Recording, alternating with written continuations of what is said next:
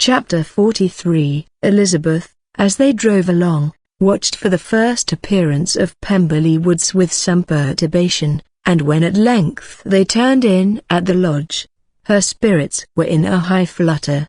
The park was very large, and contained great variety of ground.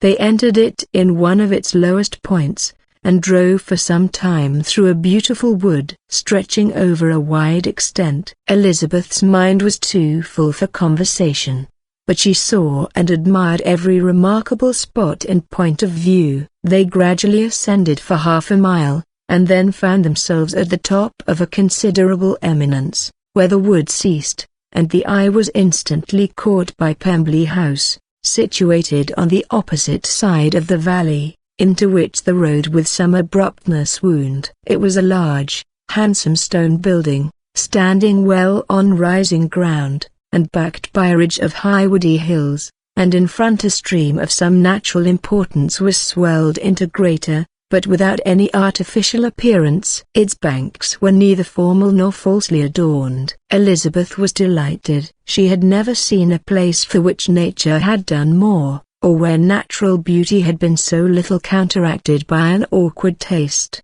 They were all of them warm in their admiration, and at that moment she felt that to be mistress of Pemberley might be something. They descended the hill, crossed the bridge, and drove to the door, and, while examining the nearer aspect of the house, all her apprehension of meeting its owner returned. She dreaded lest the chambermaid had been mistaken. On applying to see the place, they were admitted into the hall, and Elizabeth, as they waited for the housekeeper, had leisure to wonder at her being where she was. The housekeeper came, a respectable-looking elderly woman, much less fine, and more civil, than she had any notion of finding her. They followed her into the dining parlour. It was a large, well-proportioned room, handsomely fitted up. Elizabeth, after slightly surveying it, went to a window to enjoy its prospect. The hill, crowned with wood, from which they had descended, receiving increased abruptness from the distance, was a beautiful object. Every disposition of the ground was good, and she looked on the whole scene, the river, the trees scattered on its banks, and the winding of the valley, as far as she could trace it, with delight. As they passed into other rooms, these objects were taking different positions, but from every window there were beauties to be seen. The rooms were lofty and handsome, and their furniture suitable to the fortune of their proprietor, but Elizabeth saw, with admiration of his taste, that it was neither gaudy nor uselessly fine, with less of splendor, and more real elegance, than the furniture of Rosings. And of this place, thought she, I might have been mistress. With these rooms I might have now been familiarly acquainted. Instead of viewing them as a stranger, I might have rejoiced in them as my own, and welcomed them as visitors my uncle and aunt. But, no, recollecting herself, that could never be, my uncle and aunt would have been lost to me. I should not have been allowed to invite them. This was a lucky recollection. It saved her from something like regret. She longed to inquire of the housekeeper whether her master were really absent, but had not courage for it. At length, however, the question was asked by her uncle, and she turned away with alarm, while Mrs. Reynolds replied, that he was, adding, but we expect him tomorrow, with a large party of friends. How rejoiced was Elizabeth that their own journey had not by any circumstance been delayed a day. Her aunt now called her to look at a picture. She approached, and saw the likeness of Mr. Wickham, suspended, amongst several other miniatures, over the mantelpiece. Her aunt asked her, smilingly, how she liked it. The housekeeper came forward, and told them it was the picture of a young gentleman, the son of her late master's steward, who had been brought up by him at his own expense.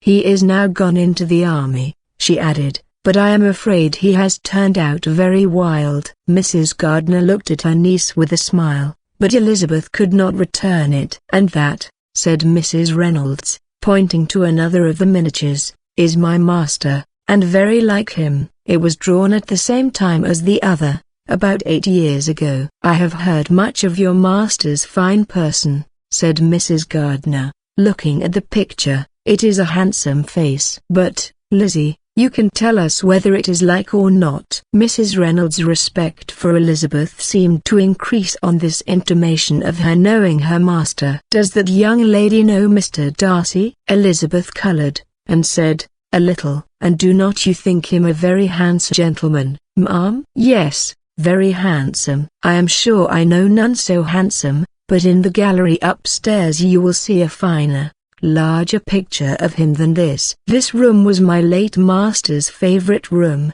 and these miniatures are just as they used to be then.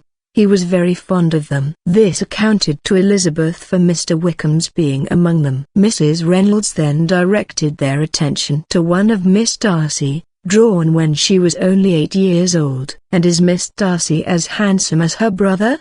said Mr. Gardiner. "Oh, yes, the handsomest young lady that ever was seen, and so accomplished. She plays and sings all day long. In the next room is a new instrument just come down for her, a present from my master. She comes here tomorrow with him." Mr. Gardiner, whose manners were easy and pleasant, encouraged her communicativeness by his questions and remarks. Mrs. Reynolds, either from pride or attachment, had evidently great pleasure in talking of her master and his sister. "Is your master much at Pemberley in the course of the year?" "Not so much as I could wish, sir.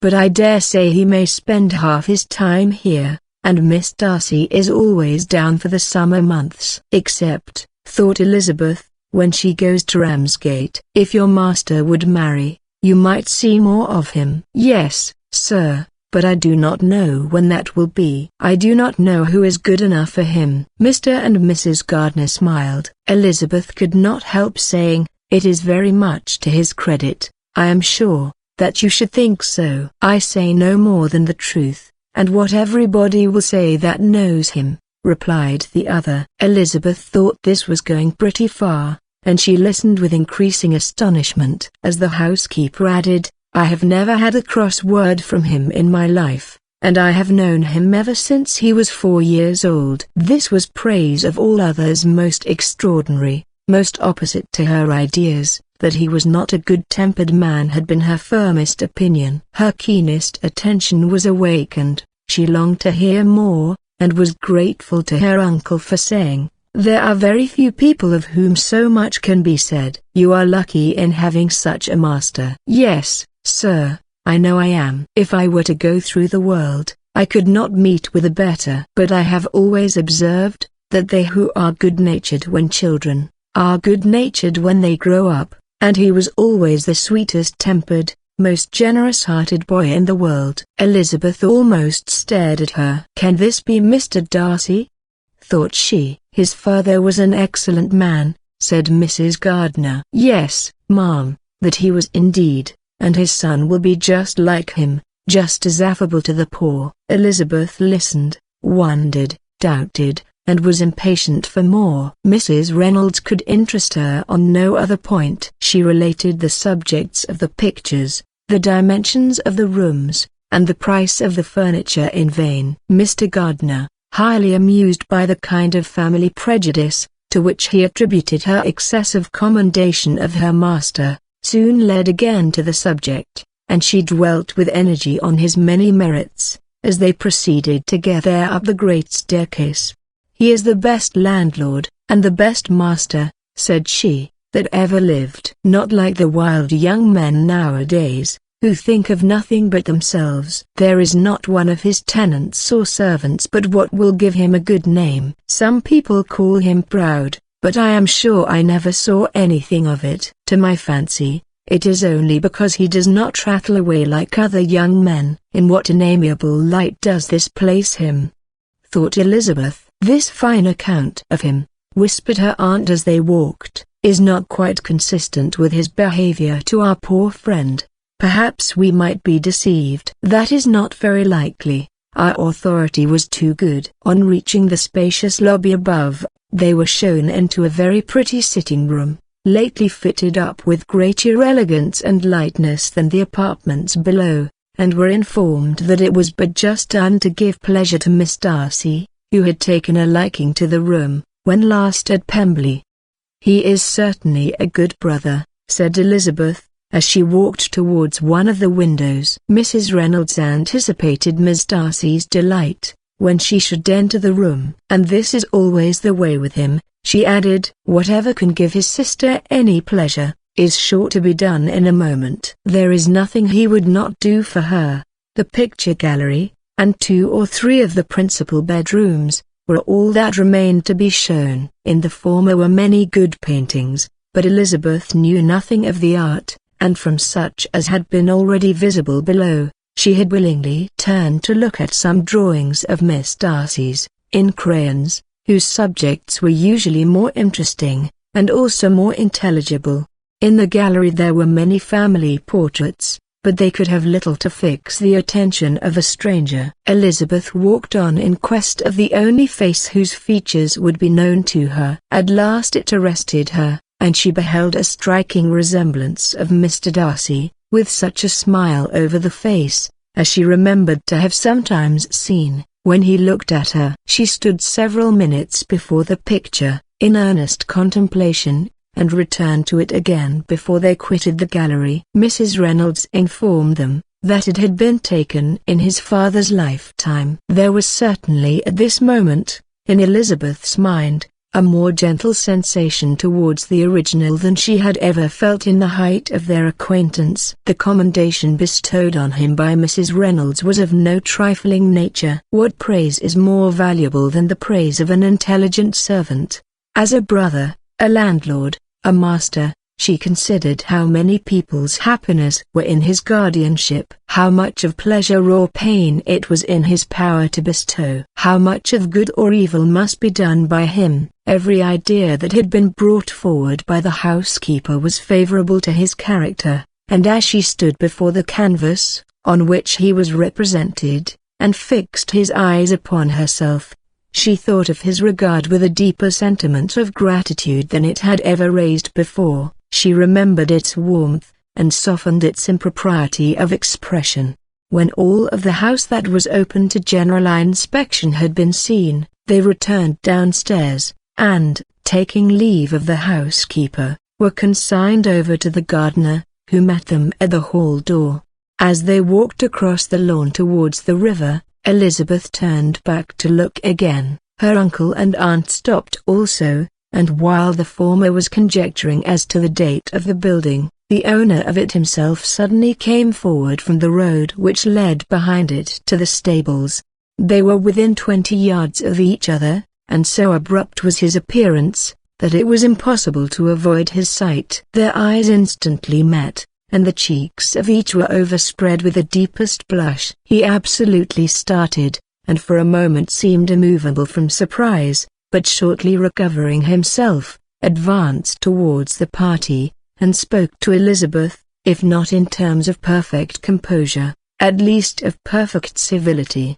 She had instinctively turned away, but stopping on his approach, received his compliments with an embarrassment impossible to be overcome. Had his first appearance, or his resemblance to the picture they had just been examining, been insufficient to assure the two that they now saw Mr. Darcy, the gardener's expression of surprise, on beholding his master, must immediately have told it. They stood a little aloof while he was talking to their niece, who, astonished and confused, scarcely dared lift her eyes to his face, and knew not what answer she returned to his civil inquiries after her family. Amazed at the alteration of his manner since they last parted, every sentence that he uttered was increasing her embarrassment, and every idea of the impropriety of her being found there recurring to her mind. The few minutes in which they continued together were some of the most uncomfortable of her life. Nor did he seem much more at ease, when he spoke.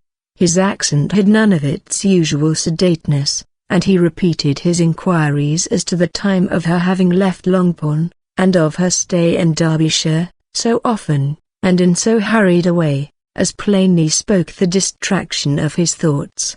At length, every idea seemed to fail him, and after standing a few moments without saying a word, he suddenly recollected himself, and took leave.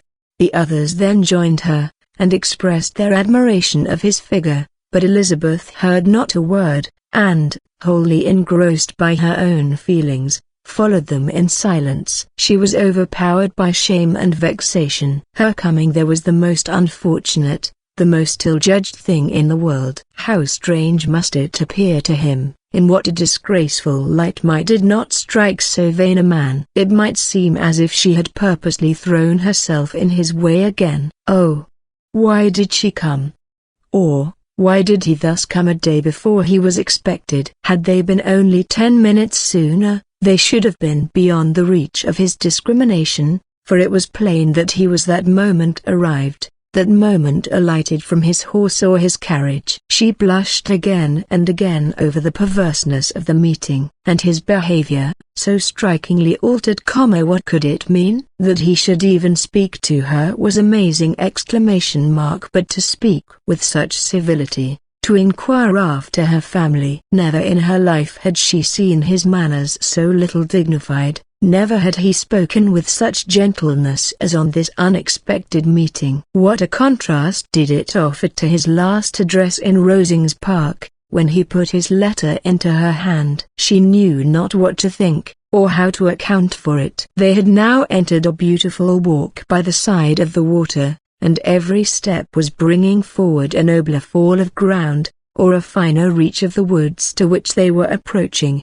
But it was some time before Elizabeth was sensible of any of it, and, though she answered mechanically to the repeated appeals of her uncle and aunt, and seemed to direct her eyes to such objects as they pointed out, she distinguished no part of the scene. Her thoughts were all fixed on that one spot of Pemberley House, whichever it might be, where Mr. Darcy then was. She longed to know what at that moment was passing in his mind, in what manner he thought of her, and whether, in defiance of everything, she was still dear to him. Perhaps he had been civil only because he felt himself at ease, yet there had been that in his voice, which was not like ease. Whether he had felt more of pain or of pleasure in seeing her, she could not tell, but he certainly had not seen her with composure. At length, however, the remarks of her companions on her absence of mind roused her, and she felt the necessity of appearing more like herself. They entered the woods, and, bidding adieu to the river for a while, ascended some of the higher grounds, whence, in spots where the opening of the trees gave the eye power to wander, were many charming views of the valley, the opposite hills, with the long range of woods overspreading many, and occasionally part of the stream. Mr. Gardiner expressed a wish of going round the whole park, but feared it might be beyond a walk. With a triumphant smile, they were told that it was 10 miles round. It settled the matter, and they pursued the accustomed circuit, which brought them again, after some time, in a descent among hanging woods, to the edge of the water, and one of its narrowest parts. They crossed it by a simple bridge, in character with the general air of the scene. It was a spot less adorned than any they had yet visited, and the valley, here contracted into a glen, allowed room only for the stream, and a narrow walk amidst the rough coppice-wood which bordered it. Elizabeth longed to explore its windings, but when they had crossed the bridge, and perceived their distance from the house, Mrs. Gardiner, who was not a great walker, could go no farther, and thought only of returning to the carriage as quickly as possible. Her niece was, therefore, obliged to submit, and they took their way towards the house on the opposite side of the river, in the nearest direction. But their progress was slow, for Mr. Gardiner, though seldom able to indulge the taste, was very fond of fishing, and was so much engaged in watching the occasional appearance of some trout in the water, and talking to the man about them, that he advanced but little. Whilst wandering on in this slow manner, they were again surprised, and Elizabeth's astonishment was quite equal to what it had been at first, by the sight of Mr. Darcy approaching them, and at no great distance. The walk being here less sheltered than on the other side, allowed them to see him before they met. Elizabeth, however astonished, was at least more prepared for an interview than before, and resolved to appear and to speak with calmness, if he really intended to meet them. For a few moments, indeed, she felt that he would probably strike into some other path. The idea lasted while a turning in the walk concealed him from their view. The turning past, he was immediately before them. With a glance she saw that he had lost none of his recent civility, and, to imitate his politeness, she began as they met to admire the beauty of the place, but she had not got beyond the words delightful and charming, when some unlucky recollections obtruded, and she fancied that praise of Pemberley from her might be mischievously construed. Her colour changed, and she said no more. Mrs. Gardiner was standing a little behind, and on her pausing, he asked her if she would do him the honour of introducing him to her friends. This was a stroke of civility for which she was quite unprepared, and she could hardly suppress a smile at his being now seeking the acquaintance of some of those very people, against whom his pride had revolted, in his offer to herself. What will be his surprise, thought she, when he knows who they are? He takes them now for people of fashion. The introduction, however, was immediately made, and as she named their relationship to herself, she stole a sly look at him, to see how he bore it, and was not without the expectation of his decamping as fast as he could from such disgraceful companions. That he was surprised by the connection was evident. He sustained it, however, with fortitude, and, so far from going away, turned back with them, and entered into conversation with Mr. Gardiner. Elizabeth could not but be pleased, could not but triumph. It was consoling that he should know she had some relations for whom there was no need to blush. She listened most attentively to all that passed between them, and gloried in every expression, every sentence of her uncle, which marked his intelligence, his taste, or his good manners.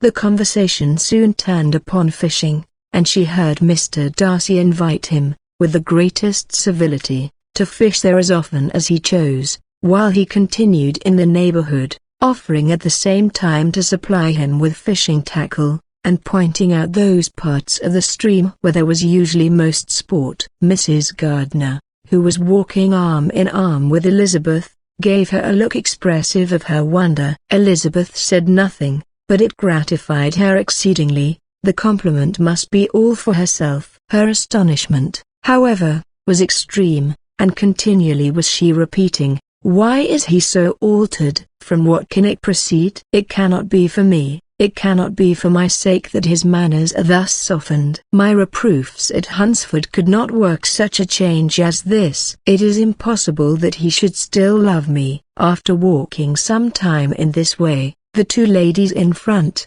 the two gentlemen behind, on resuming their places, after descending to the brink of the river for the better inspection of some curious water plant, there chanced to be a little alteration. It originated in Mrs. Gardiner, who, fatigued by the exercise of the morning, found Elizabeth's arm inadequate to her support, and consequently preferred her husband's. Mr. Darcy took her place by her niece, and they walked on together. After a short silence the lady first spoke. She wished him to know that she had been assured of his absence before she came to the place, and accordingly began by observing, that his arrival had been very unexpected, for your housekeeper, she added, informed us that you would certainly not be here till tomorrow, and, indeed, before we left Bakewell, we understood that you were not immediately expected in the country.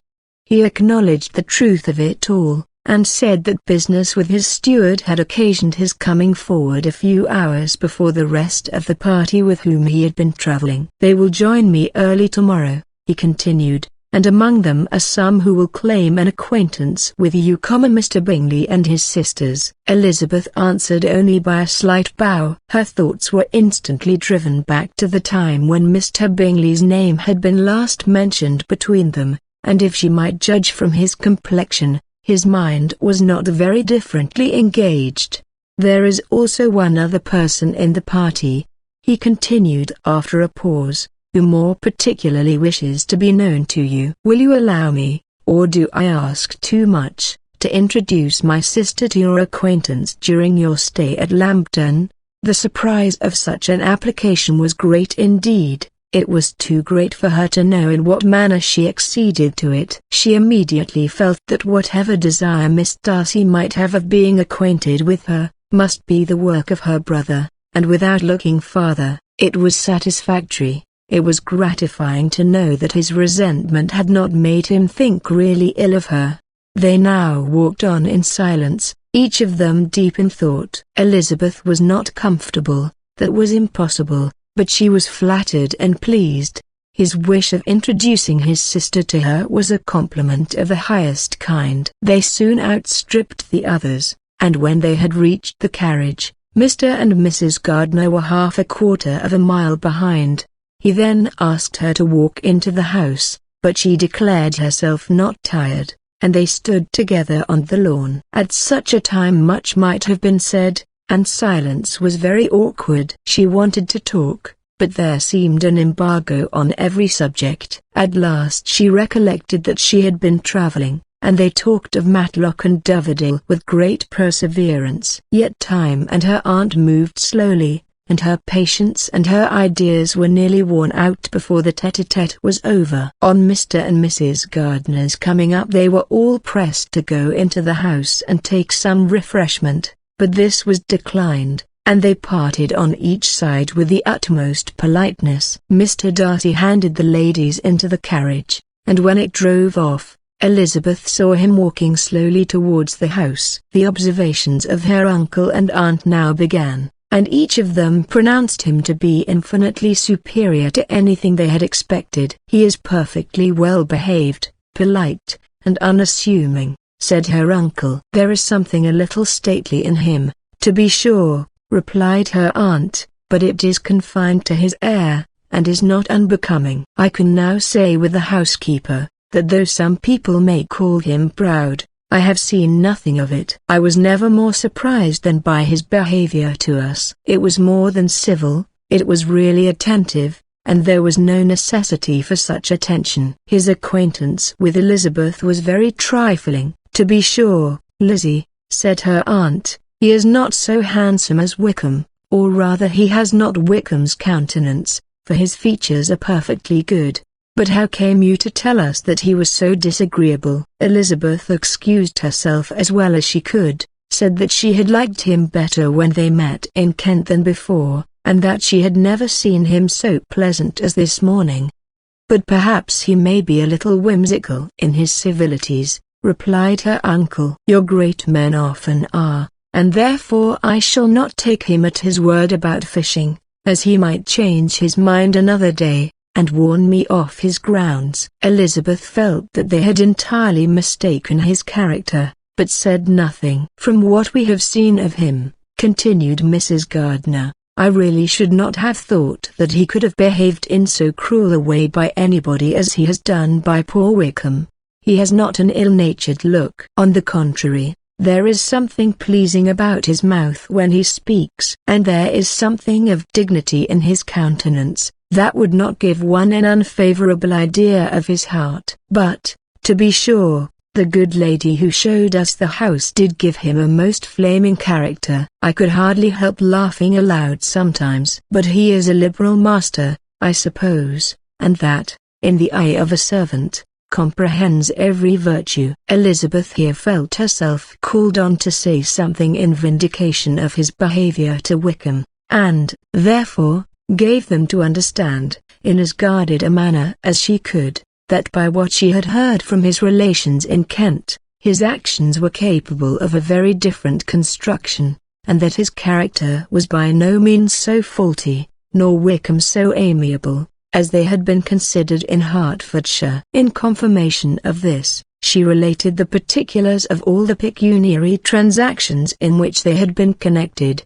without actually naming her authority, but stating it to be such as might be relied on. Mrs. Gardiner was surprised and concerned, but as they were now approaching the scene of her former pleasures, every idea gave way to the charm of recollection, and she was too much engaged in pointing out to her husband all the interesting spots in its environs, to think of anything else. Fatigued as she had been by the morning's walk, they had no sooner dined than she set off again in quest of her former acquaintance, and the evening was spent in the satisfactions of an intercourse renewed after many years' discontinuance. The occurrences of the day were too full of interest to leave Elizabeth much attention for any of these new friends, and she could do nothing but think, and think with wonder, of Mr. Darcy's civility, and, above all, of his wishing her to be acquainted with his sister. Chapter 44. Elizabeth had settled it that Mr. Darcy would bring his sister to visit her the very day after her reaching Pemberley, and was, consequently, resolved not to be out of sight of the inn the whole of that morning. But her conclusion was false, for on the very morning after their own arrival at Lambton these visitors came. They had been walking about the place with some of their new friends, and were just returned to the inn to dress themselves for dining with the same family, when the sound of a carriage drew them to a windows, and they saw a gentleman and lady in a curricle driving up the street. Elizabeth, immediately recognizing the livery, guessed what it meant, and imparted no small degree of surprise to her relations, by acquainting them with the honor which she expected. Her uncle and aunt were all amazement, and the embarrassment of her manner as she spoke, joined to the circumstance itself, and many of the circumstances of the preceding day, opened to them a new idea on the business. Nothing had ever suggested it before, but they now felt that there was no other way of accounting for such attentions from such a quarter than by supposing a partiality for their niece. While these newly born notions were passing in their heads, the perturbation of Elizabeth's feelings was every moment increasing. She was quite amazed at her own discomposure, but, amongst other causes of disquiet, she dreaded lest the partiality of the brother should have said too much in her favor, and, more than commonly anxious to please, she naturally suspected that every power of pleasing would fail her. She retreated from the window, fearful of being seen, and as she walked up and down the room, endeavoring to compose herself, saw such looks of inquiring surprise in her uncle and aunt as made everything worse.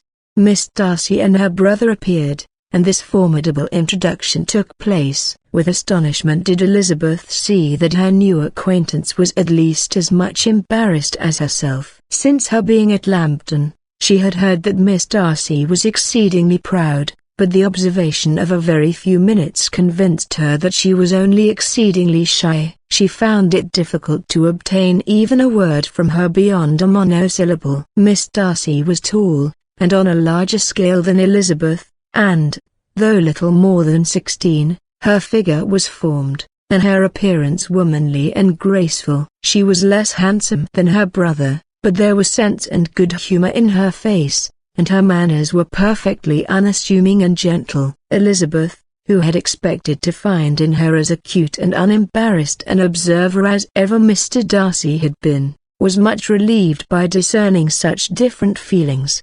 They had not been long together before Darcy told her that Bingley was also coming to wait on her, and she had barely time to express her satisfaction, and prepare for such a visitor, when Bingley's quick step was heard on the stairs, and in a moment he entered the room. All Elizabeth's anger against him had been long done away, but had she still felt any, it could hardly have stood its ground against the unaffected cordiality with which he expressed himself on seeing her again. He inquired in a friendly, though general, way, after her family, and looked and spoke with the same good-humored ease that he had ever done.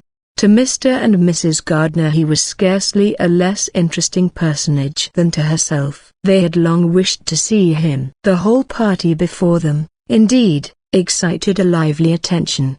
The suspicions which had just arisen of Mr. Darcy and their niece, directed their observation towards each with an earnest, though guarded, inquiry, and they soon drew from those inquiries the full conviction that one of them at least knew what it was to love. Of the lady's sensations they remained a little in doubt, but that the gentleman was overflowing with admiration was evident enough. Elizabeth, on her side, had much to do. She wanted to ascertain the feelings of each of her visitors, she wanted to compose her own, and to make herself agreeable to all, and in the latter object, where she feared most to fail, she was most sure of success, for those to whom she endeavored to give pleasure were prepossessed in her favor. Bingley was ready, Georgiana was eager, and Darcy determined, to be pleased. In seeing Bingley, her thoughts naturally flew to her sister, and oh, how ardently did she long to know whether any of his were directed in a like manner. Sometimes she could fancy that he talked less than on former occasions, and once or twice pleased herself with the notion that, as he looked at her, he was trying to trace a resemblance. But, though this might be imaginary, she could not be deceived as to his behavior to Miss Darcy, who had been set up as a rival to Jane. No look appeared on either side that spoke particular regard. Nothing occurred between them that could justify the hopes of his sister. On this point she was soon satisfied, and 2 or 3 little circumstances occurred ere they parted, which, in her anxious interpretation, denoted a recollection of Jane, not untinctured by tenderness, and a wish of saying more that might lead to the mention of her, had he dared. He observed to her, at a moment when the others were talking together, and in a tone which had something of real regret, that it was a very long time since he had had the pleasure of seeing her, and, before she could reply, he added, "It is above 8 months. We have not met since the 26th of November,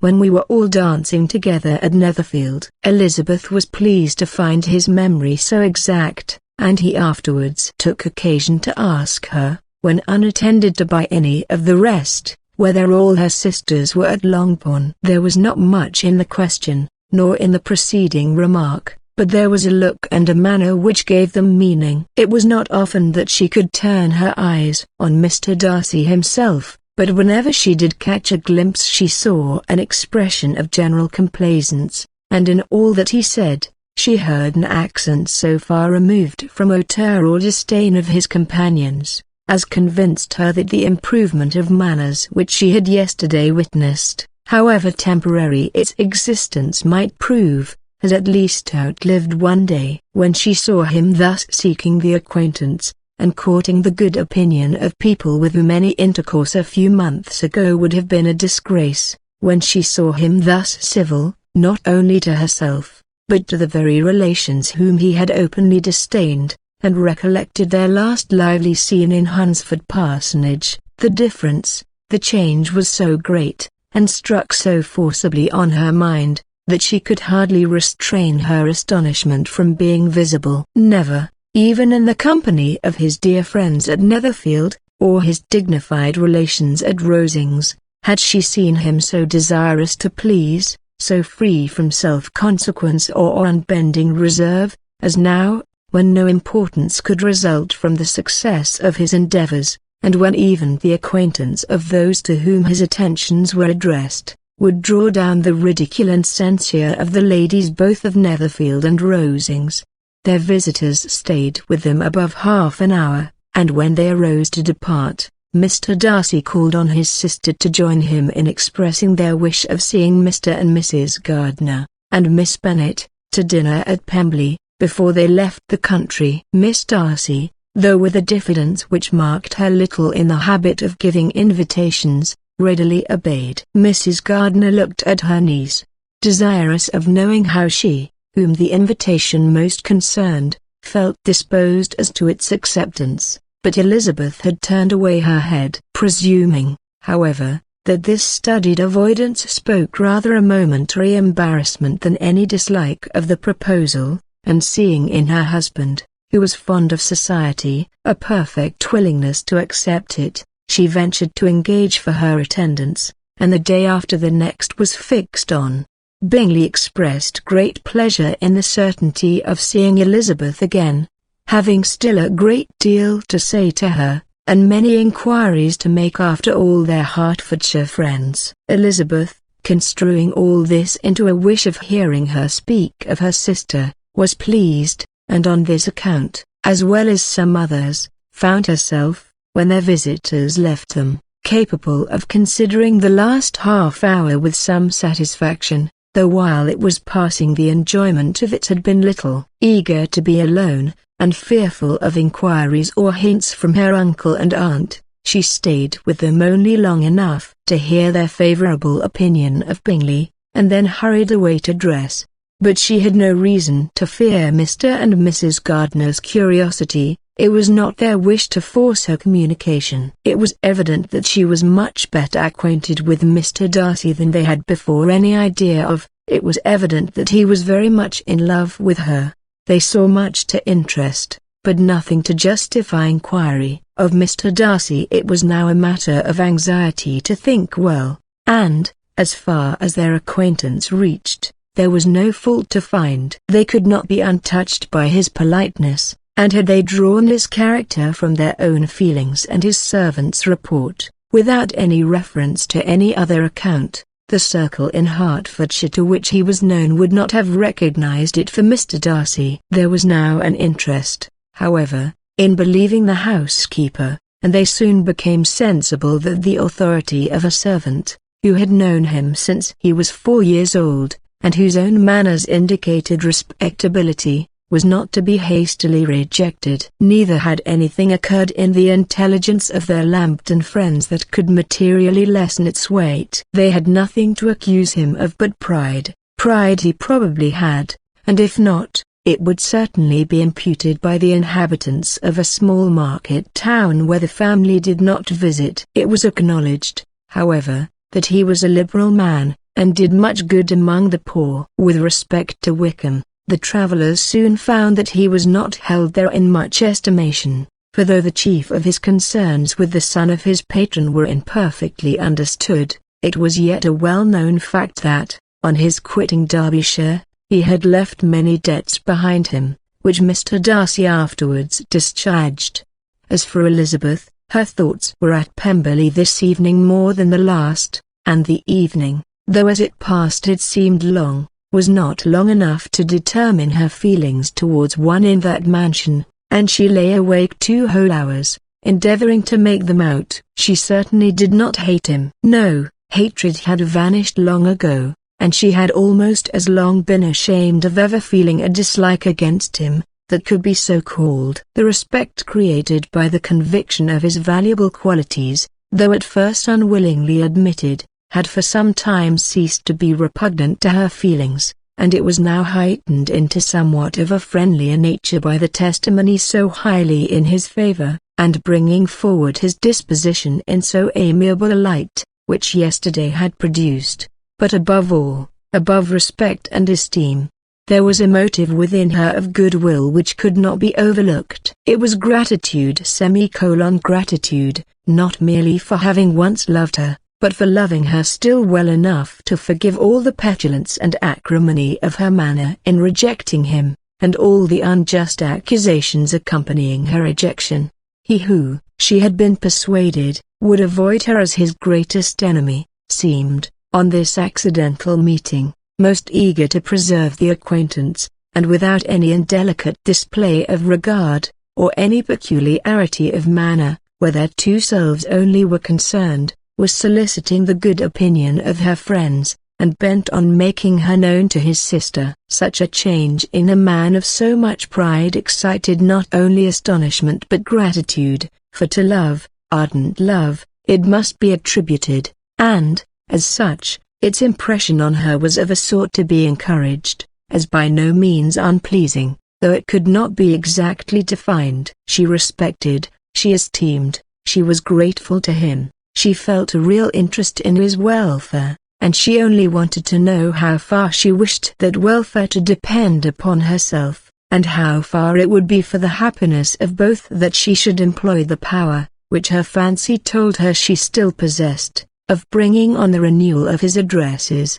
It had been settled in the evening, between the aunt and niece, that such a striking civility as Miss Darcy's, in coming to them on the very day of her arrival at Pemberley, for she had reached it only to a late breakfast, ought to be imitated, though it could not be equalled, by some exertion of politeness on their side, and, consequently, that it would be highly expedient to wait on her at Pemberley the following morning. They were, therefore, to go. Elizabeth was pleased, though when she asked herself the reason, She had very little to say in reply. Mr. Gardiner left them soon after breakfast. The fishing scheme had been renewed the day before, and a positive engagement made of his meeting some of the gentlemen at Pemberley by noon. Chapter 45. Convinced as Elizabeth now was that Miss Bingley's dislike of her had originated in jealousy, she could not help feeling how very unwelcome her appearance at Pemberley must be to her,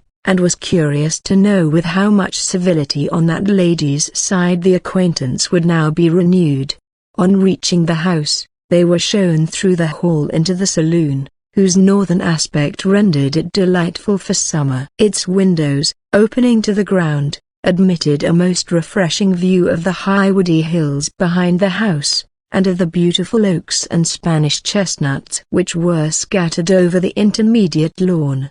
In this room they were received by Miss Darcy, who was sitting there with Mrs. Hurst and Miss Bingley, and the lady with whom she lived in London. Georgiana's reception of them was very civil, but attended with all that embarrassment which, though proceeding from shyness and the fear of doing wrong, would easily give to those who felt themselves inferior the belief of her being proud and reserved. Mrs. Gardiner and her niece, however, did her justice, and pitied her. By Mrs. Hurst and Miss Bingley they were noticed only by a courtesy, and on their being seated, a pause, awkward as such pauses must always be, succeeded for a few moments. It was first broken by Mrs. Annesley, a genteel, agreeable-looking woman, whose endeavour to introduce some kind of discourse proved her to be more truly well-bred than either of the others, and between her and Mrs. Gardiner, with occasional help from Elizabeth,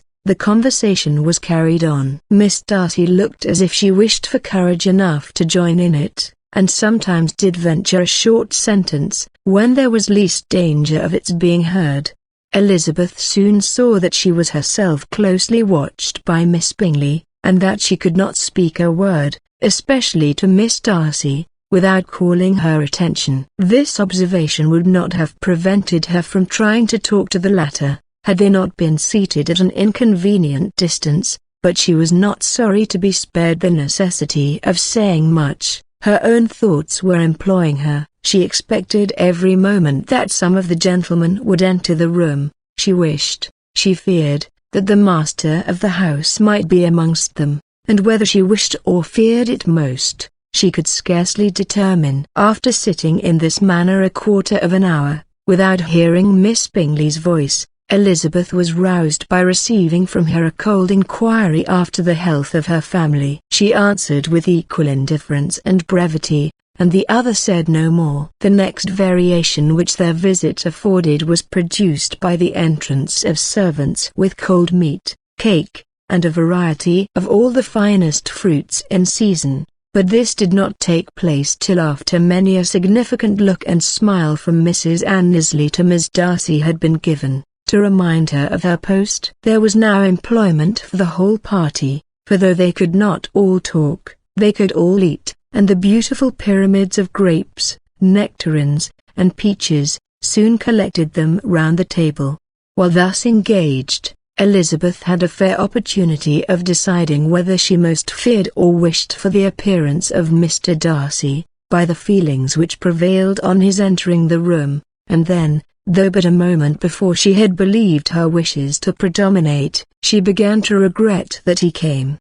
He had been some time with Mr. Gardiner, who, with 2 or 3 other gentlemen from the house, was engaged by the river, and had left him only on learning that the ladies of the family intended a visit to Georgiana that morning. No sooner did he appear, than Elizabeth wisely resolved to be perfectly easy and unembarrassed. A resolution the more necessary to be made, but perhaps not the more easily kept, because she saw that the suspicions of the whole party were awakened against them, and that there was scarcely an eye which did not watch his behavior when he first came into the room. In no countenance was attentive curiosity so strongly marked as in Miss Bingley's, in spite of the smiles which overspread her face whenever she spoke to one of its objects, for jealousy had not yet made her desperate, and her attentions to Mr. Darcy were by no means over. Miss Darcy, on her brother's entrance,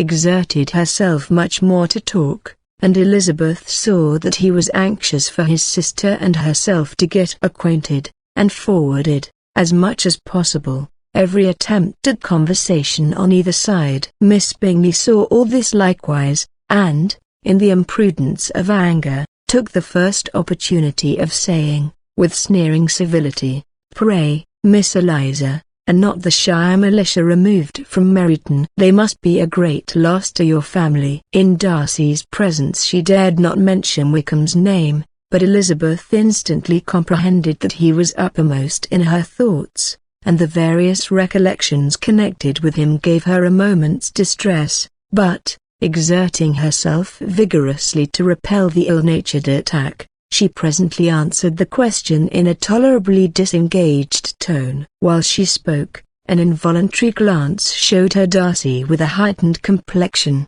earnestly looking at her, and his sister overcome with confusion, and unable to lift up her eyes. Had Miss Bingley known what pain she was then giving her beloved friend, she undoubtedly would have refrained from the hint, but she had merely intended to discompose Elizabeth, by bringing forward the idea of a man to whom she believed her partial, to make her betray a sensibility which might injure her in Darcy's opinion, and, perhaps, to remind the latter of all the follies and absurdities by which some part of her family were connected with that corps. Not a syllable had ever reached her of Miss Darcy's meditated elopement. To no creature had it been revealed, where secrecy was possible, except to Elizabeth, and from all Bingley's connections her brother was particularly anxious to conceal it, from that very wish which Elizabeth had long ago attributed to him, of their becoming hereafter her own. He had certainly formed such a plan, and without meaning that it should affect his endeavour to separate him from Miss Bennet, it is probable that it might add something to his lively concern for the welfare of his friend.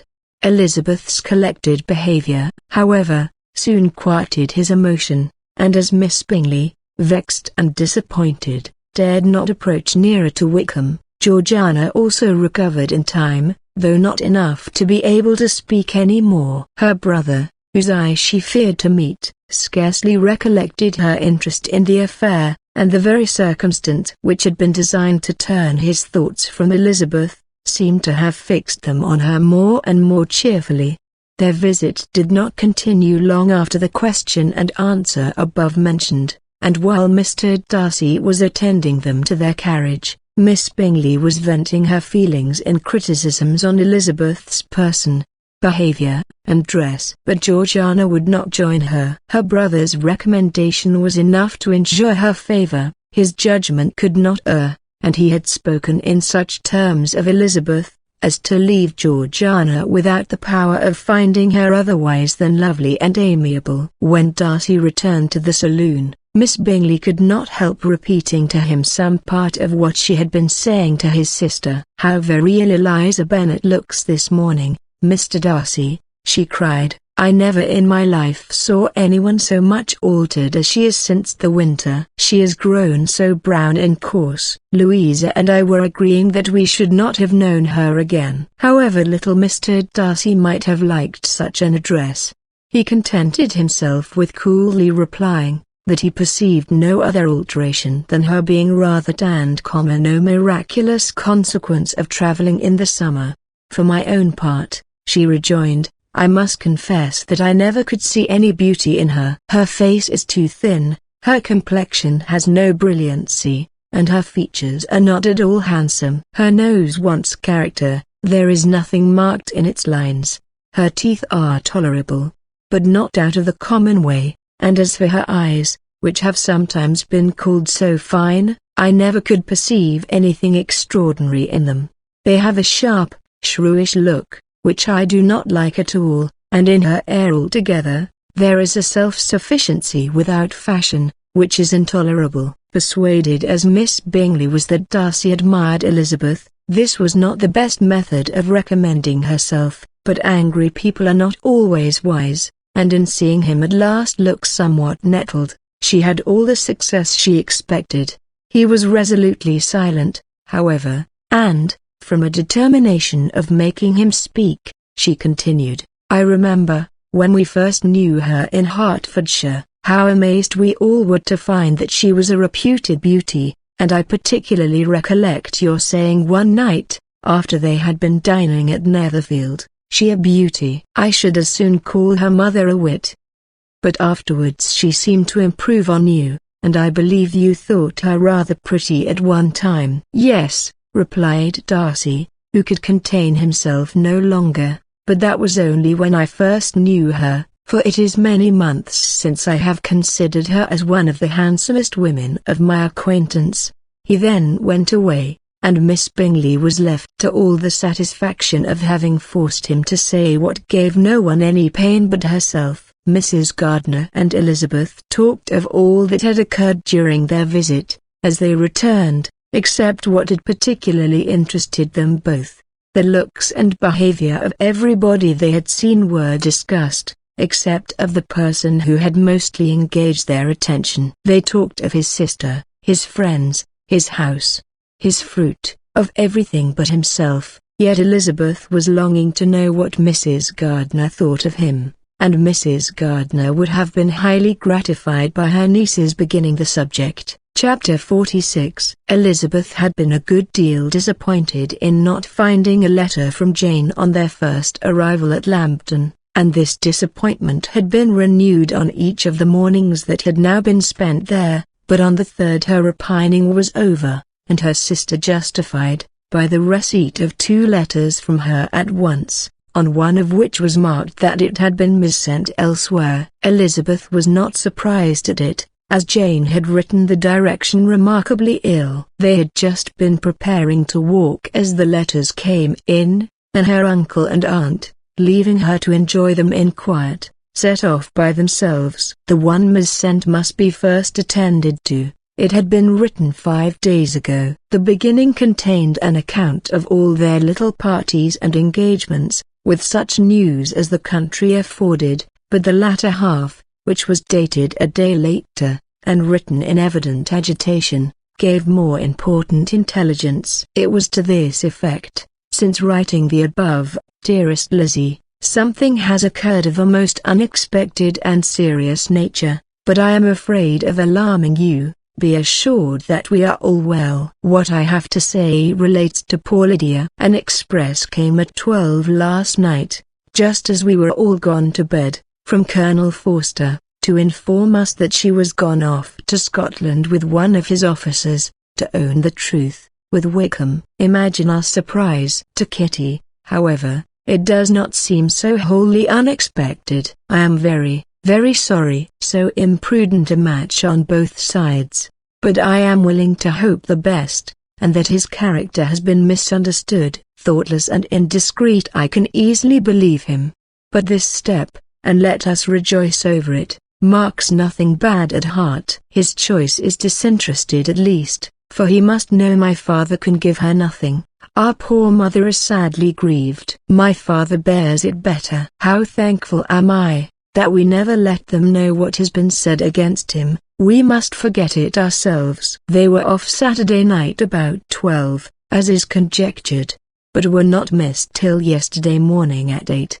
The express was sent off directly. "My dear Lizzie, they must have passed within 10 miles of us. Colonel Forster gives us reason to expect him here soon." Lydia left a few lines for his wife, informing her of their intention. "I must conclude, for I cannot be long from my poor mother. I am afraid you will not be able to make it out, but I hardly know what I have written." Without allowing herself time for consideration, and scarcely knowing what she felt, Elizabeth, on finishing this letter, instantly seized the other, and opening it with the utmost impatience, read as follows. It had been written a day later than the conclusion of the first. "By this time, my dearest sister, you have received my hurried letter. I wish this may be more intelligible, but though not confined for time, my head is so bewildered that I cannot answer for being coherent. Dearest Lizzie, I hardly know what I would write, but I have bad news for you, and it cannot be delayed. Imprudent as a marriage between Mr. Wickham and our poor Lydia would be, we are now anxious to be assured it has taken place, for there is but too much reason to fear they are not gone to Scotland. Colonel Forster came yesterday, having left Brighton the day before, not many hours after the express, though Lydia's short letter to Mrs. F. gave them to understand that they were going to Gretna Green. Something was dropped by Denny expressing his belief that W. never intended to go there, or to marry Lydia at all, which was repeated to Colonel F., who, instantly taking the alarm, set off from B, intending to trace their route. He did trace them easily to Clapham, but no farther, for on entering that place, they removed into a hackney coach, and dismissed the chaise that brought them from Epsom. All that is known after this is, that they were seen to continue the London road. I know not what to think. After making every possible inquiry on that side of London, Colonel F. came on into Hertfordshire, anxiously renewing them at all the turnpikes, and at the inns in Barnet and Hatfield, but without any success. No such people had been seen to pass through. With the kindest concern he came on to Longbourn, and broke his apprehensions to us in a manner most creditable to his heart. I am sincerely grieved for him and Mrs. F., but no one can throw any blame on them. Our distress, my dear Lizzie, is very great. My father and mother believe the worst, but I cannot think so ill of him. Many circumstances might make it more eligible for them to be married privately in town than to pursue their first plan, and even if he could form such a design against a young woman of Lydia's connections, which is not likely, can I suppose her so lost to everything? Impossible. I grieve to find, however, that Colonel F. is not disposed to depend upon their marriage. He shook his head when I expressed my hopes, and said he feared W. was not a man to be trusted. My poor mother is really ill, and keeps her room. Could she exert herself, it would be better, but this is not to be expected, and as to my father, I never in my life saw him so affected. Poor Kitty has anger for having concealed their attachment, but as it was a matter of confidence, one cannot wonder. I am truly glad, dearest Lizzie, that you have been spared something of these distressing scenes, but now, as the first shock is over, shall I own that I long for your return? I am not so selfish, however, as to press for it, if inconvenient. Adieu. I take up my pen again to do what I have just told you I would not, but circumstances are such, that I cannot help earnestly begging you all to come here as soon as possible. I know my dear uncle and aunt so well, that I am not afraid of requesting it, though I have still something more to ask of the former. My father is going to London with Colonel Forster instantly, to try to discover her. What he means to do, I am sure I know not, but his excessive distress will not allow him to pursue any measure in the best and safest way, and Colonel Forster is obliged to be at Brighton again tomorrow evening. In such an exigence my uncle's advice and assistance would be everything in the world. He will immediately comprehend what I must feel, and I rely upon his goodness. Oh! Where is my uncle? Cried Elizabeth, darting from her seat as she finished the letter, in eagerness to follow him, without losing a moment of the time so precious. But as she reached the door, it was opened by a servant, and Mr. Darcy appeared. Her pale face and impetuous manner made him start, and before he could recover himself enough to speak, she, in whose mind every idea was superseded by Lydia's situation, hastily exclaimed, "I beg your pardon, but I must leave you. I must find Mr. Gardiner this moment on business that cannot be delayed. I have not an instant to lose." "Good God! What is the matter?"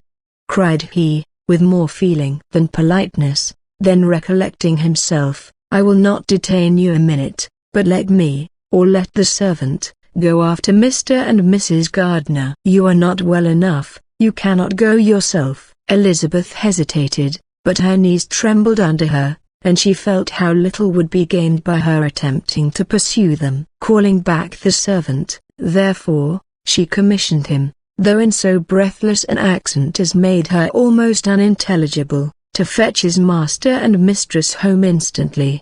On his quitting the room, She sat down, unable to support herself, and looking so miserably ill, that it was impossible for Darcy to leave her, or to refrain from saying, in a tone of gentleness and commiseration, "Let me call your maid. Is there nothing you could take to give you present relief? A glass of wine, shall I get you one? You are very ill." "No, I thank you," she replied, endeavoring to recover herself. "There is nothing the matter with me. I am quite well. I am only distressed by some dreadful news which I have just received from Longbourn." She burst into tears as she alluded to it, and for a few minutes could not speak another word. Darcy, in wretched suspense, could only say something indistinctly of his concern, and observe her in compassionate silence. At length she spoke again. "I have just had a letter from Jane, with such dreadful news. It cannot be concealed from anyone. My youngest sister has left all her friends,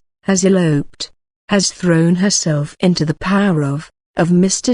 Wickham. They are gone off together from Brighton. You know him too well to doubt the rest. She has no money, no connections, nothing that can tempt him to. She is lost forever." Darcy was fixed in astonishment. "When I consider," she added, in a yet more agitated voice, "that I might have prevented it. I who knew what he was. Had I but explained some part of it only, some part of what I learnt, to my own family, had his character been known, this could not have happened. But it is all too late now." "I am grieved, indeed," cried Darcy, grieved, shocked. "But is it certain, absolutely certain?" "Oh, yes. They left Brighton together on Sunday night, and were traced almost to London, but not beyond. They are certainly not gone to Scotland." "And what has been done, what has been attempted, to recover her?" "My father has gone to London, and Jane has written to beg my uncle's immediate assistance, and we shall be off, I hope, in half an hour." "But nothing can be done." "I know very well that nothing can be done." "How is such a man to be worked on? How are they even to be discovered?" "I have not the smallest hope. It is every way horrible." Darcy shook his head in silent acquiescence. "When my eyes were opened to his real character, oh! had I known what I ought, what I dared to do. But I knew not, I was afraid of doing too much." "Wretched, wretched mistake." Darcy made no answer. He seemed scarcely to hear her, and was walking up and down the room in earnest meditation, his brow contracted, his air gloomy. Elizabeth soon observed, and instantly understood it. Her power was sinking. Everything must sink under such a proof of family weakness, such an assurance of the deepest disgrace. She could neither wonder nor condemn, but the belief of his self-conquest brought nothing consolatory to her bosom, afforded no palliation of her distress. It was, on the contrary, exactly calculated to make her understand her own wishes, and never had she so honestly felt that she could have loved him, as now, when all love must be vain. But self, though it would intrude, could not engross her. Lydia, the humiliation, the misery she was bringing on them all, soon swallowed up every private care, and covering her face with her handkerchief, Elizabeth was soon lost to everything else, and, after a pause of several minutes, was only recalled to a sense of her situation by the voice of her companion, who, in a manner which, though it spoke compassion, spoke likewise restraint, said, "I am afraid you have been long desiring my absence, nor have I anything to plead in excuse of my stay, but real, though unavailing concern. Would to heaven that anything could be either said or done on my part, that might offer consolation to such distress. But I will not torment you with vain wishes, which may seem purposely to ask for your thanks. This unfortunate affair will, I fear, prevent my sister's having the pleasure of seeing you at Pemberley today." "Oh,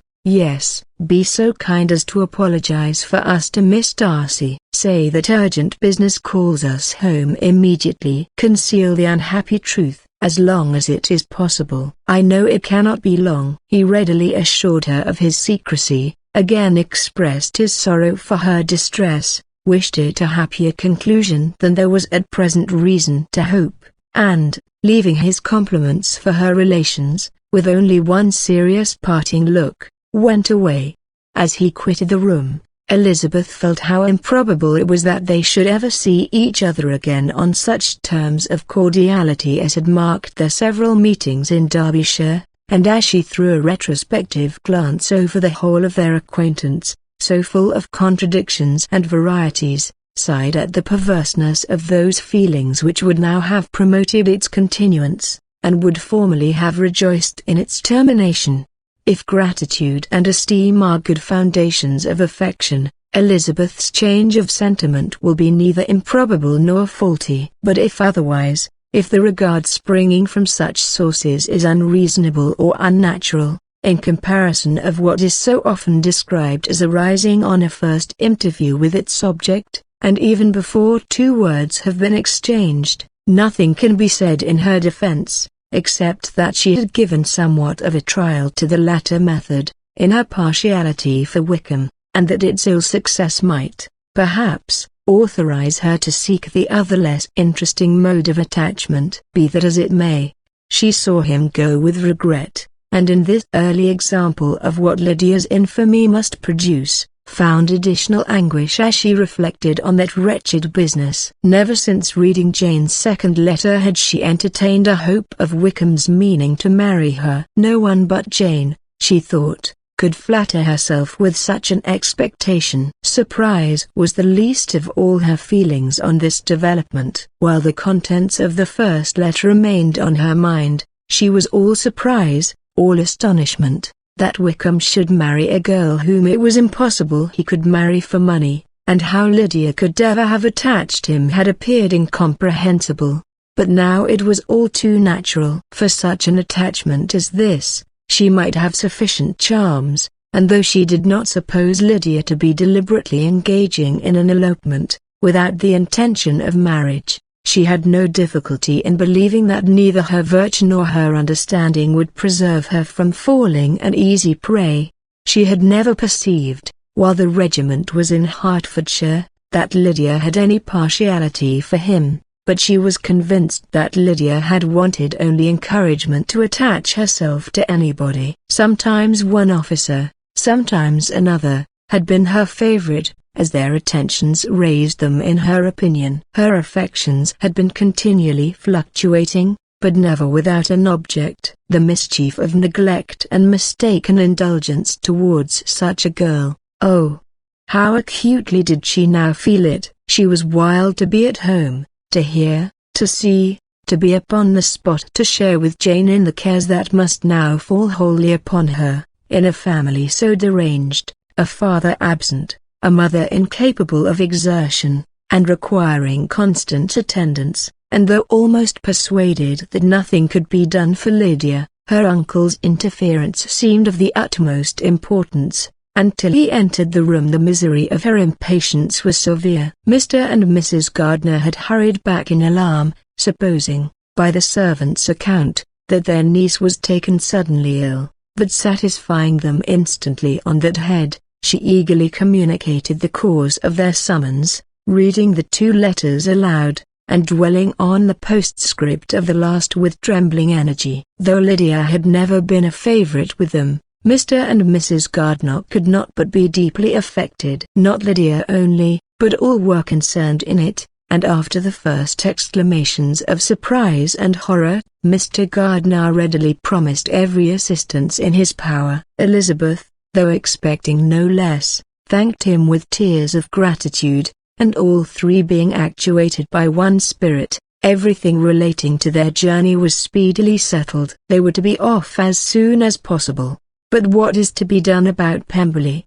cried Mrs. Gardiner. "John told us Mr. Darcy was here when you sent for us. Was it so?" "Yes, and I told him we should not be able to keep our engagement." "That is all settled." "What is all settled?"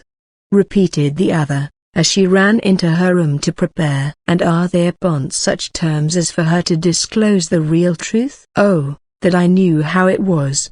But wishes were vain, or, at best, could serve only to amuse her in the hurry and confusion of the following hour. Had Elizabeth been at leisure to be idle, she would have remained certain that all employment was impossible to one so wretched as herself, but she had her share of business as well as her aunt, and amongst the rest there were notes to be written to all their friends at Lambton, with false excuses for their sudden departure. An hour, however, saw the whole completed, and Mr. Gardiner, meanwhile, having settled his account at the inn, nothing remained to be done but to go, and Elizabeth, after all the misery of the morning, found herself, in a shorter space of time than she could have supposed, seated in the carriage, and on the road to Longbourn. Chapter 47. "I have been thinking it over again, Elizabeth," said her uncle, as they drove from the town, "and really, upon serious consideration, I am much more inclined than I was to judge as your eldest sister does of the matter. It appears to me so very unlikely that any young man should form such a design against a girl who is by no means unprotected or friendless, and who was actually staying in his colonel's family, that I am strongly inclined to hope the best." Could he expect that her friends would not step forward? Could he expect to be noticed again by the regiment, after such an affront to Colonel Forster? His temptation is not adequate to the risk. "Do you really think so?"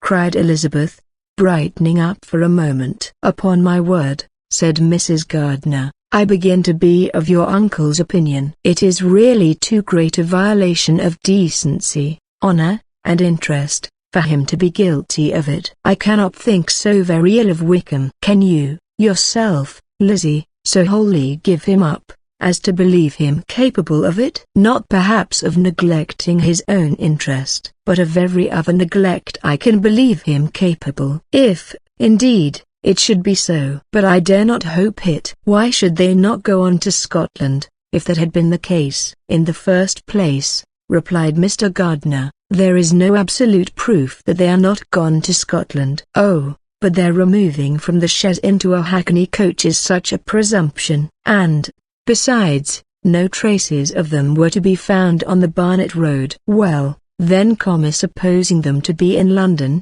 they may be there, though for the purpose of concealment, for no more exceptionable purpose. It is not likely that money should be very abundant on either side, and it might strike them that they could be more economically, though less expeditiously, married in London, than in Scotland." "But why all this secrecy? Why any fear of detection? Why must their marriage be private?" "Oh, no, no, this is not likely. His most particular friend, you see by Jane's account, was persuaded of his never intending to marry her. Wickham will never marry a woman without some money. He cannot afford it." "And what claims has Lydia? What attractions has she beyond youth, health, and good humor, that could make him for her sake forego every chance of benefiting himself by marrying well?" As to what restraint the apprehensions of disgrace in the corps might throw on a dishonorable elopement with her, I am not able to judge,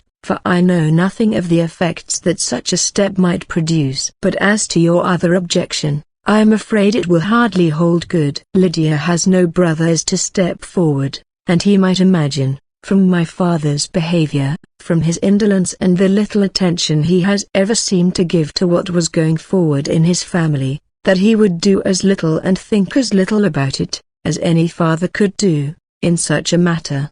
But can you think that Lydia is so lost to everything but love of him, as to consent to live with him on any other terms than marriage?" "It does seem, and it is most shocking, indeed," replied Elizabeth, with tears in her eyes, "that a sister's sense of decency and virtue in such a point should admit of doubt. But, really, I know not what to say. Perhaps I am not doing her justice. But she is very young. She has never been taught to think on serious subjects, and for the last half-year, nay, for a 12-month, she has been given up to nothing but amusement and vanity. She has been allowed to dispose of her time in the most idle and frivolous manner, and to adopt any opinions that came in her way. Since the Shire were first quartered in Meryton, nothing but love, flirtation, and officers have been in her head. She has been doing everything in her power, by thinking and talking on the subject, to give greater, what shall I call it, susceptibility to her feelings, which are naturally lively enough, and we all know that Wickham has every charm of person and address that can captivate a woman. But you see that Jane, said her aunt, does not think so ill of Wickham, as to believe him capable of the attempt. Of whom does Jane ever think ill? And who is there, whatever might be their former conduct, that she would believe capable of such an attempt, till it were proved against them? But Jane knows, as well as I do, what Wickham really is. We both know that he has been profligate in every sense of the word, that he has neither integrity nor honor, that he is as false and deceitful as he is insinuating. And do you really know all this?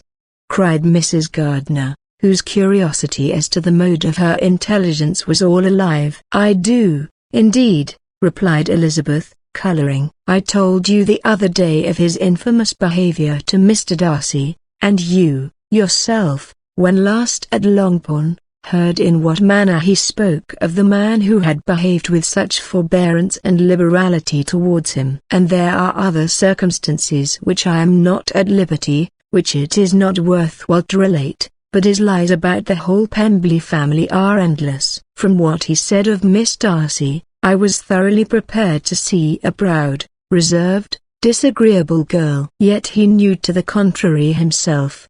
He must know that she was as amiable and unpretending as we have found her. But does Lydia know nothing of this? Can she be ignorant of what you and Jane seem so well to understand? Oh, yes! That is the worst of all. Till I was in Kent, and saw so much both of Mr. Darcy and his relation Colonel Fitzwilliam, I was ignorant of the truth myself, and when I returned home the Shire was to leave Meryton in a week or fortnight's time. As that was the case, neither Jane, to whom I related the whole, nor I, thought it necessary to make our knowledge public, for of what use could it apparently be to anyone, that the good opinion, which all the neighbourhood had of him, should then be overthrown? And even when it was settled that Lydia should go with Mrs. Forster, the necessity of opening her eyes to his character never occurred to me. That she could be in any danger from the deception never entered my head. That such a consequence as this should ensue, you may easily believe was far enough from my thoughts. When they all removed to Brighton, therefore,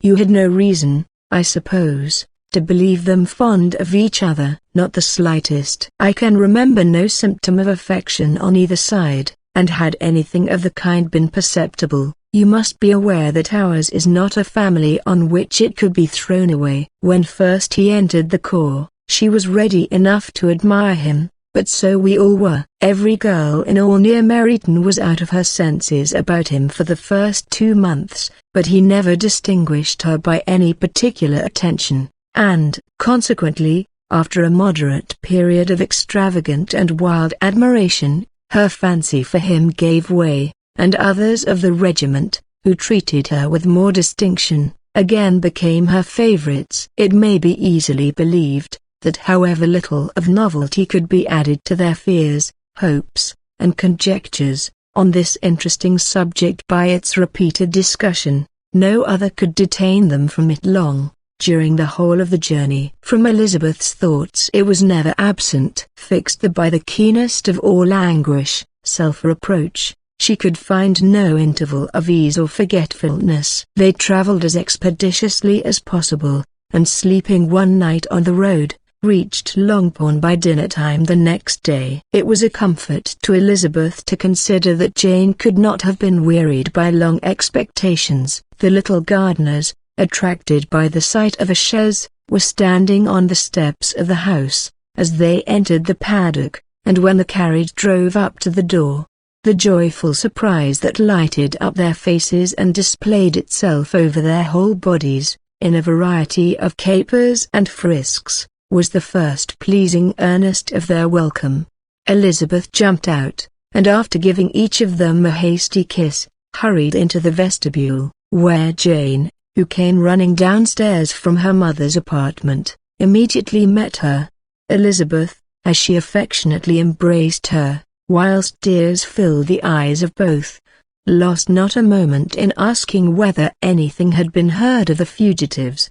"Not yet," replied Jane, "but now that my dear uncle is come, I hope everything will be well." "Is my father in town?" "Yes, he went on Tuesday, as I wrote you word." "And have you heard from him often?" "We have heard only once. He wrote me a few lines on Wednesday, to say that he had arrived in safety, and to give me his directions, which I particularly begged him to do. He merely added, that he should not write again, till he had something of importance to mention." "And my mother, how is she?" "How are you all?" "My mother is tolerably well, I trust, though her spirits are greatly shaken." "She is upstairs, and will have great satisfaction in seeing you all." "She does not yet leave her dressing room." "Mary and Kitty, thank heaven, are quite well. But you, how are you?" cried Elizabeth. "You look pale." "How much you must have gone through." Her sister, however, assured her of her being perfectly well, and their conversation, which had been passing while Mr. and Mrs. Gardiner were engaged with their children, was now put an end to by the approach of the whole party. Jane ran to her uncle and aunt, and welcomed and thanked them both, with alternate smiles and tears. When they were all in the drawing-room, the questions which Elizabeth had already asked were of course repeated by the others, and they soon found that Jane had no intelligence to give. The sanguine hope of good, however, which the benevolence of her heart suggested, had not yet deserted her. She still expected that it would all end well, and that every morning would bring some letter, either from Lydia or her father, to explain their proceedings, and, perhaps, announce the marriage. Mrs. Bennet, to whose apartment they all repaired, after a few minutes' conversation together, received them exactly as might be expected, with tears and lamentations of regret, invectives against the villainous conduct of Wickham, and complaints of her own sufferings and ill usage, blaming everybody but the person to whose ill-judging indulgence the errors of her daughter must be principally owing. "If I had been able," said she, "to carry my point in going to Brighton with all my family, this would not have happened, but poor dear Lydia had nobody to take care of her." "Why did the Fosters ever let her go out of their sight?" "I am sure there was some great neglect or other on their side, for she is not the kind of girl to do such a thing. If she had been well looked after, I always thought they were very unfit to have the charge of her. But I was overruled, as I always am. Poor, dear child, and now here's Mr. Bennet gone away, and I know he will fight Wickham, wherever he meets him, and then he will be killed, and what is to become of us all? The Collinses will turn us out, before he is cold in his grave, and if you are not kind to us, brother, I do not know what we shall do." They all exclaimed against such terrific ideas, and Mr. Gardiner, after general assurances of his affection for her and all her family, told her that he meant to be in London the very next day, and would assist Mr. Bennet in every endeavour for recovering Lydia.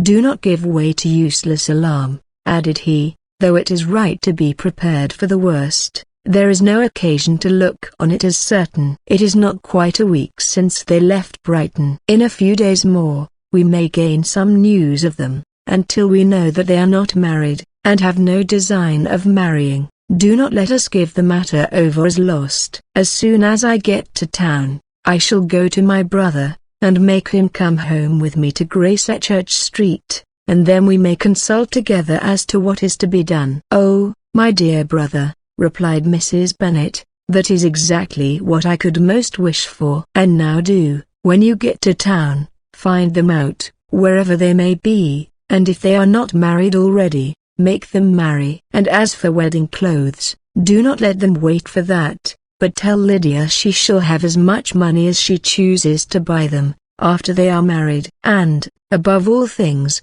keep Mr. Bennet from fighting. Tell him what a dreadful state I am in, that I am frightened out of my wits, and have such tremblings, such flutterings all over me, such spasms in my side, and pains in my head, and such beatings at my heart, that I can get no rest by night nor by day. And tell my dear Lydia not to give any directions about her clothes till she has seen me, for she does not know which are the best warehouses." "Oh, brother, how kind you are! I know you will contrive it all." But Mr. Gardiner, though he assured her again of his earnest endeavors in the cause, could not avoid recommending moderation to her, as well in her hopes as her fears, and after talking with her in this manner till dinner was on table, they left her to vent all her feelings on the housekeeper, who attended in the absence of her daughters. Though her brother and sister were persuaded that there was no real occasion for such a seclusion from the family, they did not attempt to oppose it, for they knew that she had not prudence enough to hold her tongue before the servants, while they waited at table, and judged it better that one only of the household, and the one whom they could most trust, should comprehend all her fears and solicitude on the subject. In the dining-room they were soon joined by Mary and Kitty, who had been too busily engaged in their separate apartments to make their appearance before. One came from her books, and the other from her toilette. The faces of both, however, were tolerably calm, and no change was visible in either, except that the loss of her favorite sister, or the anger which she had herself incurred in the business, had given something more of fretfulness than usual to the accents of Kitty. As for Mary, she was mistress enough of herself to whisper to Elizabeth, with a countenance of grave reflection, soon after they were seated at table, "This is a most unfortunate affair, and will probably be much talked of, but we must stem the tide of malice, and pour into the wounded bosoms of each other the balm of sisterly consolation." Then perceiving in Elizabeth no inclination of replying, she added, "Unhappy as the event must be for Lydia, we may draw from it this useful lesson: that loss of virtue in a female is irretrievable, that one false step involves her in endless ruin, that her reputation is no less brittle than it is beautiful, and that she cannot be too much guarded in her behavior towards the undeserving of the other sex." Elizabeth lifted up her eyes in amazement, but was too much oppressed to make any reply. Mary, however, continued to console herself with such kind of moral extractions from the evil before them. In the afternoon, the two elder Miss Bennets were able to be for half an hour by themselves, and Elizabeth instantly availed herself of the opportunity of making any inquiries which Jane was equally eager to satisfy. After joining in general lamentations over the dreadful sequel of this event, which Elizabeth considered as all but certain, and Miss Bennet could not assert to be wholly impossible,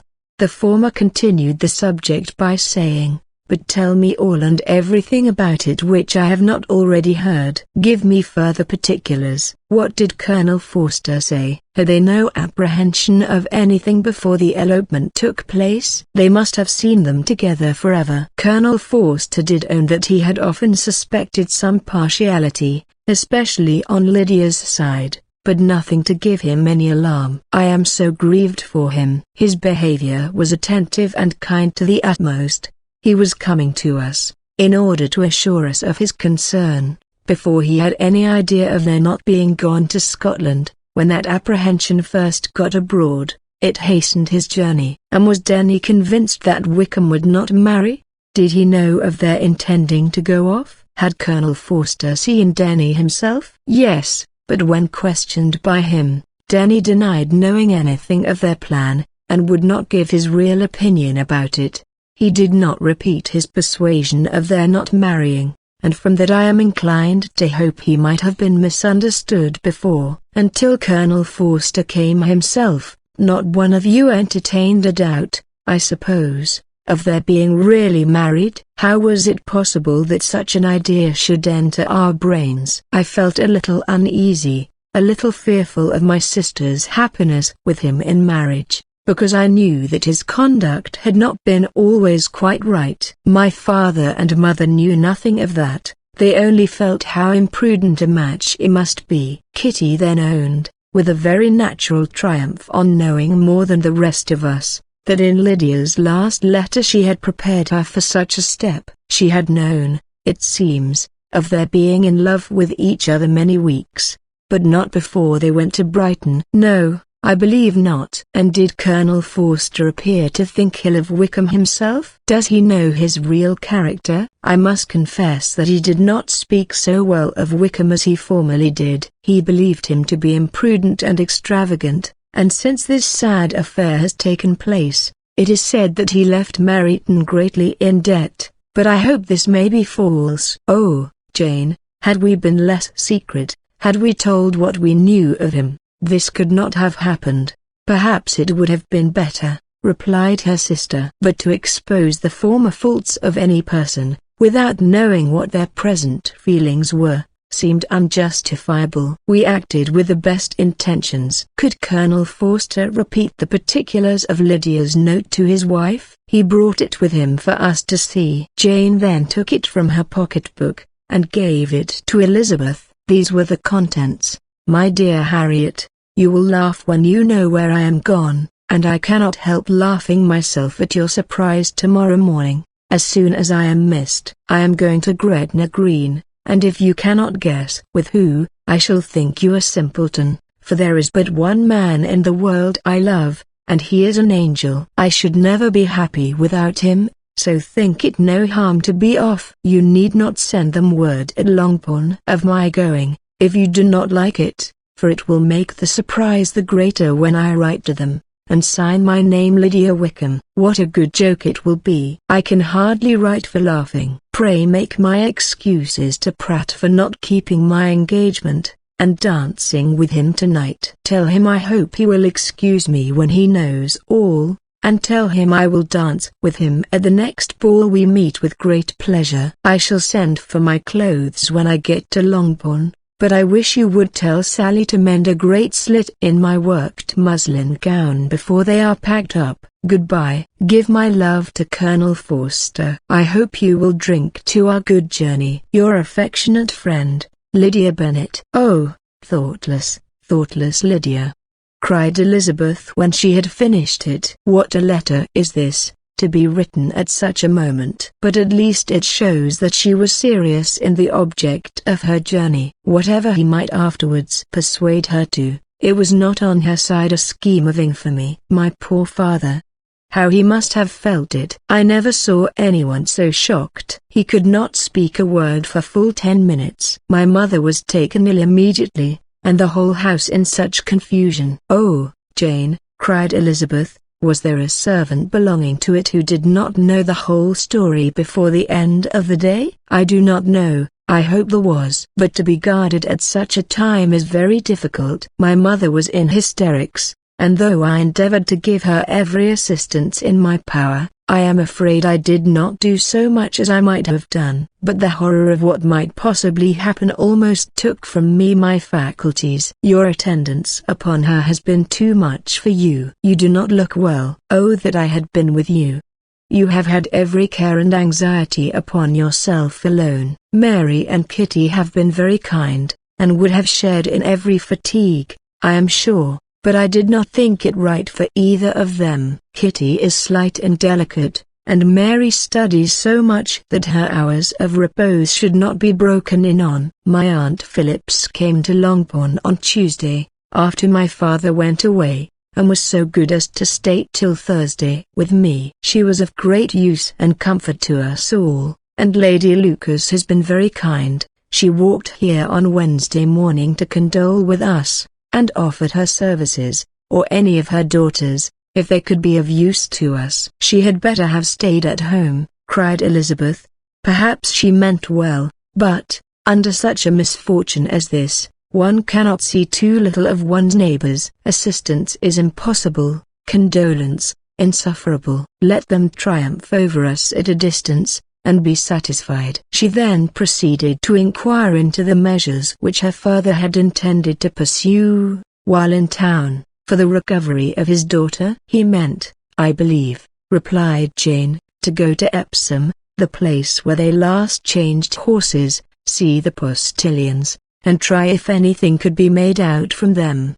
His principal object must be to discover the number of the hackney coach which took them from Clapham. It had come with a fare from London, and as he thought the circumstance of a gentleman and ladies removing from one carriage into another might be remarked, he meant to make inquiries at Clapham. If he could anyhow discover at what house the coachman had before set down his fare, he determined to make inquiries there, and hoped it might not be impossible to find out the stand and number of the coach. I do not know of any other designs that he had formed, but he was in such a hurry to be gone, and his spirits so greatly discomposed, that I had difficulty in finding out even so much as this. Chapter 48. The whole party were in hopes of a letter from Mr. Bennet the next morning, but the post came in without bringing a single line from him. His family knew him to be, on all common occasions, a most negligent and dilatory correspondent,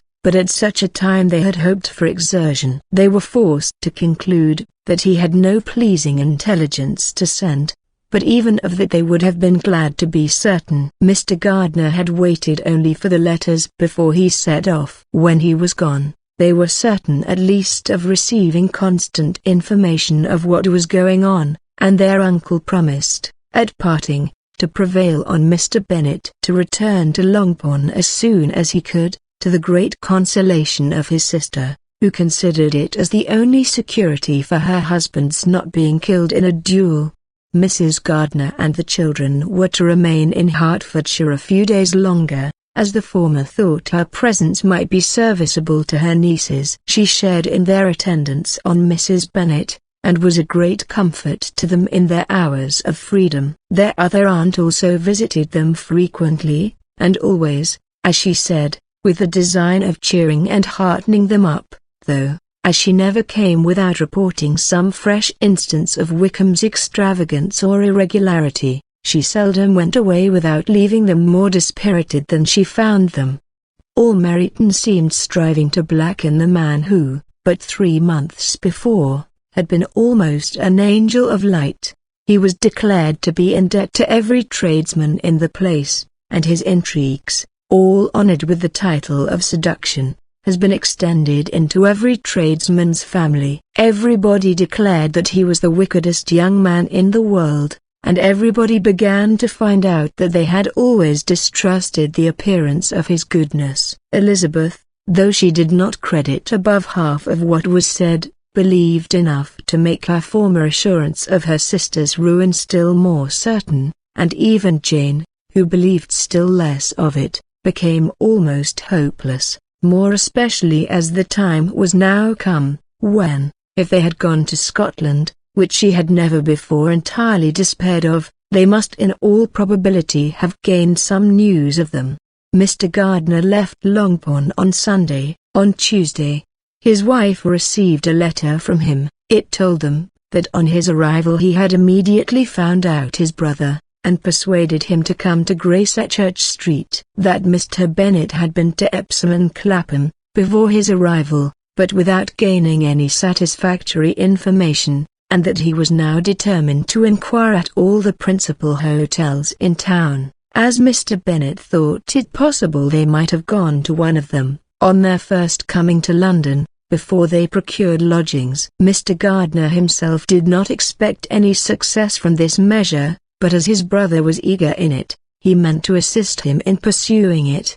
He added, that Mr. Bennet seemed wholly disinclined at present to leave London, and promised to write again very soon. There was also a postscript to this effect: I have written to Colonel Forster to desire him to find out, if possible, from some of the young man's intimates in the regiment, whether Wickham has any relations or connections who would be likely to know in what part of the town he has now concealed himself. If there were anyone that one could apply to, with a probability of gaining such a clue as that, it might be of essential consequence. At present we have nothing to guide us. Colonel Forster will, I dare say, do everything in his power to satisfy us on this head. But, on second thoughts, perhaps Lizzie could tell us what relations he has now living better than any other person. Elizabeth was at no loss to understand from whence this deference for her authority proceeded, but it was not in her power to give any information of so satisfactory a nature as the compliment deserved. She had never heard of his having had any relations, except a father and mother, both of whom had been dead many years. It was possible, however, that some of his companions in the Shire might be able to give more information, and though she was not very sanguine in expecting it, the application was a something to look forward to. Every day at Longbourn was now a day of anxiety, but the most anxious part of each was when the post was expected. The arrival of letters was the first grand object of every morning's impatience. Through letters, whatever of good or bad was to be told would be communicated, and every succeeding day was expected to bring some news of importance. But before they heard again from Mr. Gardiner, a letter arrived for their father, from a different quarter, from Mr. Collins, which, as Jane had received directions to open all that came for him in his absence, she accordingly read, and Elizabeth, who knew what curiosities his letters always were, looked over her, and read it likewise. It was as follows: "My dear Sir, I feel myself called upon, by our relationship, and my situation in life, to condole with you on the grievous affliction you are now suffering under, of which we were yesterday informed by a letter from Hertfordshire. Be assured, my dear Sir, that Mrs. Collins and myself sincerely sympathize with you, and all your respectable family, in your present distress, which must be of the bitterest kind, because proceeding from a cause which no time can remove. No arguments shall be wanting on my part, that can alleviate so severe a misfortune, or that may comfort you, under a circumstance that must be, of all others, most afflicting to a parent's mind. The death of your daughter would have been a blessing in comparison of this, and it is the more to be lamented, because there is reason to suppose, as my dear Charlotte informs me, that this licentiousness of behavior in your daughter has proceeded from a faulty degree of indulgence, though, at the same time, for the consolation of yourself and Mrs. Bennet, I am inclined to think that her own disposition must be naturally bad, or she could not be guilty of such an enormity, at so early an age. Howsoever that may be, you are grievously to be pitied, in which opinion I am not only joined by Mrs. Collins, but likewise by Lady Catherine and her daughter, to whom I have related the affair. They agree with me in apprehending that this false step in one daughter will be injurious to the fortunes of all the others, for who, as Lady Catherine herself condescendingly says, will connect themselves with such a family, and this consideration leads me, moreover, to reflect, with augmented satisfaction, on a certain event of last November, for had it been otherwise, I must have been involved in all your sorrow and disgrace. Let me advise you, then, my dear Sir, to console yourself as much as possible, to throw off your unworthy child from your affection for ever, and leave her to reap the fruits of her own heinous offense. I am, dear Sir, etc., etc. Mr. Gardiner did not write again, till he had received an answer from Colonel Forster, and then he had nothing of a pleasant nature to send. It was not known that Wickham had a single relation with whom he kept up any connection, and it was certain that he had no near one living. His former acquaintance had been numerous, but since he had been in the militia, it did not appear that he was on terms of particular friendship with any of them. There was no one, therefore, who could be pointed out as likely to give any news of him. And in the wretched state of his own finances, there was a very powerful motive for secrecy, in addition to his fear of discovery by Lydia's relations, for it had just transpired that he had left gaming debts behind him to a very considerable amount. Colonel Forster believed that more than £1,000 would be necessary to clear his expenses at Brighton. He owed a good deal in the town, but his debts of honor were still more formidable. Mr. Gardiner did not attempt to conceal these particulars from the Longbourn family. Jane heard them with horror. "A gamester!" she cried. "This is wholly unexpected. I had not an idea of it." Mr. Gardiner added, in his letter, that they might expect to see their father at home on the following day, which was Saturday. Rendered spiritless by the ill success of all their endeavors, he had yielded to his brother-in-law's entreaty that he would return to his family and leave it to him to do whatever occasion might suggest to be advisable for continuing their pursuit. When Mrs. Bennet was told of this, she did not express so much satisfaction as her children expected, considering what her anxiety for his life had been before. "What? Is he coming home, and without poor Lydia?" she cried. "Sure he will not leave London before he has found them. Who is to fight Wickham, and make him marry her, if he comes away?" As Mrs. Gardiner began to wish to be at home, it was settled that she and her children should go to London at the same time that Mr. Bennet came from it. The coach, therefore, took them the first stage of their journey, and brought its master back to Longbourn. Mrs. Gardiner went away in all the perplexity about Elizabeth and her Derbyshire friend, that had attended her from that part of the world. His name had never been voluntarily mentioned before them by her niece, and the kind of half-expectation which Mrs. Gardiner had formed, of their being followed by a letter from him, had ended in nothing. Elizabeth had received none since her return, that could come from Pemberley.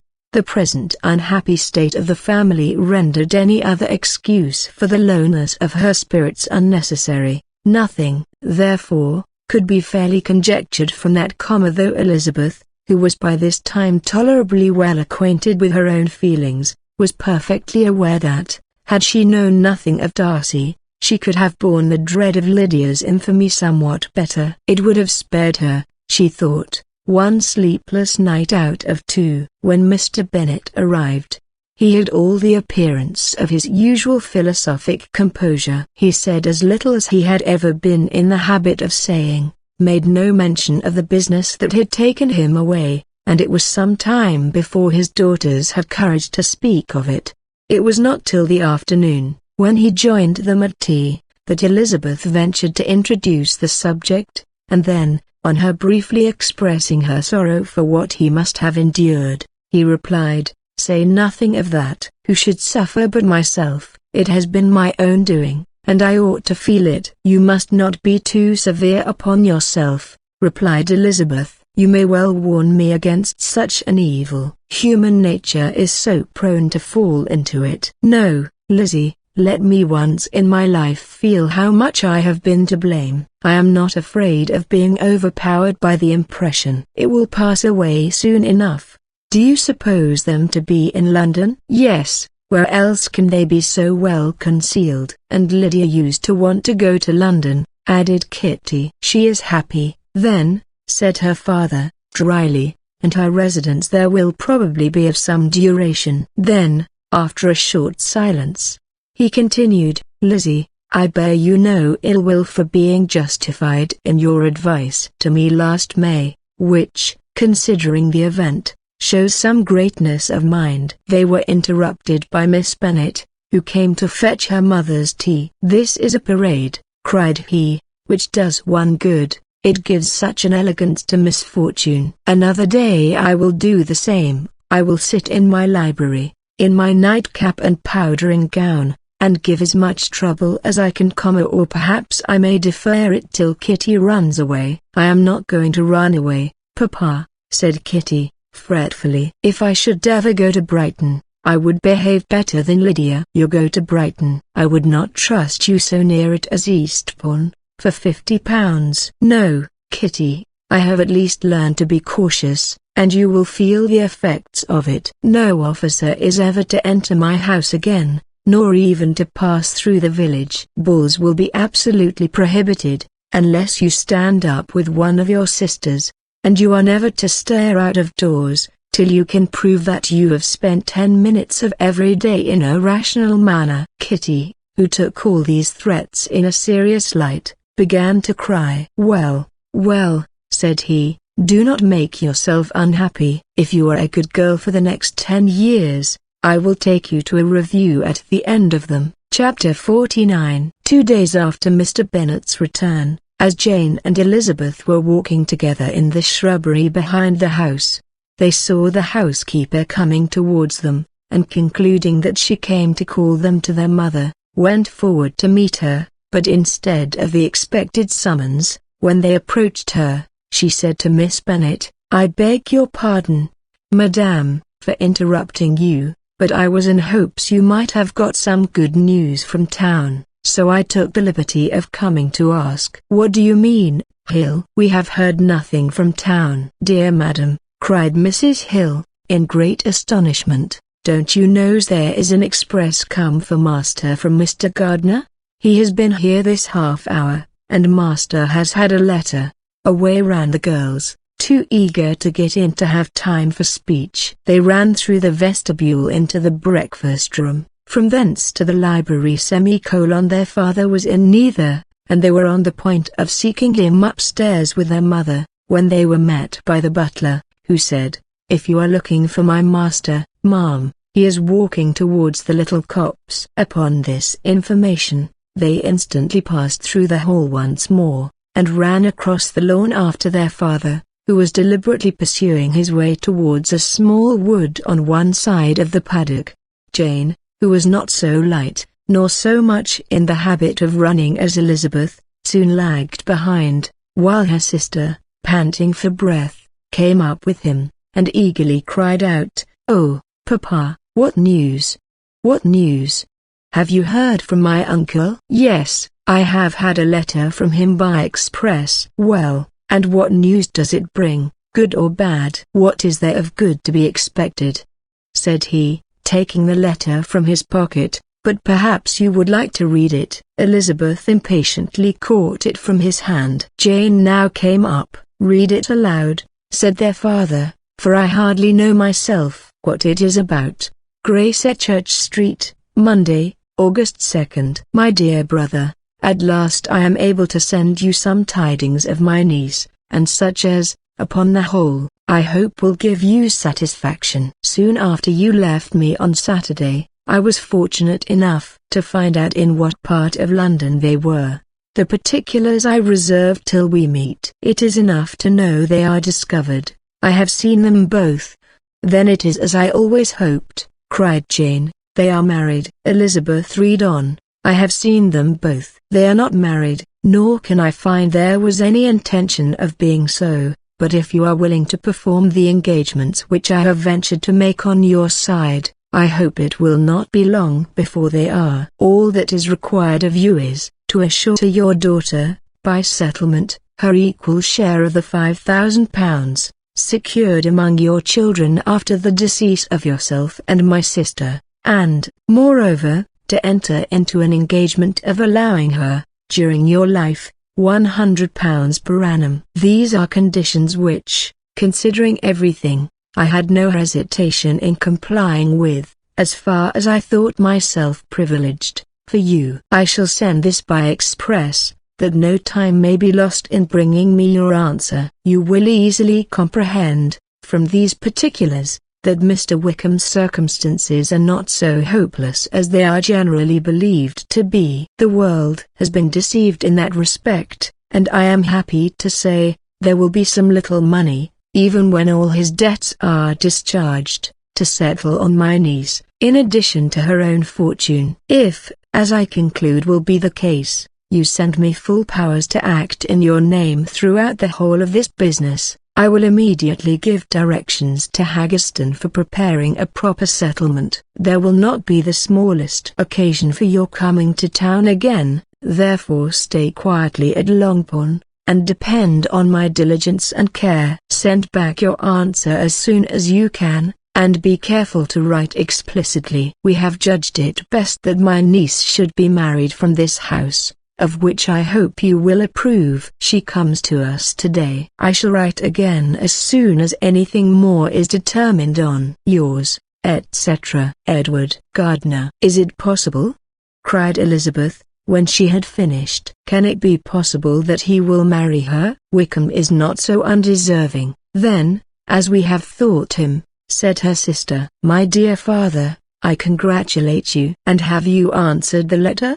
Said Elizabeth. No, but it must be done soon. Most earnestly did she then entreat him to lose no more time before he wrote. Oh, my dear father, she cried. "Come back and write immediately. Consider how important every moment is in such a case." "Let me write for you," said Jane. "If you dislike the trouble yourself." "I dislike it very much," he replied, "but it must be done." And so saying, he turned back with them, and walked towards the house. "And, may I ask," said Elizabeth, "but the terms, I suppose, must be complied with." "Complied with? I am only ashamed of his asking so little." "And they must marry." "Yet he is such a man." "Yes, yes, they must marry. There is nothing else to be done.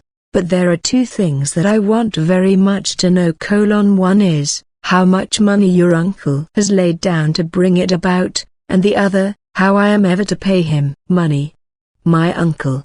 cried Jane. "What do you mean, sir?" "I mean that no man in his proper senses would marry Lydia on so slight a temptation as 100 a year during my life, and 50 after I am gone." "That is very true," said Elizabeth, "though it had not occurred to me before. His debts to be discharged, and something still to remain. Oh, it must be my uncle's doings." "Generous, good man. I am afraid he has distressed himself. A small sum could not do all this." "No," said her father. "Wickham's a fool if he takes her with a farthing less than £10,000. I should be sorry to think so ill of him. In the very beginning of our relationship, £10,000. Heaven forbid! How is half such a sum to be repaid?" Mr. Bennet made no answer, and each of them, deep in thought, continued silent till they reached the house. Their father then went to the library to write, and the girls walked into the breakfast room. "And they are really to be married?" cried Elizabeth, as soon as they were by themselves. "How strange this is! And for this we are to be thankful. That they should marry, small as is their chance of happiness, and wretched as is his character, we are forced to rejoice." "Oh, Lydia, I comfort myself with thinking," replied Jane, "that he certainly would not marry Lydia, if he had not a real regard for her, though our kind uncle has done something towards clearing him. I cannot believe that £10,000, or anything like it, has been advanced. He has children of his own, and may have more. How could he spare half £10,000? "If we are ever able to learn what Wickham's debts have been," said Elizabeth, "and how much is settled on his side on our sister, we shall exactly know what Mr. Gardiner has done for them, because Wickham has not sixpence of his own. The kindness of my uncle and aunt can never be requited. Their taking her home, and affording her their personal protection and countenance, is such a sacrifice to her advantage as years of gratitude cannot enough acknowledge. By this time she is actually with them. If such goodness does not make her miserable now, she will never deserve to be happy. What a meeting for her, when she first sees my aunt." "We must endeavor to forget all that has passed on either side," said Jane. "I hope and trust they will yet be happy. His consenting to marry her is a proof, I will believe, that he has come to a right way of thinking. Their mutual affection will steady them, and I flatter myself they will settle so quietly, and live in so rational a manner, as may in time make their past imprudence forgotten." "Their conduct has been such," replied Elizabeth, "as neither you, nor I, nor anybody, can ever forget." It is useless to talk of it. It now occurred to the girls that their mother was in all likelihood perfectly ignorant of what had happened. They went to the library, therefore, and asked their father whether he would not wish them to make it known to her. He was writing, and, without raising his head, coolly replied, "Just as you please." "May we take my uncle's letter to read to her?" "Take whatever you like, and get away." Elizabeth took the letter from his writing table, and they went upstairs together. Mary and Kitty were both with Mrs. Bennet. One communication would, therefore, do for all. After a slight preparation for good news, the letter was read aloud. Mrs. Bennet could hardly contain herself. As soon as Jane had read Mr. Gardiner's hope of Lydia's being soon married, her joy burst forth, and every following sentence added to its exuberance. She was now in an irritation as violent from delight as she had ever been fidgety from alarm and vexation. To know that her daughter would be married was enough. She was disturbed by no fear for her felicity, nor humbled by any remembrance of her misconduct. "My dear, dear Lydia," she cried, "this is delightful indeed. She will be married. I shall see her again. She will be married at 16. My good, kind brother. I knew how it would be. I knew he would manage everything. How I long to see her.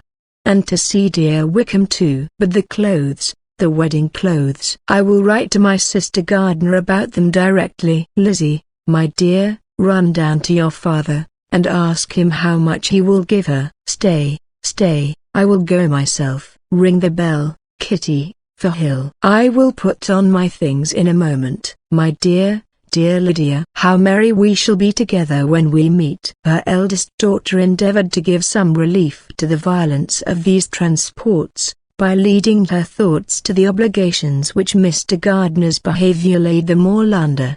"For we must attribute this happy conclusion," she added, "in a great measure to his kindness. We are persuaded that he has pledged himself to assist Mr. Wickham with money." "Well," cried her mother, "it is all very right. Who should do it but her own uncle? If he had not had a family of his own, I and my children must have had all his money, you know, and it is the first time we have ever had anything from him except a few presents. Well, I am so happy. In a short time, I shall have a daughter married. Mrs. Wickham. How well it sounds. And she was only 16 last June. My dear Jane, I am in such a flutter, that I am sure I can't write. So I will dictate, and you write for me. We will settle with your father about the money afterwards, but the things should be ordered immediately." She was then proceeding to all the particulars of calico, muslin, and cambric, and would shortly have dictated some very plentiful orders,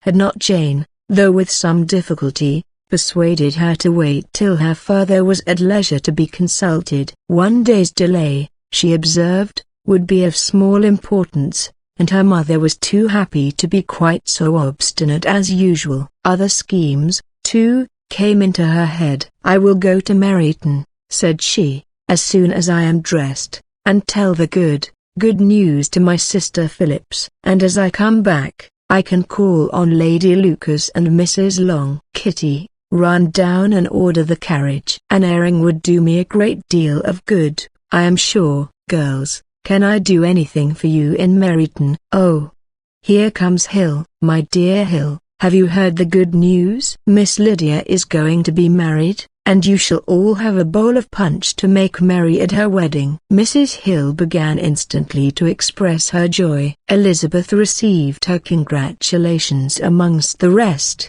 and then, sick of this folly, took refuge in her own room, that she might think with freedom. Poor Lydia's situation must, at best, be bad enough, but that it was no worse, she had need to be thankful. She felt it so, and though, in looking forward, neither rational happiness, nor worldly prosperity could be justly expected for her sister, in looking back to what they had feared, only 2 hours ago, she felt all the advantages of what they had gained.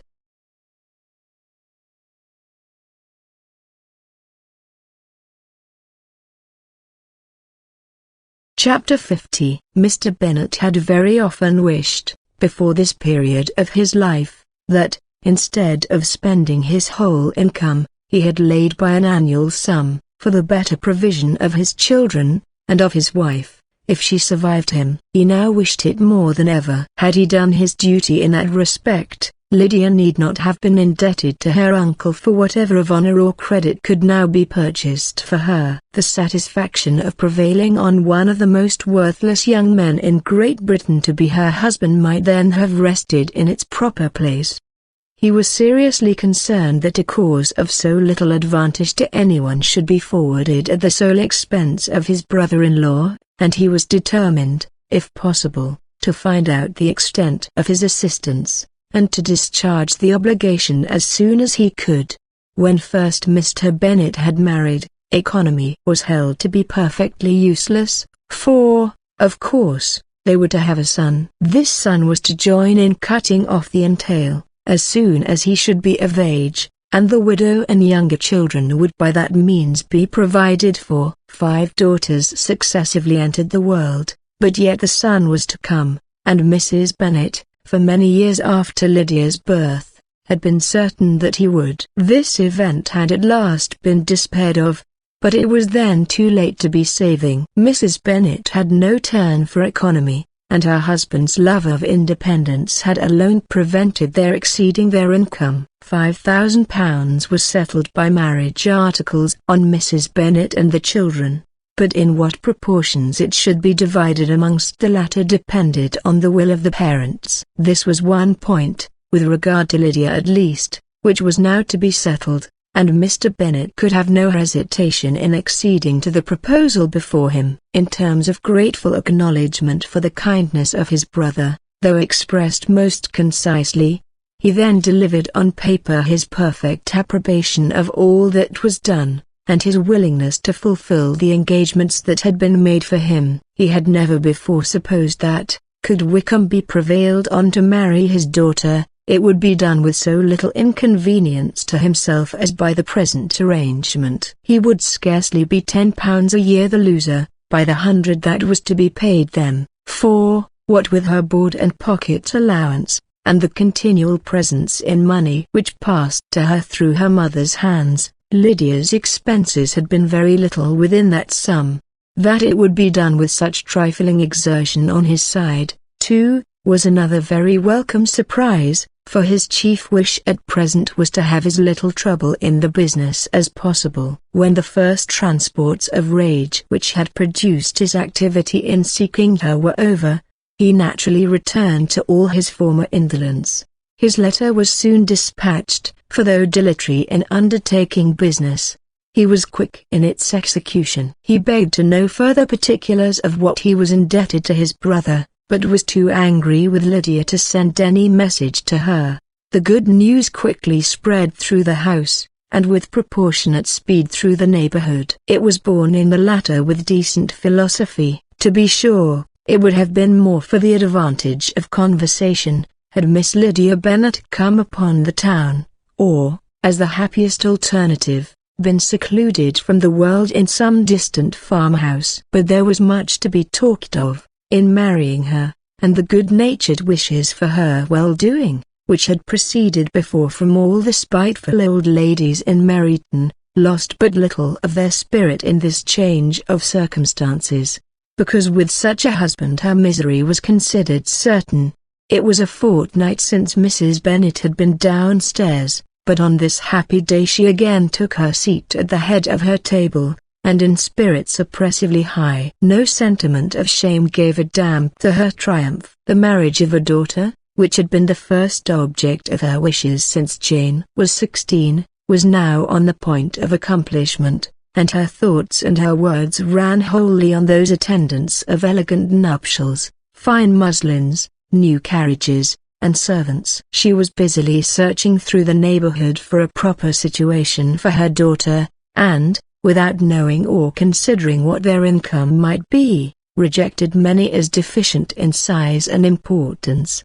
Hay Park might do, said she, if the Gouldings would quit it, or the great house at Stoke, if the drawing-room were larger, but Ashworth is too far off. I could not bear to have her 10 miles from me, and as for Purvis Lodge, the attics are dreadful. Her husband allowed her to talk on without interruption while the servants remained. But when they had withdrawn, he said to her, Mrs. Bennet, before you take any, or all these houses, for your son and daughter, let us come to a right understanding. Into one house in this neighborhood they shall never have admittance. I will not encourage the imprudence of either, by receiving them at Longbourn. A long dispute followed this declaration, but Mr. Bennet was firm. It soon led to another, and Mrs. Bennet found, with amazement and horror, that her husband would not advance a guinea to buy clothes for his daughter. He protested that she should receive from him no mark of affection whatever on the occasion. Mrs. Bennet could hardly comprehend it, that his anger could be carried to such a point of inconceivable resentment as to refuse his daughter a privilege, without which her marriage would scarcely seem valid, exceeded all that she could believe possible. She was more alive to the disgrace, which her want of new clothes must reflect on her daughter's nuptials, than to any sense of shame at her eloping and living with Wickham a fortnight before they took place.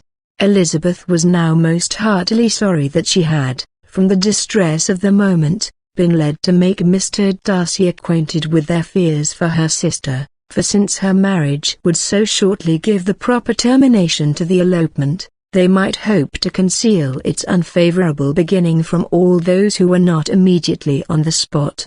She had no fear of its spreading farther, through his means. There were few people on whose secrecy she would have more confidently depended, but at the same time there was no one whose knowledge of a sister's frailty would have mortified her so much. Not, however, from any fear of disadvantage from it individually to herself, for at any rate there seemed a gulf impassable between them. Had Lydia's marriage been concluded on the most honourable terms, it was not to be supposed that Mr. Darcy would connect himself with a family, where to every other objection would now be added an alliance and relationship of the nearest kind with the man whom he so justly scorned.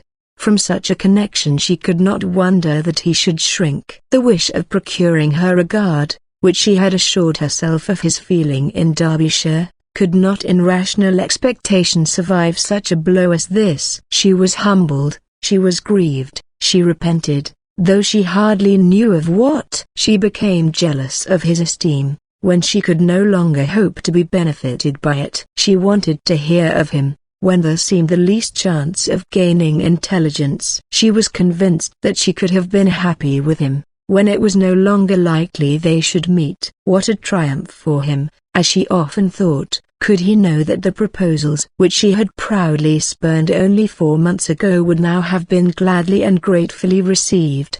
He was as generous, she doubted not, as the most generous of his sex, but while he was mortal, there must be a triumph. She began now to comprehend that he was exactly the man who, in disposition and talents, would most suit her. His understanding and temper, though unlike her own, would have answered all her wishes. It was an union that must have been to the advantage of both, by her ease and liveliness. His mind might have been softened, his manners improved, and from his judgment, information, and knowledge of the world, she must have received benefit of greater importance. But no such happy marriage could now teach the admiring multitude what connubial felicity really was. An union of a different tendency, and precluding the possibility of the other, was soon to be formed in their family. How Wickham and Lydia were to be supported in tolerable independence she could not imagine. But how little of permanent happiness could belong to a couple who were only brought together because their passions were stronger than their virtue, she could easily conjecture.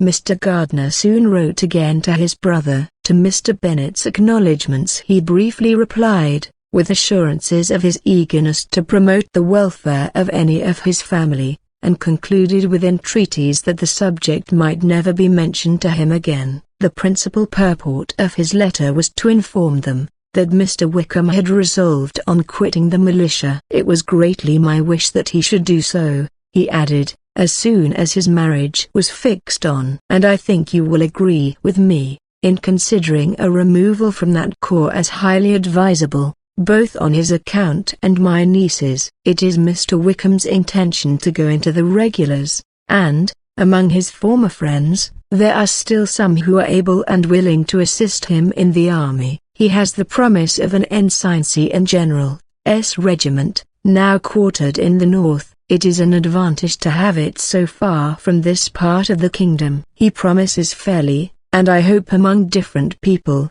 where they may each have character to preserve, they will both be more prudent. I have written to Colonel Forster, to inform him of our present arrangements, and to request that he will satisfy the various creditors of Mr. Wickham in and near Brighton with assurances of speedy payment, for which I have pledged myself. And will you give yourself the trouble of carrying similar assurances to his creditors in Meryton, of whom I shall subjoin a list, according to his information he has given in all his debts. I hope at least he has not deceived us. Haggerston has our directions, and all will be completed in a week. They will then join his regiment, unless they are first invited to Longbourn, and I understand from Mrs. Gardiner that my niece is very desirous of seeing you all before she leaves the south. She is well, and begs to be dutifully remembered to you and her mother. Yours, etc. E. Gardiner. Mr. Bennet and his daughters saw all the advantages of Wickham's removal from the shire, as clearly as Mr. Gardiner could do. But Mrs. Bennet was not so well pleased with it. Lydia's being settled in the north, just when she had expected most pleasure and pride in her company, for she had by no means given up her plan of their residing in Hertfordshire, was a severe disappointment, and, besides, it was such a pity that Lydia should be taken from a regiment where she was acquainted with everybody, and had so many favourites. She is so fond of Mrs. Forster, said she, it will be quite shocking to send her away, and there are several of the young men, too, that she likes very much.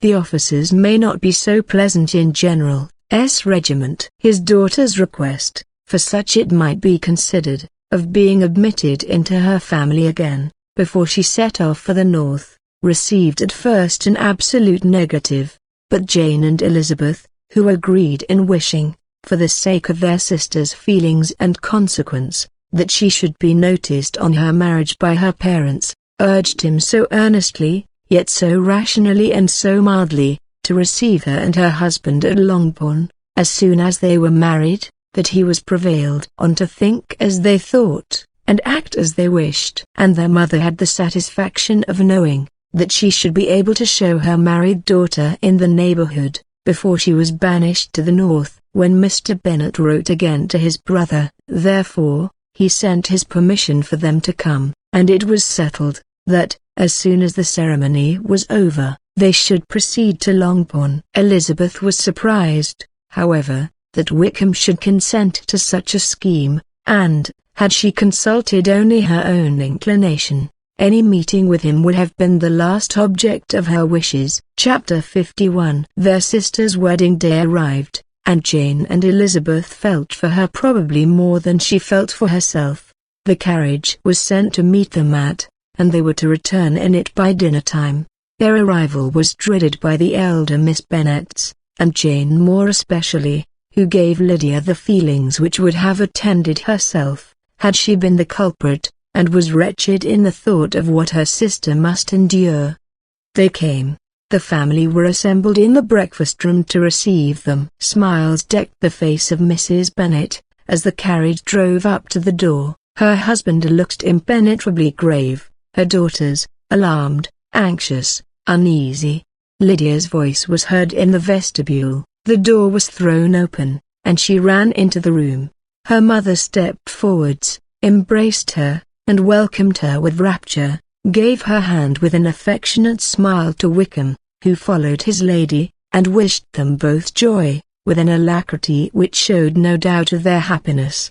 Their reception from Mr. Bennet, to whom they then turned, was not quite so cordial. His countenance rather gained in austerity, and he scarcely opened his lips. The easy assurance of the young couple, indeed, was enough to provoke him. Elizabeth was disgusted, and even Miss Bennet was shocked. Lydia was Lydia still, untamed, unabashed, wild, noisy, and fearless. She turned from sister to sister, demanding their congratulations, and when at length they all sat down, looked eagerly round the room, took notice of some little alteration in it, and observed, with a laugh, that it was a great while since she had been there.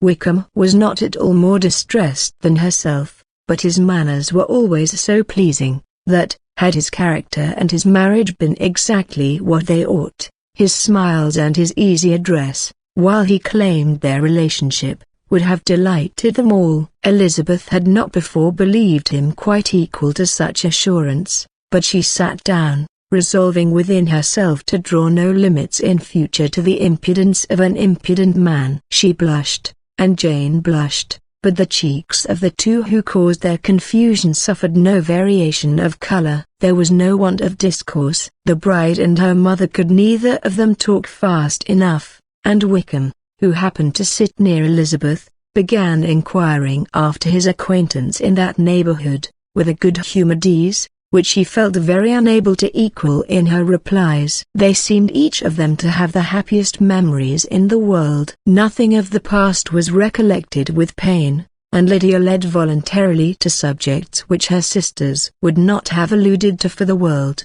"Only think of its being 3 months," she cried, "since I went away. It seems but a fortnight, I declare, and yet there have been things enough happened in the time. Good gracious! When I went away, I am sure I had no more idea of being married till I came back again.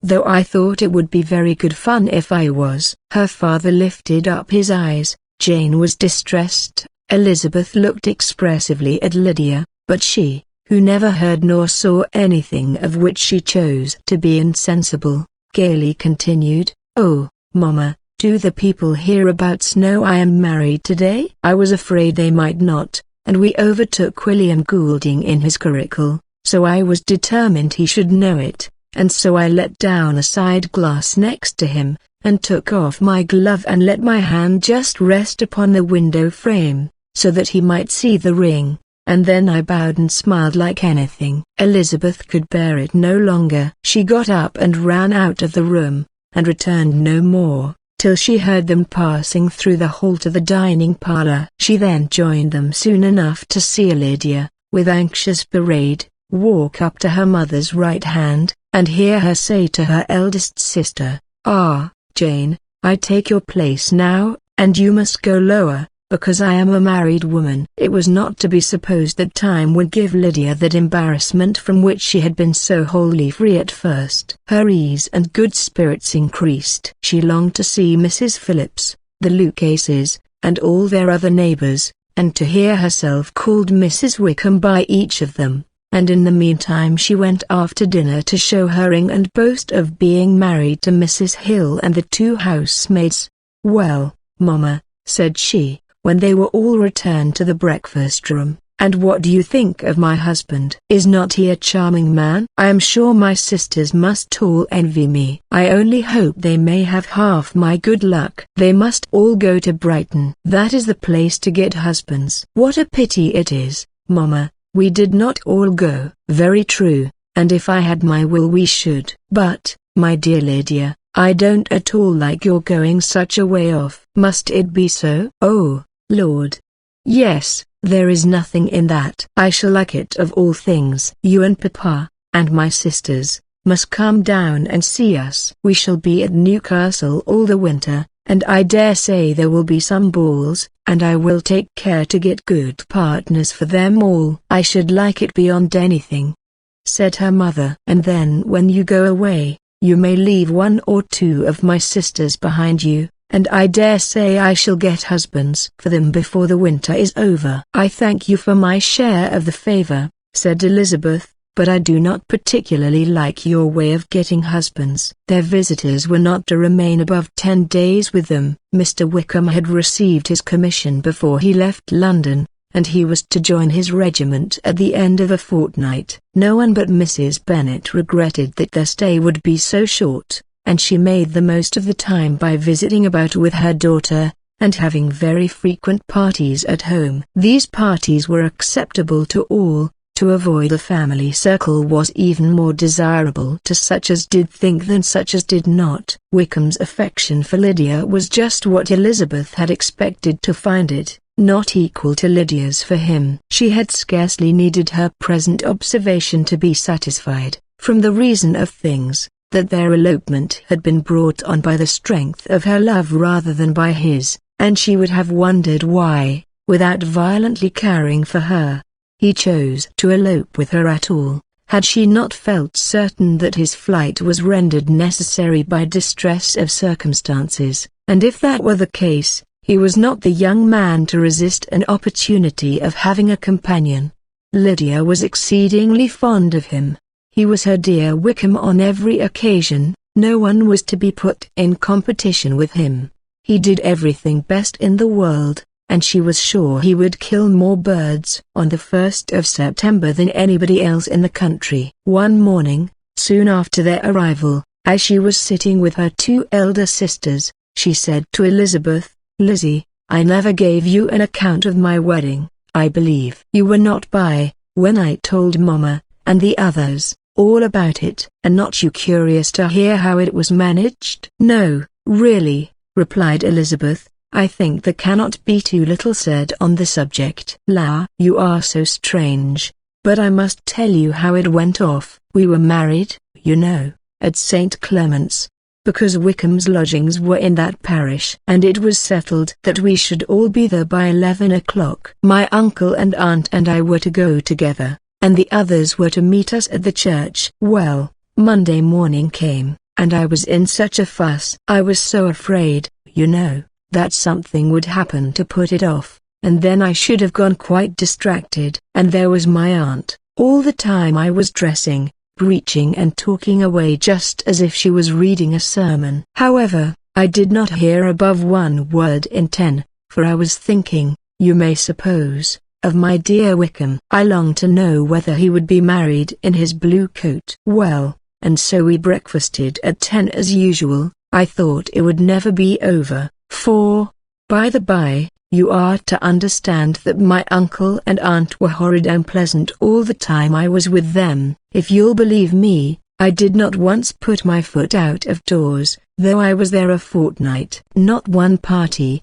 or scheme, or anything. To be sure, London was rather thin, but, however, the little theatre was open. Well, and so, just as the carriage came to the door, my uncle was called away upon business to that horrid man Mr. Stone. And then, you know, when once they get together, there is no end of it. Well, I was so frightened I did not know what to do, for my uncle was to give me away, and if we were beyond the hour we could not be married all day. But, luckily, he came back again in 10 minutes' time, and then we all set out. However, I recollected afterwards, that if he had been prevented going, the wedding need not be put off, for Mr. Darcy might have done as well. "Mr. Darcy?"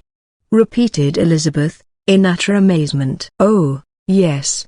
He was to come there with Wickham, you know. But, gracious me, I quite forgot. I ought not to have said a word about it. I promised them so faithfully. What will Wickham say?" "It was to be such a secret." "If it was to be a secret," said Jane, "say not another word on the subject." "You may depend upon my seeking no further." "Oh, certainly," said Elizabeth, though burning with curiosity. "We will ask you no questions." "Thank you," said Lydia, "for if you did, I should certainly tell you all, and then Wickham would be so angry." On such encouragement to ask, Elizabeth was forced to put it out of her power, by running away. But to live in ignorance on such a point was impossible, or at least it was impossible not to try for information. Mr. Darcy had been at her sister's wedding. It was exactly a scene, and exactly among people, where he had apparently least to do, and least temptation to go. Conjectures as to the meaning of it,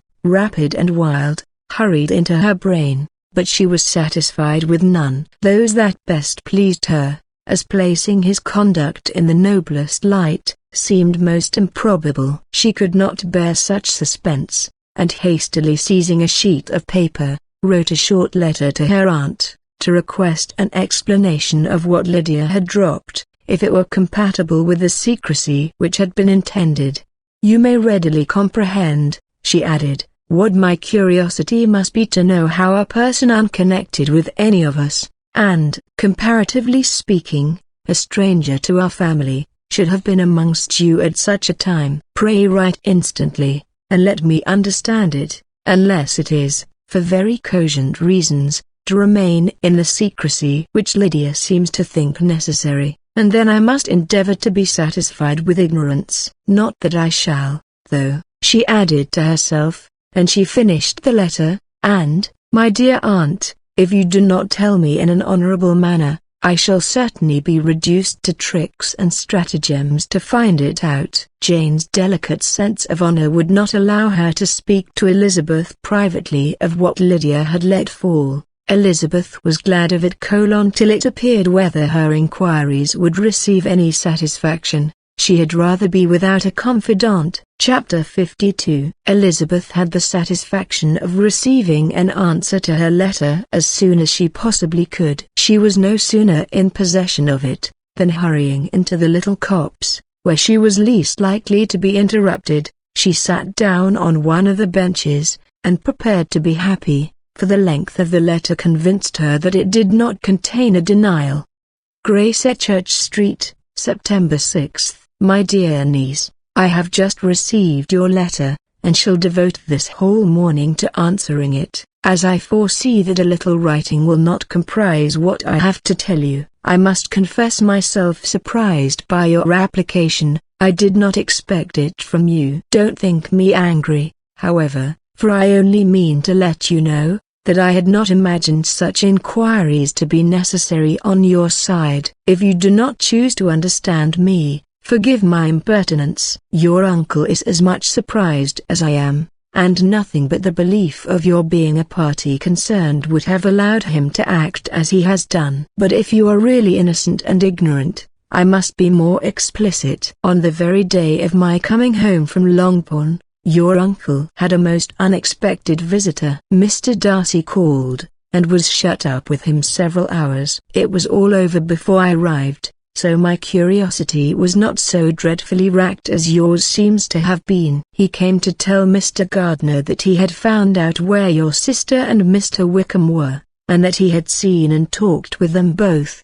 Wickham repeatedly, Lydia once. From what I can collect, he left Derbyshire only one day after ourselves, and came to town with the resolution of hunting for them. The motive professed was his conviction of its being owing to himself that Wickham's worthlessness had not been so well known as to make it impossible for any young woman of character to love or confide in him. He generously imputed the whole to his mistaken pride, and confessed that he had before thought it beneath him to lay his private actions open to the world. His character was to speak for itself. He called it, therefore, his duty to step forward, and endeavor to remedy an evil which had been brought on by himself. If he had another motive, I am sure it would never disgrace him. He had been some days in town before he was able to discover them, but he had something to direct his search, which was more than we had, and the consciousness of this was another reason for his resolving to follow us. There is a lady, it seems, a Mrs. Yonge, who was some time ago governess to Miss Darcy, and was dismissed from her charge on some cause of disapprobation, though he did not say what. She then took a large house in Edward Street, and has since maintained herself by letting lodgings. This Mrs. Yonge was, he knew, intimately acquainted with Wickham, and he went to her for intelligence of him, as soon as he got to town. But it was 2 or 3 days before he could get from her what he wanted. She would not betray her trust, I suppose, without bribery and corruption, for she really did know where her friend was to be found. Wickham, indeed, had gone to her on their first arrival in London, and had she been able to receive them into her house, they would have taken up their abode with her. At length, however, our kind friend procured the wished-for direction. They were in Street. He saw Wickham, and afterwards insisted on seeing Lydia. His first object with her, he acknowledged, had been to persuade her to quit her present disgraceful situation, and return to her friends as soon as they could be prevailed on to receive her, offering his assistance as far as it would go. But he found Lydia absolutely resolved on remaining where she was. She cared for none of her friends, she wanted no help of his, she would not hear of leaving Wickham. She was sure they should be married some time or other, and it did not much signify when. Since such were her feelings, it only remained, he thought, to secure and expedite a marriage, which, in his very first conversation with Wickham, he easily learnt had never been his design. He confessed himself obliged to leave the regiment on account of some debts of honor which were very pressing, and scrupled not to lay all the ill consequences of Lydia's flight on her own folly alone. He meant to resign his commission immediately, and as to his future situation, he could conjecture very little about it.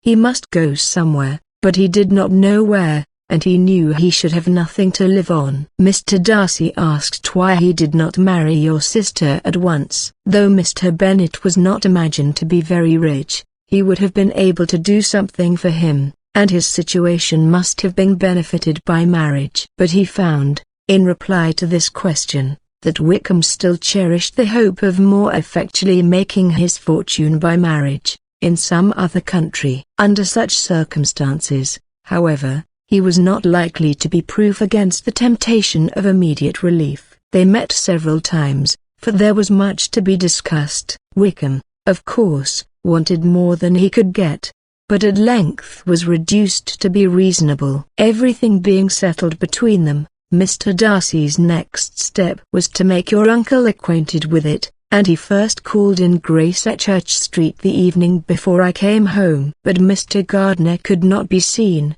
and Mr. Darcy found, on further inquiry, that your father was still with him, but would quit town the next morning. He did not judge your father to be a person whom he could so properly consult as your uncle, and therefore readily postponed seeing him till after the departure of the former. He did not leave his name, and till the next day it was only known that a gentleman had called on business. On Saturday he came again. Your father was gone, your uncle at home, and, as I said before, they had a great deal of talk together. They met again on Sunday, and then I saw him too. It was not all settled before Monday. As soon as it was, the express was sent off to Longbourn. But our visitor was very obstinate. I fancy, Lizzie, that obstinacy is the real defect of his character. After all, he has been accused of many faults at different times, but this is the true one. Nothing was to be done that he did not do himself, though I am sure, and I do not speak it to be thanked, therefore say nothing about it, your uncle would most readily have settled the whole. They battled it together for a long time, which was more than either the gentleman or lady concerned in it deserved. But at last your uncle was forced to yield, and instead of being allowed to be of use to his niece, was forced to put up with only having the probable credit of it, which went sorely against the grain. And I really believe your letter this morning gave him great pleasure, because it required an explanation that would rob him of his borrowed feathers, and give the praise where it was due. But, Lizzie, this must go no further than yourself, or Jane at most. You know pretty well, I suppose, what has been done for the young people. His debts are to be paid, amounting, I believe, to considerably more than £1,000. Another 1,000 in addition to her own settled upon her, and his commission purchased. The reason why all this was to be done by him alone, was such as I have given above. It was owing to him, to his reserve and want of proper consideration, that Wickham's character had been so misunderstood, and consequently that he had been received and noticed as he was. Perhaps there was some truth in this, though I doubt whether his reserve, or anybody's reserve, can be answerable for the event. But in spite of all this fine talking, my dear Lizzie, you may rest perfectly assured that your uncle would never have yielded, if we had not given him credit for another interest in the affair. When all this was resolved on, he returned again to his friends, who were still staying at Pemberley. But it was agreed that he should be in London once more when the wedding took place, and all money matters were then to receive the last finish. I believe I have now told you everything. It is a relation which you tell me is to give you great surprise. I hope at least it will not afford you any displeasure. Lydia came to us, and Wickham had constant admission to the house. He was exactly what he had been when I knew him in Hertfordshire, but I could not tell you how little I was satisfied with her behaviour while she stayed with us, if I had not perceived, by Jane's letter last Wednesday, that her conduct on coming home was exactly of a piece with it. and therefore what I now tell you can give you no fresh pain. I talked to her repeatedly in the most serious manner, representing to her the wickedness of what she had done, and all the unhappiness she had brought on her family. If she heard me, it was by good luck, for I am sure she did not listen. I was sometimes quite provoked,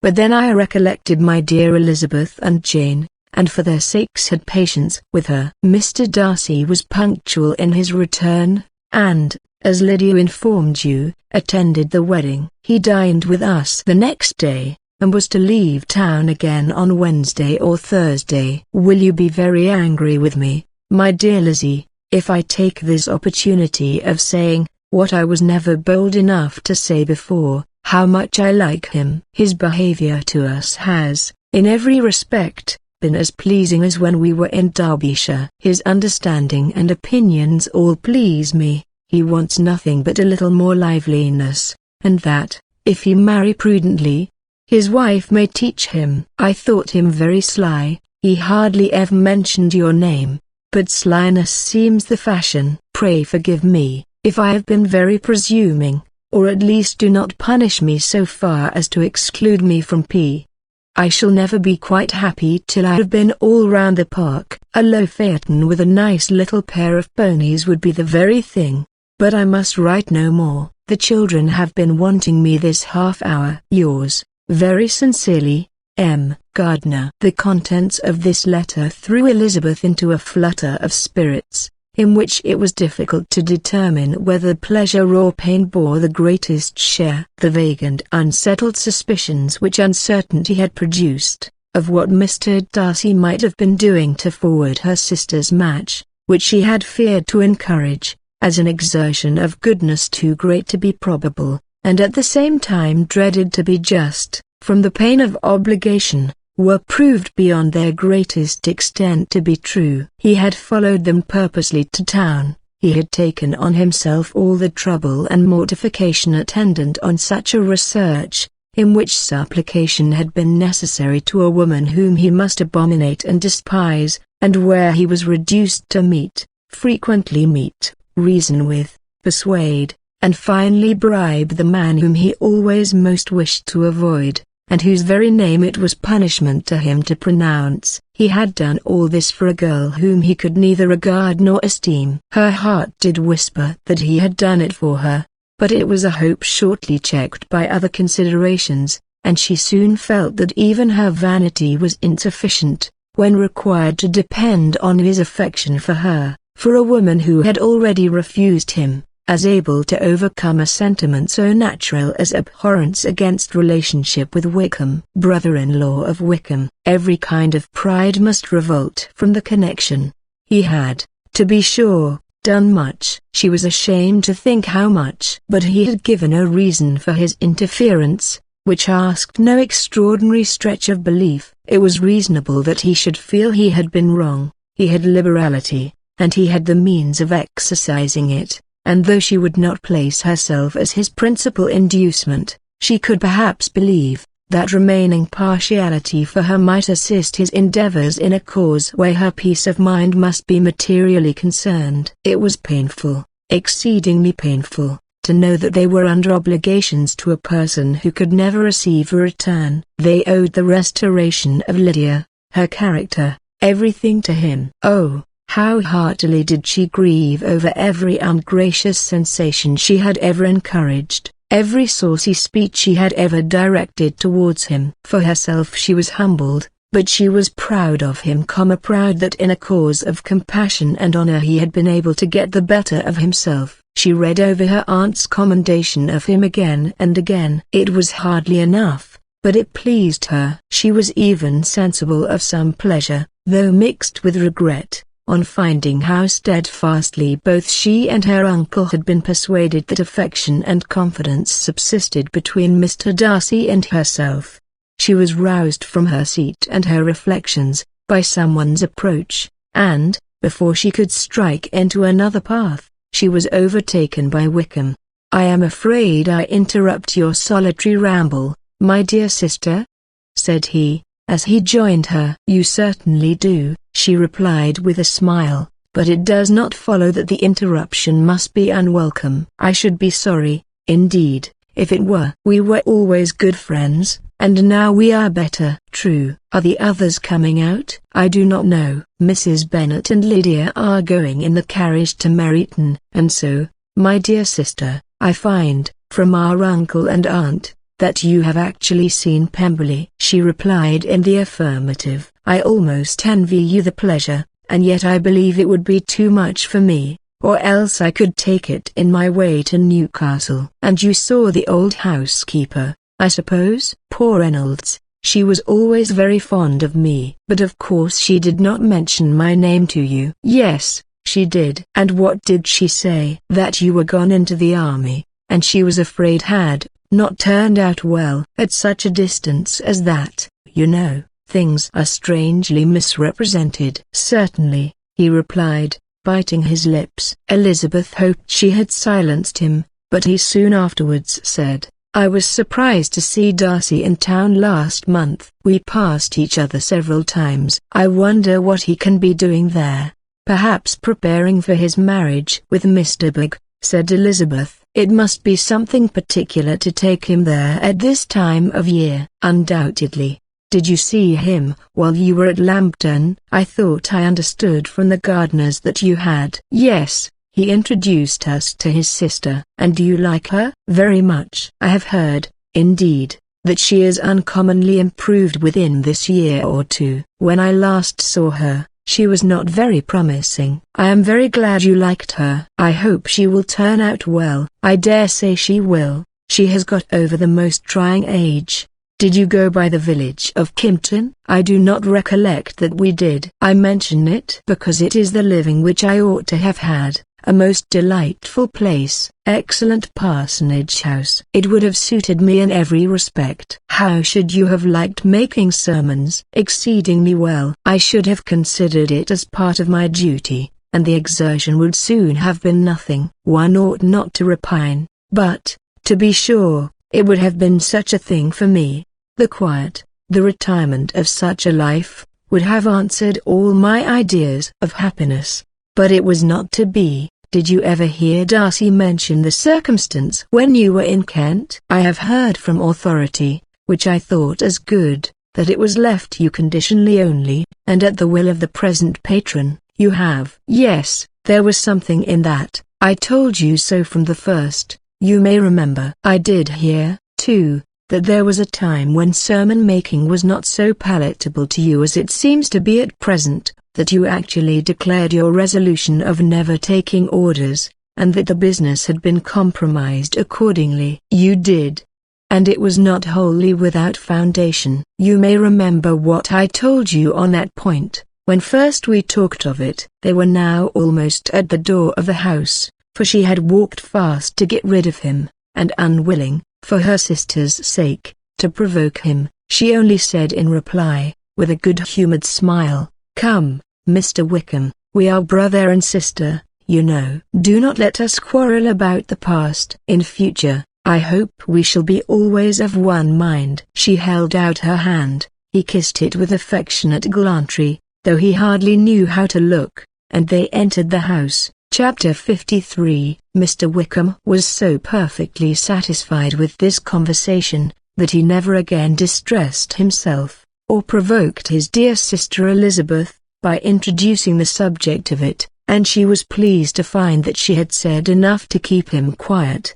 The day of his and Lydia's departure soon came, and Mrs. Bennet was forced to submit to a separation, which, as her husband by no means entered into her scheme of their all going to Newcastle, was likely to continue at least a 12-month.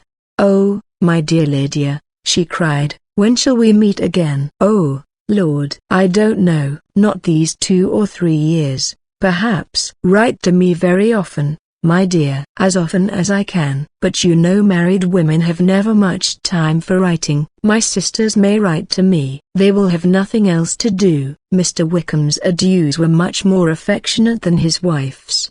He smiled, looked handsome, and said many pretty things. "He is as fine a fellow," said Mr. Bennet, as soon as they were out of the house, "as ever I saw. He simpers, and smirks, and makes love to us all. I am prodigiously proud of him. I defy even Sir William Lucas himself to produce a more valuable son-in-law.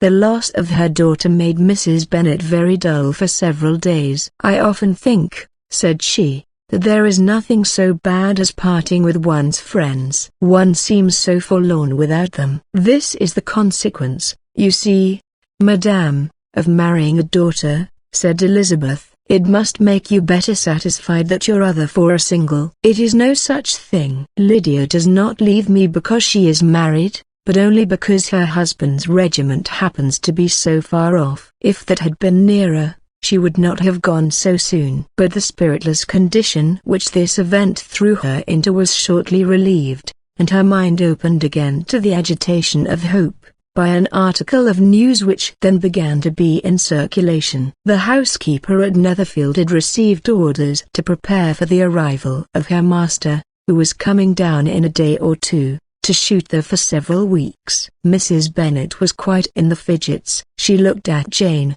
and smiled, and shook her head, by turns. Well, and so Mr. Bingley is coming down, sister, for Mrs. Phillips first brought her the news. Well, so much the better. Not that I care about it, though. He is nothing to us, you know, and I am sure I never want to see him again. But, however, he is very welcome to come to Netherfield, if he likes it. And who knows what may happen. But that is nothing to us. You know, sister, we agreed long ago never to mention a word about it. And so, it is quite certain he is coming? You may depend on it, replied the other, for Mrs. Nichols was in Meryton last night. I saw her passing by, and went out myself on purpose to know the truth of it, and she told me that it was certainly true. He comes down on Thursday, at the latest, very likely on Wednesday. She was going to the butcher's, she told me, on purpose to order in some meat on Wednesday, and she has got 3 couple of ducks just fit to be killed. Miss Bennet had not been able to hear of his coming without changing colour. It was many months since she had mentioned his name to Elizabeth, but now, as soon as they were alone together, she said, I saw you look at me today, Lizzie, when my aunt told us of the present report, and I know I appeared distressed, but don't imagine it was from any silly cause. I was only confused for the moment, because I felt that I should be looked at. I do assure you that the news does not affect me either with pleasure or pain. I am glad of one thing, that he comes alone, because we shall see the less of him. Not that I am afraid of myself, but I dread other people's remarks. Elizabeth did not know what to make of it. Had she not seen him in Derbyshire, she might have supposed him capable of coming there with no other view than what was acknowledged, but she still thought him partial to Jane, and she wavered as to the greater probability of his coming there with his friend's permission, or being bold enough to come without it.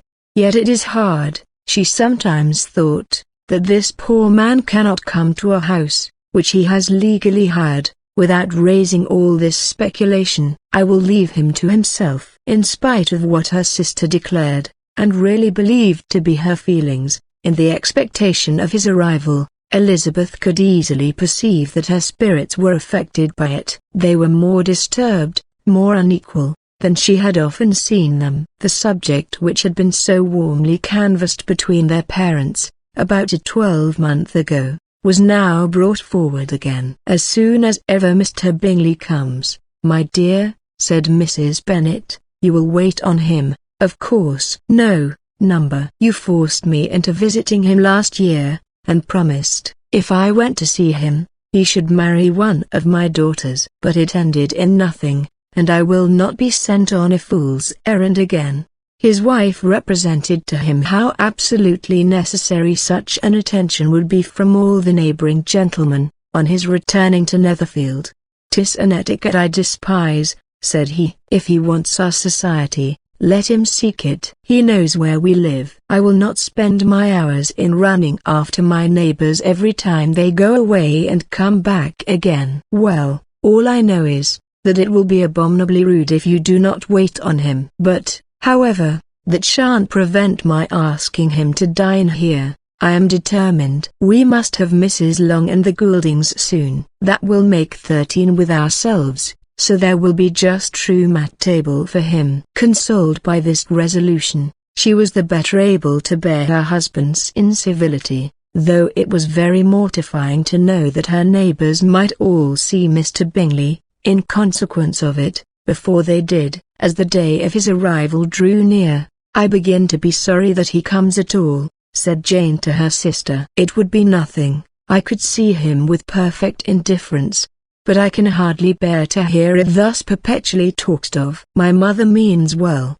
but she does not know, no one can know, how much I suffer from what she says. Happy shall I be when his stay at Netherfield is over." "I wish I could say anything to comfort you," replied Elizabeth, "but it is wholly out of my power. You must feel it, and the usual satisfaction of preaching patience to a sufferer is denied me, because you have always so much." Mr. Bingley arrived. Mrs. Bennet, through the assistance of servants, contrived to have the earliest tidings of it, that the period of anxiety and fretfulness on her side be as long as it could. She counted the days that must intervene before their invitation could be sent, hopeless of seeing him before. But on the 3rd morning after his arrival in Hertfordshire, she saw him from her dressing-room window enter the paddock, and ride towards the house. Her daughters were eagerly called to partake of her joy. Jane resolutely kept her place at the table, but Elizabeth, to satisfy her mother, went to the window. She looked, she saw Mr. Darcy with him, and sat down again by her sister. "There is a gentleman with him, mamma," said Kitty. "Who can it be?" "Some acquaintance or other, my dear, I suppose. I am sure I do not know." "La," replied Kitty, "it looks just like that man that used to be with him before. Mr. What's his name, that tall, proud man." "Good gracious, Mr. Darcy!" "And so it does, I vow." "Well, any friend of Mr. Bingley's will always be welcome here, to be sure, but else I must say that I hate the very sight of him." Jane looked at Elizabeth with surprise and concern. She knew but little of their meeting in Derbyshire, and therefore felt for the awkwardness which must attend her sister, in seeing him almost for the first time after receiving his explanatory letter. Both sisters were uncomfortable enough. Each felt for the other, and of course for themselves, and their mother talked on of her dislike of Mr. Darcy, and her resolution to be civil to him only as Mr. Bingley's friend, without being heard by either of them. But Elizabeth had sources of uneasiness which could not yet be suspected by Jane, to whom she had never yet had courage to show Mrs. Gardiner's letter, or to relate her own change of sentiment towards him. To Jane, he could be only a man whose proposals she had refused, and whose merits she had undervalued. But to her own more extensive information, he was the person to whom the whole family were indebted for the first of benefits, and whom she regarded herself with an interest, if not quite so tender, at least as reasonable and just, as what Jane felt for Bingley. Her astonishment at his coming to Netherfield, to Longbourn, and voluntarily seeking her again, was almost equal to what she had known on first witnessing his altered behavior in Derbyshire. The color which had been driven from her face returned for half a minute with an additional glow, and a smile of delight added lustre to her eyes, as she thought for that space of time that his affection and wishes must still be unshaken, but she would not be secure. "Let me first see how he behaves," said she. "It will then be early enough for expectation." She sat intently at work, striving to be composed, and without daring to lift up her eyes, till anxious curiosity carried them to the face of her sister as the servant was approaching the door. Jane looked a little paler than usual, but more sedate than Elizabeth had expected. On the gentleman's appearing, her color increased, yet she received them with tolerable ease, and with a propriety of behavior equally free from any symptom of resentment, or any unnecessary complaisance. Elizabeth said as little to either as civility would allow, and sat down again to her work, with an eagerness which it did not often command. She had ventured only one glance at Darcy. He looked serious as usual, and, she thought, more as he had been used to look in Hertfordshire, than as she had seen him at Pemberley. But, perhaps, he could not in her mother's presence be what he was before her uncle and aunt. It was a painful, but not an improbable, conjecture. Bingley she had likewise seen for an instant, and in that short period saw him looking both pleased and embarrassed. He was received by Mrs. Bennet with a degree of civility which made her two daughters ashamed, especially when contrasted with the cold and ceremonious politeness of her courtesy and address of his friend. Elizabeth particularly, who knew that her mother owed to the latter the preservation of her favourite daughter from irremediable infamy, was hurt and distressed to a most painful degree by a distinction so ill applied. Darcy, after inquiring of her how Mr. and Mrs. Gardiner did, a question which she could not answer without confusion, said scarcely anything. He was not seated by her. Perhaps that was the reason of his silence, but it had not been so in Derbyshire. There he had talked to her friends when he could not to herself. But now several minutes elapsed, without bringing the sound of his voice, and when occasionally, unable to resist the impulse of curiosity, she raised her eyes to his face, she as often found him looking at Jane as at herself, and frequently on no object but the ground. More thoughtfulness and less anxiety to please, than when they last met, were plainly expressed. She was disappointed, and angry with herself for being so. "Could I expect it to be otherwise?" said she. "Yet why did he come?" She was in no humor for conversation with anyone but himself, and to him she had hardly courage to speak. She inquired after his sister, but could do no more. "It is a long time, Mr. Bingley, since you went away," said Mrs. Bennet. He readily agreed to it. "I began to be afraid you would never come back again. People did say you meant to quit the place entirely at Michaelmas, but, however, I hope it is not true. A great many changes have happened in the neighborhood since you went away. Miss Lucas is married and settled, and one of my own daughters. I suppose you have heard of it. Indeed, you must have seen it in the papers." "It was in the Times and the Courier, I know, though it was not put in as it ought to be. It was only said, lately, George Wickham, Esquire, to Miss Lydia Bennet, without there being a syllable said of her father, or the place where she lived, or anything. It was my brother Gardiner's drawing up, too, and I wonder how he came to make such an awkward business of it."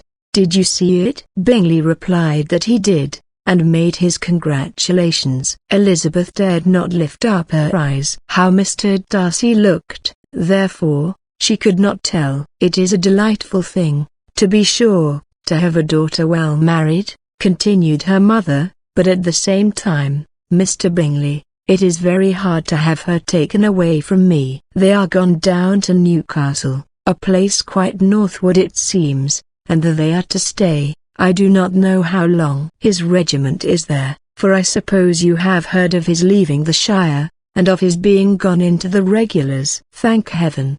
He has some friends, though, perhaps, not so many as he deserves." Elizabeth, who knew this to be levelled at Mr. Darcy, was in such misery of shame that she could hardly keep her seat. It drew from her, however, the exertion of speaking, which nothing else had so effectually done before, and she asked Bingley whether he meant to make any stay in the country. "At present, a few weeks, he believed." "When you have killed all your own birds, Mr. Bingley," said her mother, "I beg you will come here and shoot as many as you please on Mr. Bennet's manor. I am sure he will be vastly happy to oblige you, and will save all the best of the coveys for you." Elizabeth's misery increased at such unnecessary, such officious attention. Were the same fair prospect to arise at present, as had flattered them a year ago, everything, she was persuaded, would be hastening to the same vexatious conclusion. At that instant she felt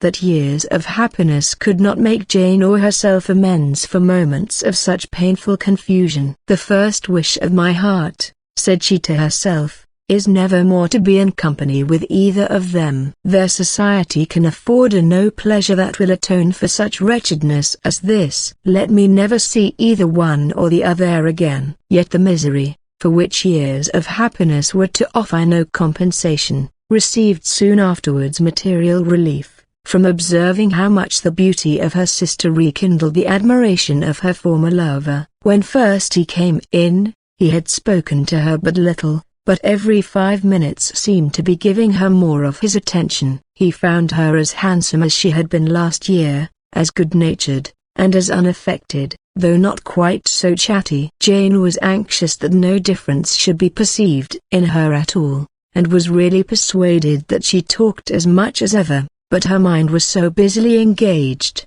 that she did not always know when she was silent. When the gentleman rose to go away, Mrs. Bennet was mindful of her intended civility, and they were invited and engaged to dine at Longbourn in a few days' time.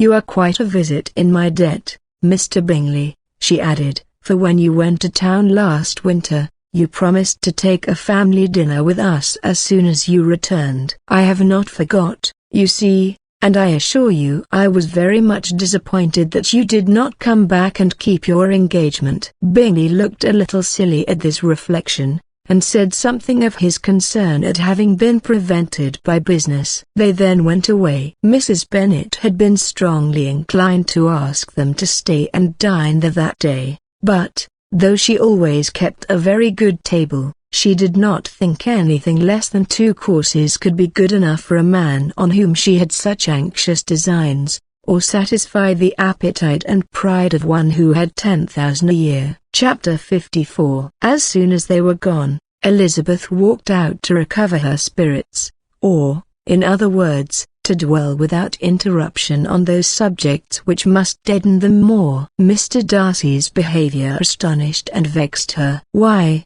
if he came only to be silent, grave, and indifferent, said she, did he come at all? She could settle it in no way that gave her pleasure. He could be still amiable, still pleasing to my uncle and aunt, when he was in town, and why not to me? If he fears me, why come hither? If he no longer cares for me, why silent? Teasing man. I will think no more about him. Her resolution was for a short time involuntarily kept by the approach of her sister, who joined her with a cheerful look which showed her better satisfied with their visitors than Elizabeth. "Now," said she, "that this first meeting is over, I feel perfectly easy. I know my own strength, and I shall never be embarrassed again by his coming. I am glad he dines here on Tuesday. It will then be publicly seen that on both sides we meet only as common and indifferent acquaintance." "Yes, very indifferent, indeed," said Elizabeth, laughingly. "Oh, Jane! Take care." "My dear Lizzie, you cannot think me so weak as to be in danger now." "I think you are in very great danger of making him as much in love with you as ever." They did not see the gentleman again till Tuesday, and Mrs. Bennet, in the meanwhile, was giving way to all the happy schemes which the good humour and common politeness of Bingley, in half an hour's visit, had revived.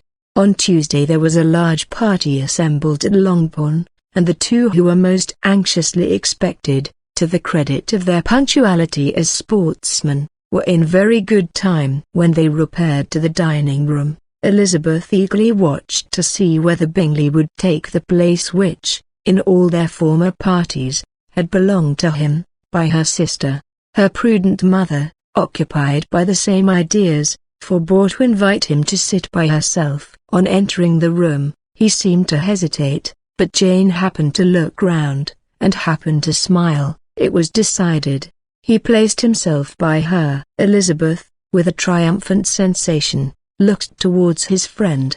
He bore it with noble indifference, and she would have imagined that Bingley had received his sanction to be happy, had she not seen his eyes likewise turned towards Mr. Darcy, with an expression of half-laughing alarm.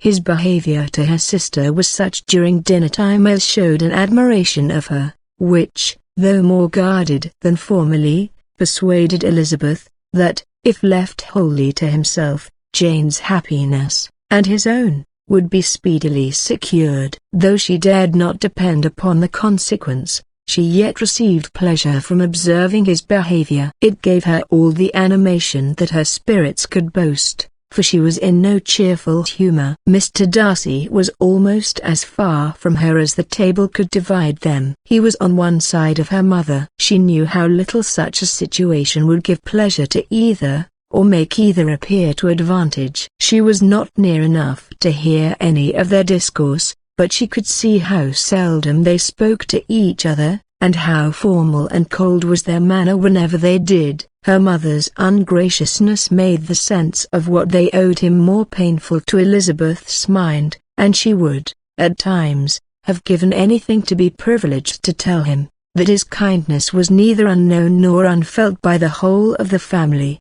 She was in hopes that the evening would afford some opportunity of bringing them together, that the whole of the visit would not pass away without enabling them to enter into something more of conversation than the mere ceremonious salutation attending his entrance. Anxious and uneasy, the period which passed in the drawing-room before the gentlemen came, was wearisome and dull to a degree that almost made her uncivil. She looked forward to their entrance, as the point on which all her chance of pleasure for the evening must depend. "If he does not come to me, then," said she, "I shall give him up forever." The gentleman came, and she thought he looked as if he would have answered her hopes, but, alas! The ladies had crowded round the table, where Miss Bennet was making tea, and Elizabeth pouring out the coffee, in so close a confederacy, that there was not a single vacancy near her which would admit of a chair. And on the gentleman's approaching, one of the girls moved closer to her than ever, and said, in a whisper, "The men shan't come and part us, I am determined." "We want none of them, do we?" Darcy had walked away to another part of the room. She followed him with her eyes, envied everyone to whom he spoke, had scarcely patience enough to help anybody to coffee, and then was enraged against herself for being so silly. A man who has once been refused. How could I ever be foolish enough to expect a renewal of his love? Is there one among the sex who would not protest against such a weakness as a second proposal to the same woman? There is no indignity so abhorrent to their feelings. She was a little revived, however, by his bringing back his coffee cup himself, and she seized the opportunity of saying, "Is your sister at Pemberley still?" "Yes, she will remain there till Christmas." "And quite alone?" "Have all her friends left her?" "Mrs. Annesley is with her. The others have been gone on to Scarborough these 3 weeks." She could think of nothing more to say, but if he wished to converse with her, he might have better success. He stood by her, however, for some minutes, in silence, and, at last, on the young lady's whispering to Elizabeth again, he walked away. When the tea things were removed, and the card tables placed, the ladies all rose, and Elizabeth was then hoping to be soon joined by him, when all her views were overthrown, by seeing him fall a victim to her mother's rapacity for whist players, and in a few moments after seated with the rest of the party. She now lost every expectation of pleasure. They were confined for the evening at different tables, and she had nothing to hope but that his eyes were so often turned towards her side of the room, as to make him play as unsuccessfully as herself. Mrs. Bennet had designed to keep the 2 Netherfield gentlemen to supper, but their carriage was, unluckily, ordered before any of the others, and she had no opportunity of detaining them. "Well, girls," said she, as soon as they were left to themselves, "what say you to the day?" "I think everything has passed off uncommonly well, I assure you." The dinner was as well dressed as any I ever saw. The venison was roasted to a turn, and everybody said, they never saw so fat a haunch. The soup was 50 times better than what we had at the Lucases last week, and even Mr. Darcy acknowledged that the partridges were remarkably well done, and I suppose he has 2 or 3 French cooks at least. "And, my dear Jane, I never saw you look in greater beauty." Mrs. Long said so too, for I asked her whether you did not. And what do you think she said besides? Ah, Mrs. Bennet, we shall have her at Netherfield at last. She did, indeed. I do think Mrs. Long is as good a creature as ever lived, and her nieces are very pretty behaved girls, and not at all handsome. I like them prodigiously. Mrs. Bennet, in short, was in very great spirits. She had seen enough of Bingley's behaviour to Jane to be convinced that she would get him at last, and her expectations of advantage to her family, when in a happy humour, were so far beyond reason, that she was quite disappointed at not seeing him there again the next day, to make his proposals. "It has been a very agreeable day," said Miss Bennet to Elizabeth. "The party seemed so well selected, so suitable one with the other. I hope we may often meet again." Elizabeth smiled. "Lizzie, you must not do so. You must not suspect me. It mortifies me. I assure you that I have now learned to enjoy his conversation, as an agreeable and sensible young man without having a wish beyond it. I am perfectly satisfied, from what his manners now are, that he never had any design of engaging my affection. It is only that he is blessed with greater sweetness of address, and a stronger desire of generally pleasing, than any other man." "You are very cruel," said her sister. "You will not let me smile, and are provoking me to it every moment. How hard it is in some cases to be believed, and how impossible in others. But why should you wish to persuade me that I feel more than I acknowledge?" "That is a question which I hardly know how to answer. We all love to instruct, though we can teach only what is not worth knowing. Forgive me, and if you persist in indifference, do not make me your confidant." Chapter 55. A few days after this visit, Mr. Bingley called again, and alone. His friend had left him that morning for London, but was to return home in 10 days' time. He sat with them above an hour, and was in remarkably good spirits. Mrs. Bennet invited him to dine with them, but, with many expressions of concern, he confessed himself engaged elsewhere. "Next time you call," said she, "I hope we shall be more lucky." He should be particularly happy at any time, etc., etc., and if she would give him leave, would take an early opportunity of waiting on them. "Can you come tomorrow?" Yes, he had no engagement at all for tomorrow, and her invitation was accepted with alacrity. He came, and in such very good time, that the ladies were none of them dressed. In ran Mrs. Bennet to her daughter's room, in her dressing gown, and with her hair half finished, crying out, "My dear Jane, make haste and hurry down. He is come. Mr. Bingley is come." "He is, indeed." "Make haste, make haste. Here, Sarah, come to Miss Bennet this moment, and help her on with her gown. Never mind Miss Lizzie's hair." "We will be down as soon as we can," said Jane. "But I dare say Kitty is forwarder than either of us, for she went upstairs half an hour ago." "Oh, hang Kitty. What has she to do with it? Come, be quick, be quick. Where is your sash, my dear?" But when her mother was gone, Jane would not be prevailed on to go down without one of her sisters. The same anxiety to get them by themselves was visible again in the evening. After tea, Mr. Bennet retired to the library, as was his custom, and Mary went upstairs to her instrument. 2 obstacles of the 5 being thus removed, Mrs. Bennet sat looking and winking at Elizabeth and Catherine for a considerable time, without making any impression on them. Elizabeth would not observe her, and when at last Kitty did, she very innocently said, "What is the matter, Mamma? What do you keep winking at me for?" "What am I to do?" "Nothing, child, nothing." "I did not wink at you." She then sat still 5 minutes longer, but unable to waste such a precious occasion, she suddenly got up, and saying to Kitty, "Come here, my love, I want to speak to you," took her out of the room. Jane instantly gave a look at Elizabeth which spoke her distress at such premeditation, and her entreaty that she would not give in to it. In a few minutes, Mrs. Bennet half opened the door and called out, "Lizzie, my dear, I want to speak with you." Elizabeth was forced to go. "We may as well leave them by themselves, you know," said her mother as soon as she was in the hall. "Kitty and I are going upstairs to sit in my dressing room." Elizabeth made no attempt to reason with her mother, but remained quietly in the hall till she and Kitty were out of sight, then returned into the drawing room.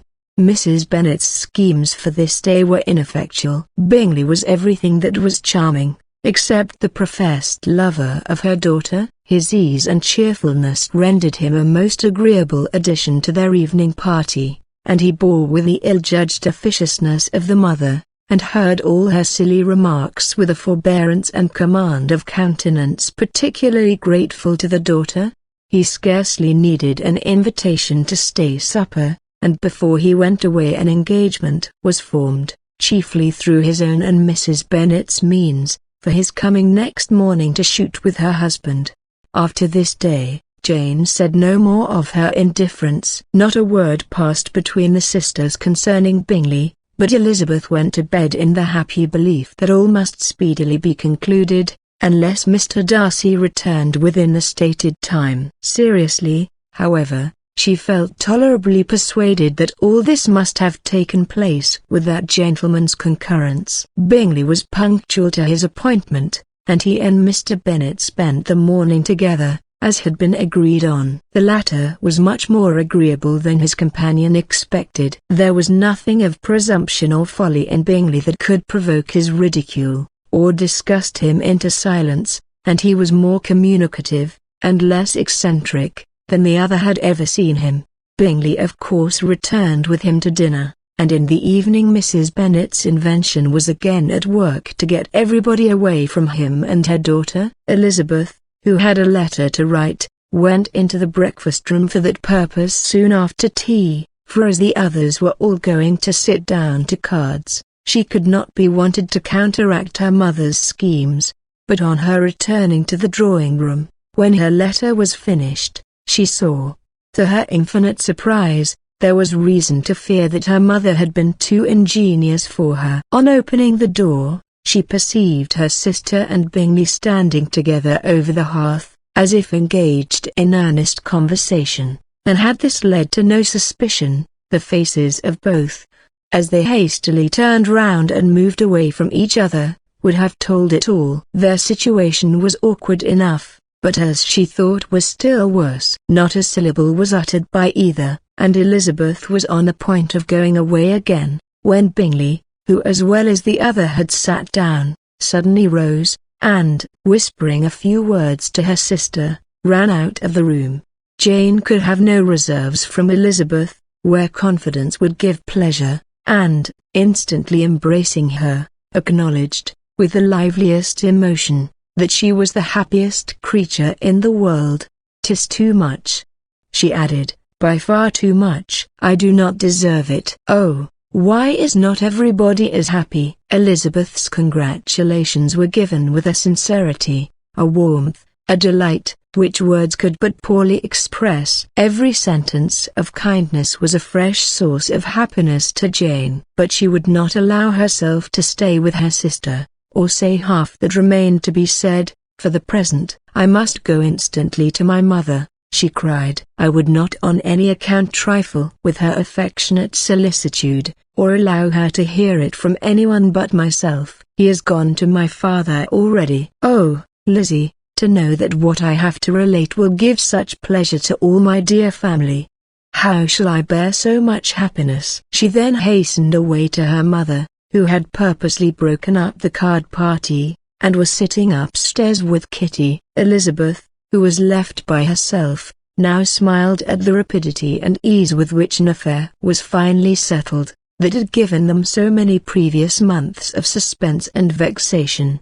"And this," said she, "is the end of all his friends' anxious circumspection, of all his sister's falsehood and contrivance. The happiest, wisest, and most reasonable end." In a few minutes she was joined by Bingley, whose conference with her father had been short and to the purpose. "Where is your sister?" said he hastily, as he opened the door. "With my mother upstairs." "She will be down in a moment, I dare say," He then shut the door, and, coming up to her, claimed the good wishes and affection of a sister. Elizabeth honestly and heartily expressed her delight in the prospect of their relationship. They shook hands with great cordiality, and then, till her sister came down, she had to listen to all he had to say of his own happiness, and of Jane's perfections, and in spite of his being a lover, Elizabeth really believed all his expectations of felicity to be rationally founded, because they had for basis the excellent understanding and super-excellent disposition of Jane, and a general similarity of feeling and taste between her and himself. It was an evening of no common delight to them all. The satisfaction of Miss Bennet's mind gave such a glow of sweet animation to her face, as made her look handsomer than ever. Kitty simpered and smiled, and hoped her turn was coming soon. Mrs. Bennet could not give her consent, or speak her approbation in terms warm enough to satisfy her feelings, though she talked to Bingley of nothing else, for half an hour, and when Mr. Bennet joined them at supper, his voice and manner plainly showed how really happy he was. Not a word, however, passed his lips in allusion to it, till their visitor took his leave for the night, but as soon as he was gone, he turned to his daughter and said, "Jane, I congratulate you. You will be a very happy woman." Jane went to him instantly, kissed him, and thanked him for his goodness. "You are a good girl," he replied, "and I have great pleasure in thinking you will be so happily settled. I have not a doubt of your doing very well together. Your tempers are by no means unlike. You are each of you so complying, that nothing will ever be resolved on, so easy, that every servant will cheat you, and so generous, that you will always exceed your income. I hope not so. Imprudence or thoughtlessness in money matters would be unpardonable. In me, exceed their income." "My dear Mr. Bennet," cried his wife, "what are you talking of? Why, he was 4,000 or 5,000 a year, and very likely more." Then addressing her daughter, "Oh, my dear, dear Jane, I am so happy. I am sure I shan't get a wink of sleep all night. I knew how it would be. I always said it must be so. At last, I was sure you could not be so beautiful for nothing. I remember, as soon as ever I saw him, when he first came into Hertfordshire last year, I thought how likely it was that you should come together. Oh, he is the handsomest young man that ever was seen." Wickham, Lydia, were all forgotten. Jane was beyond competition her favorite child. At that moment she cared for no other. Her younger sisters soon began to make interest with her for objects of happiness which she might in future be able to dispense. Mary petitioned for the use of the library at Netherfield, and Kitty begged very hard for a few balls there every winter. Bingley, from this time, was of course a daily visitor at Longbourn, coming frequently before breakfast, and always remaining till after supper, unless when some barbarous neighbor, who could not be enough detested, had given him an invitation to dinner, which he thought himself obliged to accept. Elizabeth had now but little time for conversation with her sister, for while he was present Jane had no attention to bestow on anyone else, but she found herself considerably useful to both of them, in those hours of separation that must sometimes occur. In the absence of Jane, he always attached himself to Elizabeth for the pleasure of talking of her, and when Bingley was gone, Jane constantly sought the same means of relief. "He has made me so happy," said she, one evening, "by telling me that he was totally ignorant of my being in town last spring. I had not believed it possible." "I suspected as much," replied Elizabeth, "but how did he account for it?" "It must have been his sister's doing. They were certainly no friends to his acquaintance with me, which I cannot wonder at, since he might have chosen so much more advantageously in many respects. But when they see, as I trust they will, that their brother is happy with me, they will learn to be contented, and we shall be on good terms again, though we can never be what we once were to each other." "That is the most unforgiving speech," said Elizabeth, "that I ever heard you utter." "Good girl. It would vex me, indeed, to see you again the dupe of Miss Bingley's pretended regard." "Would you believe it, Lizzie, that when he went to town last November he really loved me, and nothing but a persuasion of my being indifferent would have prevented his coming down again. He made a little mistake, to be sure, but it is to the credit of his modesty." This naturally introduced a panegyric from Jane on his diffidence, and the little value he put on his own good qualities. Elizabeth was pleased to find that he had not betrayed the interference of his friend, for, though Jane had the most generous and forgiving heart in the world, she knew it was a circumstance which must prejudice her against him. "I am certainly the most fortunate creature that ever existed," cried Jane. "Oh, Lizzie, why am I thus singled from my family, and blessed above them all? If I could but see you as happy, if there were but such another man for you, if you were to give me 40 such men, I never could be so happy as you. Till I have your disposition, your goodness, I never can have your happiness. No, no, let me shift for myself, and, perhaps, if I have very good luck, I may meet with another Mr. Collins in time." The situation of affairs in the Longbourn family could not be long a secret. Mrs. Bennet was privileged to whisper it to Mrs. Phillips, and she ventured, without any permission, to do the same by all her neighbours in Meryton. The Bennets were speedily pronounced to be the luckiest family in the world, though only a few weeks before, when Lydia had first run away, they had been generally proved to be marked out for misfortune. Chapter 56. One morning, about a week after Bingley's engagement with Jane had been formed, as he and the females of the family were sitting together in the dining-room, their attention was suddenly drawn to the window by the sound of a carriage, and they perceived a chaise and four driving up the lawn. It was too early in the morning for visitors, and besides, the equipage did not answer to that of any of their neighbours. The horses were post, and neither the carriage, nor the livery of the servant who preceded it, were familiar to them. As it was certain, however, that somebody was coming, Bingley instantly prevailed on Miss Bennet to avoid the confinement of such an intrusion, and walk away with him into the shrubbery. They both set off, and the conjectures of the remaining three continued, though with little satisfaction, till the door was thrown open, and their visitor entered. It was Lady Catherine Audiobooks. They were of course all intending to be surprised, but their astonishment was beyond their expectation, and on the part of Mrs. Bennet and Kitty, though she was perfectly unknown to them, even inferior to what Elizabeth felt.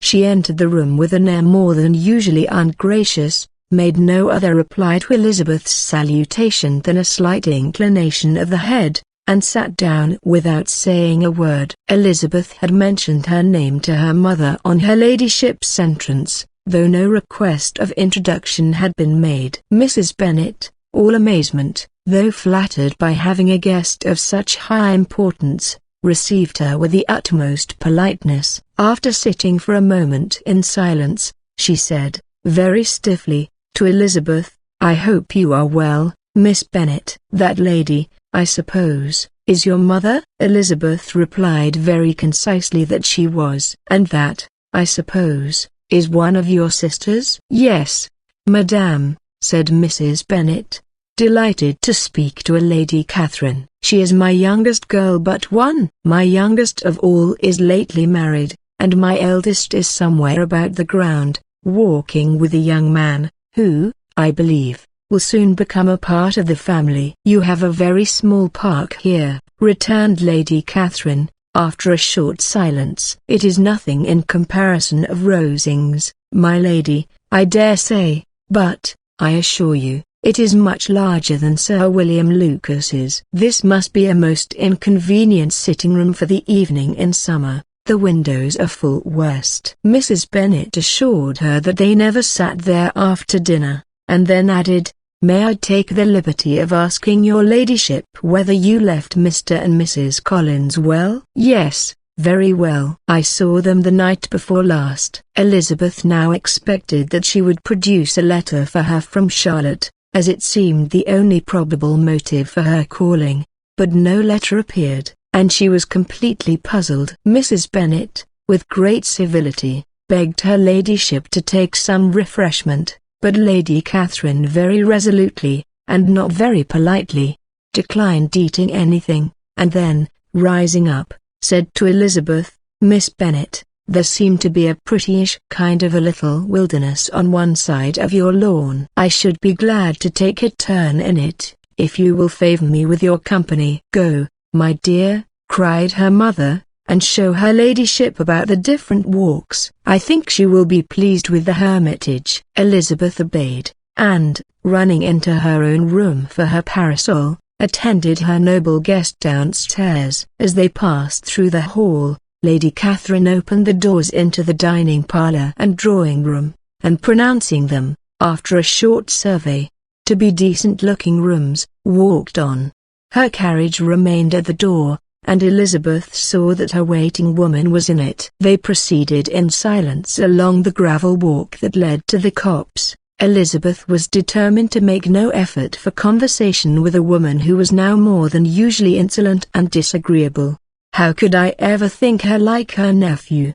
said she, as she looked in her face. As soon as they entered the copse, Lady Catherine began in the following manner: "You can be at no loss, Miss Bennet, to understand the reason of my journey hither. Your own heart, your own conscience, must tell you why I come." Elizabeth looked with unaffected astonishment. "Indeed, you are mistaken, madame. I have not been at all able to account for the honor of seeing you here." "Miss Bennet," replied her ladyship, in an angry tone, "you ought to know that I am not to be trifled with, but however insincere you may choose to be, you shall not find me so. My character has ever been celebrated for its sincerity and frankness, and in a cause of such moment as this, I shall certainly not depart from it. A report of a most alarming nature reached me 2 days ago. I was told that not only your sister was on the point of being most advantageously married, but that Miss Elizabeth Bennet would, in all likelihood, be soon afterwards united to my nephew, my own nephew, Mr. Darcy. Though I know it must be a scandalous falsehood, though I would not injure him so much as to suppose the truth of it possible, I instantly resolved on setting off for this place, that I might make my sentiments known to you." "If you believed it impossible to be true," said Elizabeth, coloring with astonishment and disdain, "I wonder you took the trouble of coming so far. What could your ladyship propose by it?" "At once to insist upon having such a report universally contradicted." "Your coming to Longbourn, to see me and my family," said Elizabeth coolly, "will be rather a confirmation of it, if, indeed, such a report is in existence." "If? Do you then pretend to be ignorant of it? Has it not been industriously circulated by yourselves? Do you not know that such a report is spread abroad?" "I never heard that it was." "And can you likewise declare that there is no foundation for it?" "I do not pretend to possess equal frankness with your ladyship. You may ask questions which I shall not choose to answer." "This is not to be borne." "Miss Bennet, I insist on being satisfied. Has my nephew, made you an offer of marriage?" "Your ladyship has declared it to be impossible." "It ought to be so, it must be so, while he retains the use of his reason. But your arts and allurements may, in a moment of infatuation, have made him forget what he owes to himself and to all his family. You may have drawn him in." "If I have, I shall be the last person to confess it." "Miss Bennet, do you know who I am?" "I have not been accustomed to such language as this." "I am almost the nearest relation he has in the world, and am entitled to know all his dearest concerns, but you are not entitled to know mine, nor will such behavior as this ever induce me to be explicit." "Let me be rightly understood. This match, to which you have the presumption to aspire, can never take place." "No, never." "Mr. Darcy is engaged to my daughter?" "Now, what have you to say?" "Only this, that if he is so, you can have no reason to suppose he will make an offer to me." Lady Catherine hesitated for a moment, and then replied, "The engagement between them is of a peculiar kind. From their infancy, they have been intended for each other. It was the favorite wish of his mother, as well as of hers. While in their cradles we planned the union, and now, at the moment when the wishes of both sisters would be accomplished, is their marriage to be prevented by a young woman of inferior birth, of no importance in the world, and wholly unallied to the family? Do you pay no regard to the wishes of his friends, to his tacit engagement with Mr. Bug? Are you lost to every feeling of propriety and delicacy? Have you not heard me say, that from his earliest hours he was destined for his cousin? Yes, and I had heard it before. But what is that to me? If there is no other objection to my marrying your nephew, I shall certainly not be kept from it by knowing that his mother and aunt wished him to marry Mr. Bug. You both did as much as you could in planning the marriage. Its completion depended on others. If Mr. Darcy is neither by honor nor inclination confined to his cousin,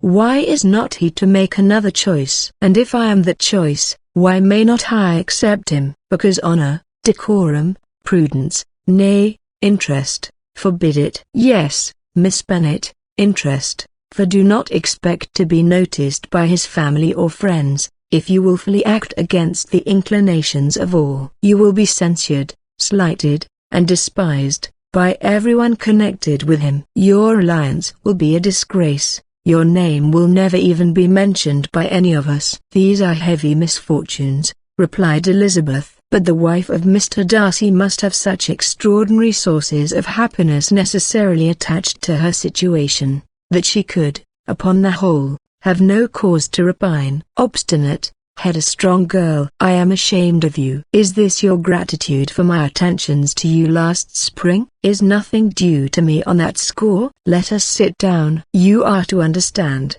Miss Bennet, that I came here with the determined resolution of carrying my purpose, nor will I be dissuaded from it. I have not been used to submit to any person's whims. I have not been in the habit of brooking disappointment. That will make your ladyship's situation at present more pitiable, but it will have no effect on me. I will not be interrupted. Hear me in silence. My daughter and my nephew are formed for each other. They are descended, on the maternal side, from the same noble line, and, on the father's, from respectable, honorable, and ancient, though untitled, families. Their fortune on both sides is splendid. They are destined for each other by the voice of every member of their respective houses, and what is to divide them? The upstart pretensions of a young woman without family, connections, or fortune. Is this to be endured? But it must not, shall not be. If you were sensible of your own good,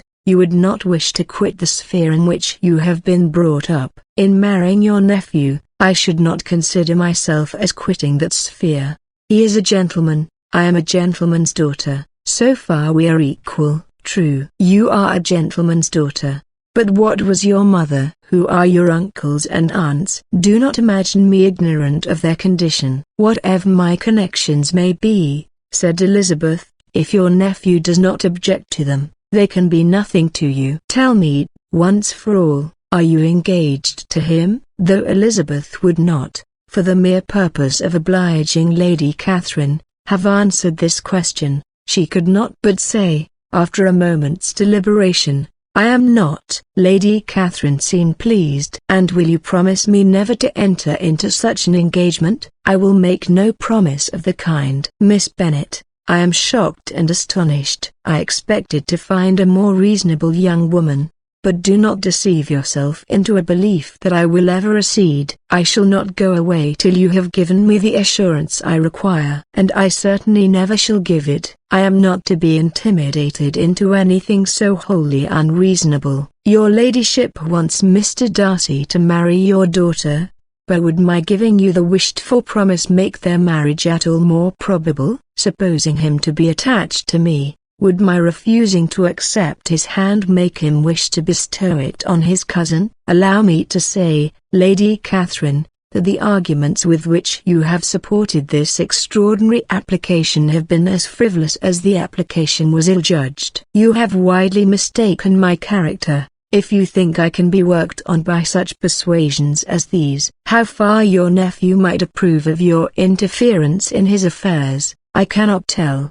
But you have certainly no right to concern yourself in mine. I must beg, therefore, to be importuned no further on the subject. Not so hasty, if you please. I have by no means done. To all the objections I have already urged I have still another to add. I am no stranger to the particulars of your youngest sister's infamous elopement. I know it all, that the young man's marrying her was a patched-up business, at the expense of your father and uncle. And is such a girl to be my nephew's sister? Is her husband, who is the son of his late father's steward, to be his brother? Heaven and earth! Of what are you thinking? Are the shades of Pemberley to be thus polluted? You can now have nothing further to say, she resentfully answered. You have insulted me, in every possible method. I must beg to return to the house. And she rose as she spoke. Lady Catherine rose also, and they turned back. Her ladyship was highly incensed. You have no regard, then, for the honor and credit of my nephew. Unfeeling, selfish girl. Do you not consider that a connection with you must disgrace him in the eyes of everybody? Lady Catherine, I have nothing further to say. You know my sentiments. You are then resolved to have him? I have said no such thing. I am only resolved to act in that manner, which will, in my own opinion, constitute my happiness, without reference to you, or to any person so wholly unconnected with me. It is well. You refuse, then, to oblige me. You refuse to obey the claims of duty, honor, and gratitude. You are determined to ruin him in the opinion of all his friends, and make him the contempt of the world. Neither duty, nor honor, nor gratitude, replied Elizabeth, has any possible claim on me. In the present instance, no principle of either would be violated by my marriage with Mr. Darcy. And with regard to the resentment of his family, or the indignation of the world, if the former were excited by his marrying me, it would not give me one moment's concern, and the world in general would have too much sense to join in the scorn. And this is your real opinion. This is your final resolve. Very well. I shall now know how to act. Do not imagine, Miss Bennet, that your ambition will ever be gratified. I came to try you. I hoped to find you reasonable, but depend upon it I will carry my point. In this manner Lady Catherine talked on till they were at the door of the carriage, when, turning hastily round, she added, I take no leave of you, Miss Bennet. I send no compliments to your mother. You deserve no such attention. I am most seriously displeased. Elizabeth made no answer, and without attempting to persuade her ladyship to return into the house, walked quietly into it herself. She heard the carriage drive away as she proceeded upstairs. Her mother impatiently met her at the door of her dressing-room, to ask why Lady Catherine would not come in again and rest herself. She did not choose it, said her daughter. She would go. She is a very fine-looking woman, and her calling here was prodigiously civil. For she only came, I suppose, to tell us the Collinses were well. She is on her road somewhere, I dare say, and so, passing through Meryton, thought she might as well call on you. I suppose she had nothing particular to say to you, Lizzie. Elizabeth was forced to give into a little falsehood here, for to acknowledge the substance of their conversation was impossible. Chapter 57.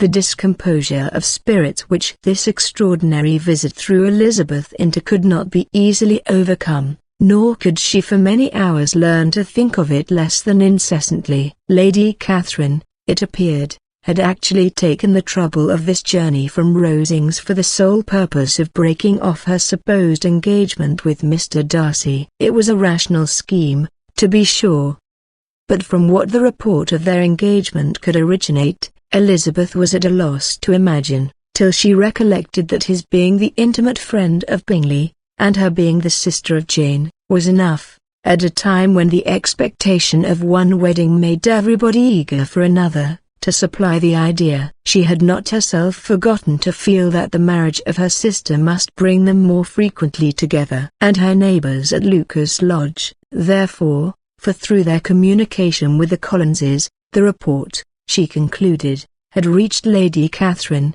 had only set that down as almost certain and immediate which she had looked forward to as possible at some future time.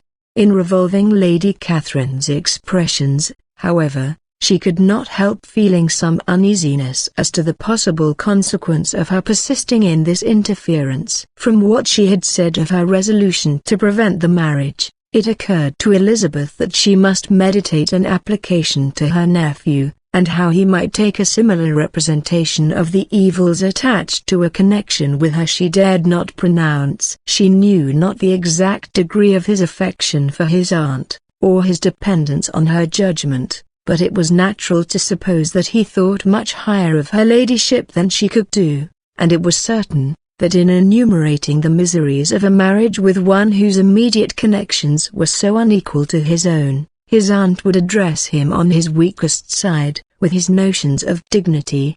He would probably feel that the arguments, which to Elizabeth had appeared weak and ridiculous, contained much good sense and solid reasoning.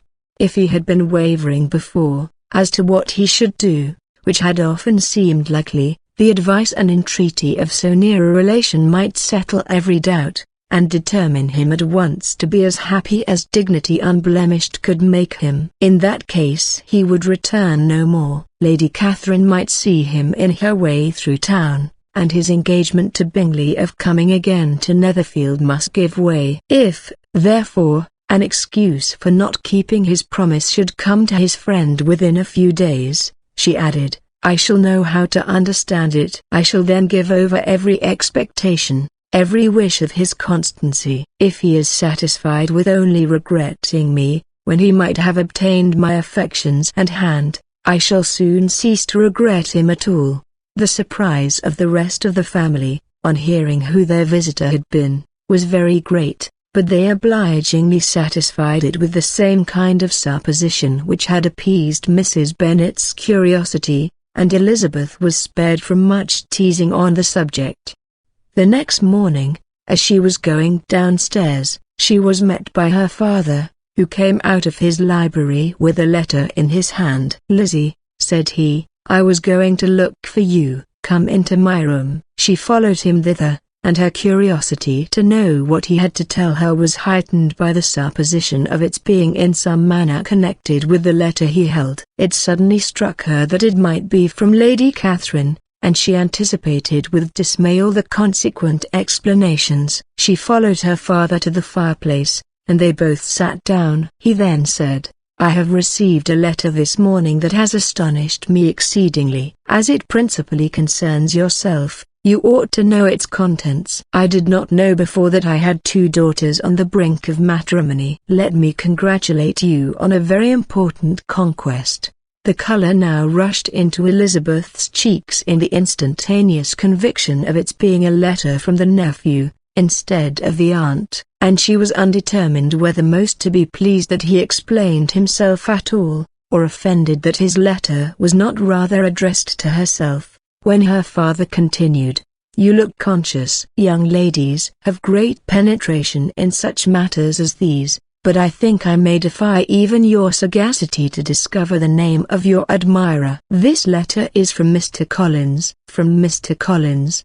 And what can he have to say? Something very much to the purpose, of course. He begins with congratulations on the approaching nuptials of my eldest daughter, of which, it seems, he has been told by some of the good-natured, gossiping Lucases. I shall not sport with your impatience by reading what he says on that point. What relates to yourself is as follows: having thus offered you the sincere congratulations of Mrs. Collins and myself on this happy event, let me now add a short hint on the subject of another, of which we have been advertised by the same authority. Your daughter Elizabeth, it is presumed, will not long bear the name of Bennet, after her eldest sister has resigned it, and the chosen partner of her fate may be reasonably looked up to as one of the most illustrious personages in this land.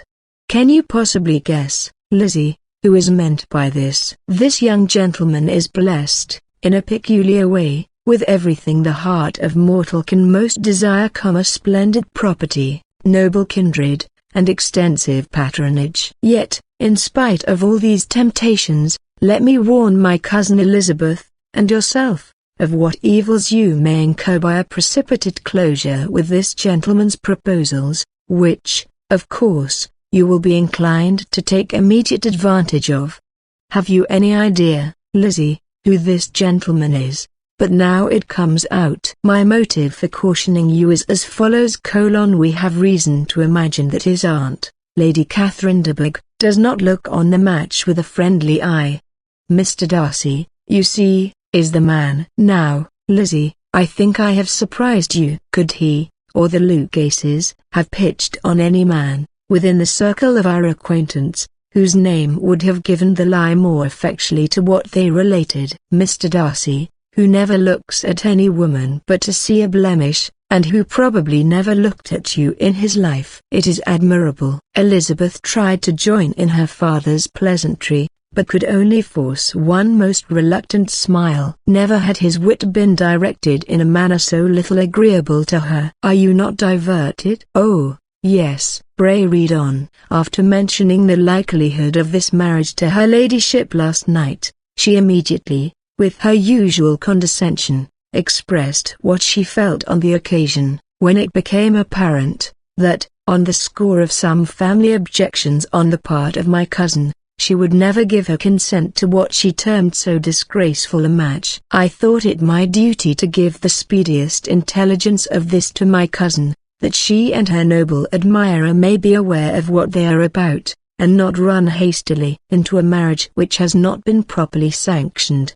Mr. Collins, moreover, adds, I am truly rejoiced that my cousin Lydia's sad business has been so well hushed up, and am only concerned that their living together before the marriage took place should be so generally known. I must not, however, neglect the duties of my station, or refrain from declaring my amazement, at hearing that you received the young couple into your house as soon as they were married. It was an encouragement of vice, and had I been the rector of Longbourn, I should very strenuously have opposed it. You ought certainly to forgive them as a Christian, but never to admit them in your sight, or allow their names to be mentioned in your hearing. That is his notion of Christian forgiveness. The rest of his letter is only about his dear Charlotte's situation, and his expectation of a young olive branch. But, Lizzie, you look as if you did not enjoy it. You are not going to be missish, I hope, and pretend to be affronted at an idle report. For what do we live, but to make sport for our neighbors, and laugh at them in our turn? Oh, cried Elizabeth, I am exceedingly diverted. But it is so strange. Yes, that is what makes it amusing. Had they fixed on any other man it would have been nothing, but his perfect indifference and your pointed dislike make it so delightfully absurd. Much as I abominate writing, I would not give up Mr. Collins's correspondence for any consideration. Nay, when I read a letter of his, I cannot help giving him the preference even over Wickham, much as I value the impudence and hypocrisy of my son-in-law. And pray, Lizzie, what said Lady Catherine about this report? Did she call to refuse her consent? To this question his daughter replied only with a laugh, and as it had been asked without the least suspicion, she was not distressed by his repeating it. Elizabeth had never been more at a loss to make her feelings appear what they were not. It was necessary to laugh when she would rather have cried. Her father had most cruelly mortified her by what he said of Mr. Darcy's indifference, and she could do nothing but wonder at such a want of penetration, or fear that, perhaps, instead of his seeing too little, she might have fancied too much. Chapter 58. Instead of receiving any such letter of excuse from his friend, as Elizabeth half expected Mr. Bingley to do, he was able to bring Darcy with him to Longbourn before many days had passed after Lady Catherine's visit. The gentleman arrived early, and, before Mrs. Bennet had time to tell him of their having seen his aunt, of which her daughter sat in momentary dread, Bingley, who wanted to be alone with Jane, proposed their all walking out. It was agreed to. Mrs. Bennet was not in the habit of walking, Mary could never spare time, but the remaining 5 set off together. Bingley and Jane, however, soon allowed the others to outstrip them. They lagged behind, while Elizabeth, Kitty, and Darcy were to entertain each other. Very little was said by either. Kitty was too much afraid of him to talk. Elizabeth was secretly forming a desperate resolution, and, perhaps, he might be doing the same.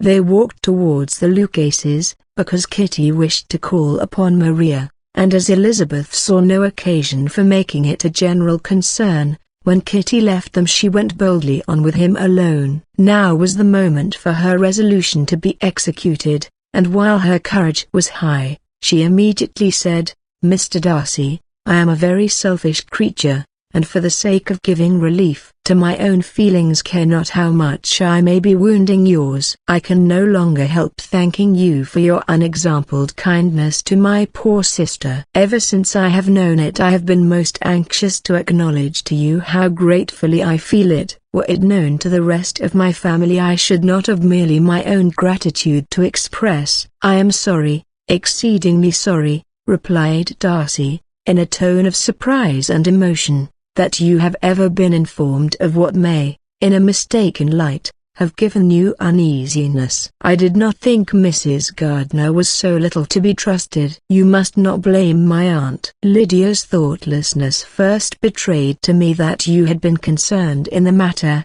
and, of course, I could not rest till I knew the particulars. Let me thank you again and again, in the name of all my family, for the generous compassion which induced you to take so much trouble, and bear so many mortifications, for the sake of discovering them." "If you will thank me," he replied, "let it be for yourself alone." "That the wish of giving happiness to you might add force to the other inducements which led me on, I shall not attempt to deny.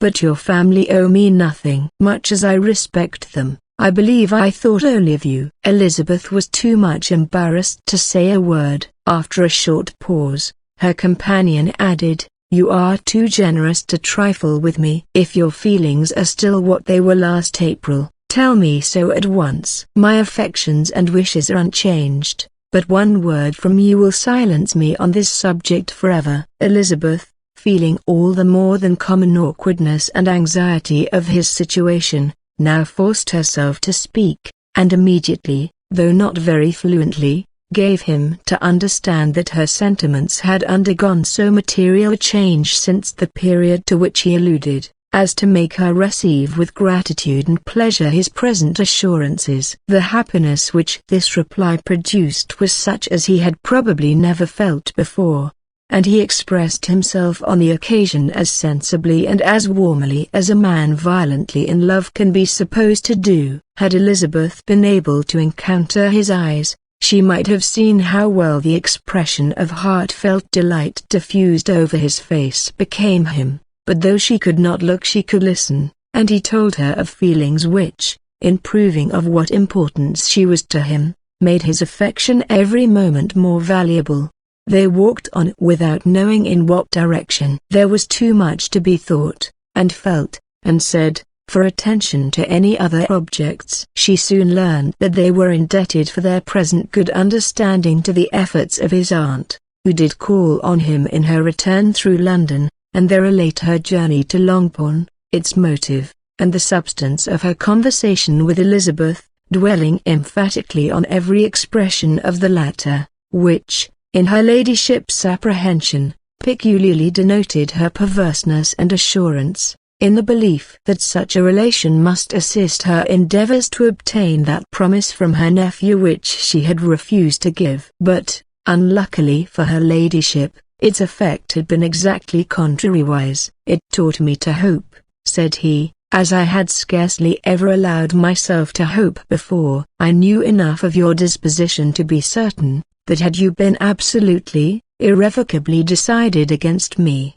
you would have acknowledged it to Lady Catherine frankly and openly." Elizabeth coloured and laughed as she replied, "Yes, you know enough of my frankness to believe me capable of that. After abusing you so abominably to your face, I could have no scruple in abusing you to all your relations. What did you say of me that I did not deserve? For though your accusations were ill-founded, formed on mistaken premises. My behavior to you at the time had merited the severest reproof. It was unpardonable. I cannot think of it without abhorrence. We will not quarrel for the greater share of blame annexed to that evening, said Elizabeth. The conduct of neither, if strictly examined, will be irreproachable, but since then we have both, I hope, improved in civility. I cannot be so easily reconciled to myself. The recollection of what I then said, of my conduct, my manners, my expressions during the whole of it, is now, and has been many months, inexpressibly painful to me. Your reproof, so well applied, I shall never forget, had you behaved in a more gentlemanlike manner. Those were your words. You know not, you can scarcely conceive, how they have tortured me, though it was some time, I confess, before I was reasonable enough to allow their justice. I was certainly very far from expecting them to make so strong an impression. I had not the smallest idea of their being ever felt in such a way. I can easily believe it. You thought me then devoid of every proper feeling. I am sure you did. The turn of your countenance I shall never forget, as you said that I could not have addressed you in any possible way that would induce you to accept me. Oh, do not repeat what I then said. These recollections will not do at all. I assure you that I have long been most heartily ashamed of it. Darcy mentioned his letter. Did it, said he, did it soon make you think better of me? Did you, on reading it, give any credit to its contents? She explained what its effects on her had been, and how gradually all her former prejudices had been removed. I knew, said he, that what I wrote must give you pain, but it was necessary. I hope you have destroyed the letter. There was one part, especially the opening of it, which I should dread your having the power of reading again. I can remember some expressions which might justly make you hate me. The letter shall certainly be burned, if you believe it essential to the preservation of my regard, but, though we have both reason to think my opinions not entirely unalterable, they are not, I hope, quite so easily changed as that implies. When I wrote that letter, replied Darcy, I believed myself perfectly calm and cool, but I am since convinced that it was written in a dreadful bitterness of spirit. The letter, perhaps, began in bitterness, but it did not end so. The adieu is charity itself. But think no more of the letter. The feelings of the person who wrote and the person who received it are now so widely different from what they were then, that every unpleasant circumstance attending it ought to be forgotten. You must learn some of my philosophy. Think only of the past as its remembrance gives you pleasure. I cannot give you credit for any philosophy of the kind. Your retrospections must be so totally void of reproach, that the contentment arising from them is not a philosophy, but, what is much better, of ignorance. But with me, it is not so. Painful recollections will intrude, which cannot, which ought not to be repelled. I have been a selfish being all my life, in practice, though not in principle. As a child I was taught what was right, but I was not taught to correct my temper. I was given good principles, but left to follow them in pride and conceit. Unfortunately an only son, for many years an only child, I was spoiled by my parents, who, though good themselves, my father particularly, all that was benevolent and amiable, allowed, encouraged, almost taught me to be selfish and overbearing, to care for none beyond my own family circle, to think meanly of all the rest of the world, to wish at least to think meanly of their sense and worth compared with my own. Such I was, from 8 to 28, and such I might still have been but for you, dearest,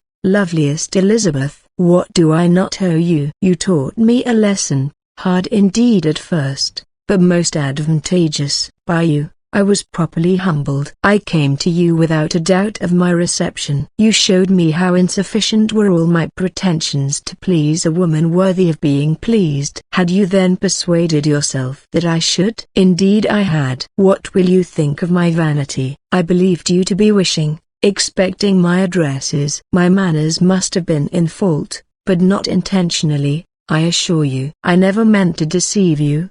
but my spirits might often lead me wrong. How you must have hated me after that evening. Hate you? I was angry, perhaps, at first, but my anger soon began to take a proper direction. I am almost afraid of asking what you thought of me when we met at Pemberley. You blamed me for coming? No, indeed. I felt nothing but surprise. Your surprise could not be greater than mine in being noticed by you. My conscience told me that I deserved no extraordinary politeness, and I confess that I did not expect to receive more than my due. My object then, replied Darcy, was to show you, by every civility in my power, that I was not so mean as to resent the past, and I hoped to obtain your forgiveness, to lessen your ill opinion, by letting you see that your reproofs had been attended to. How soon any other wishes introduced themselves, I can hardly tell, but I believe in about half an hour after I had seen you. He then told her of Georgiana's delight in her acquaintance,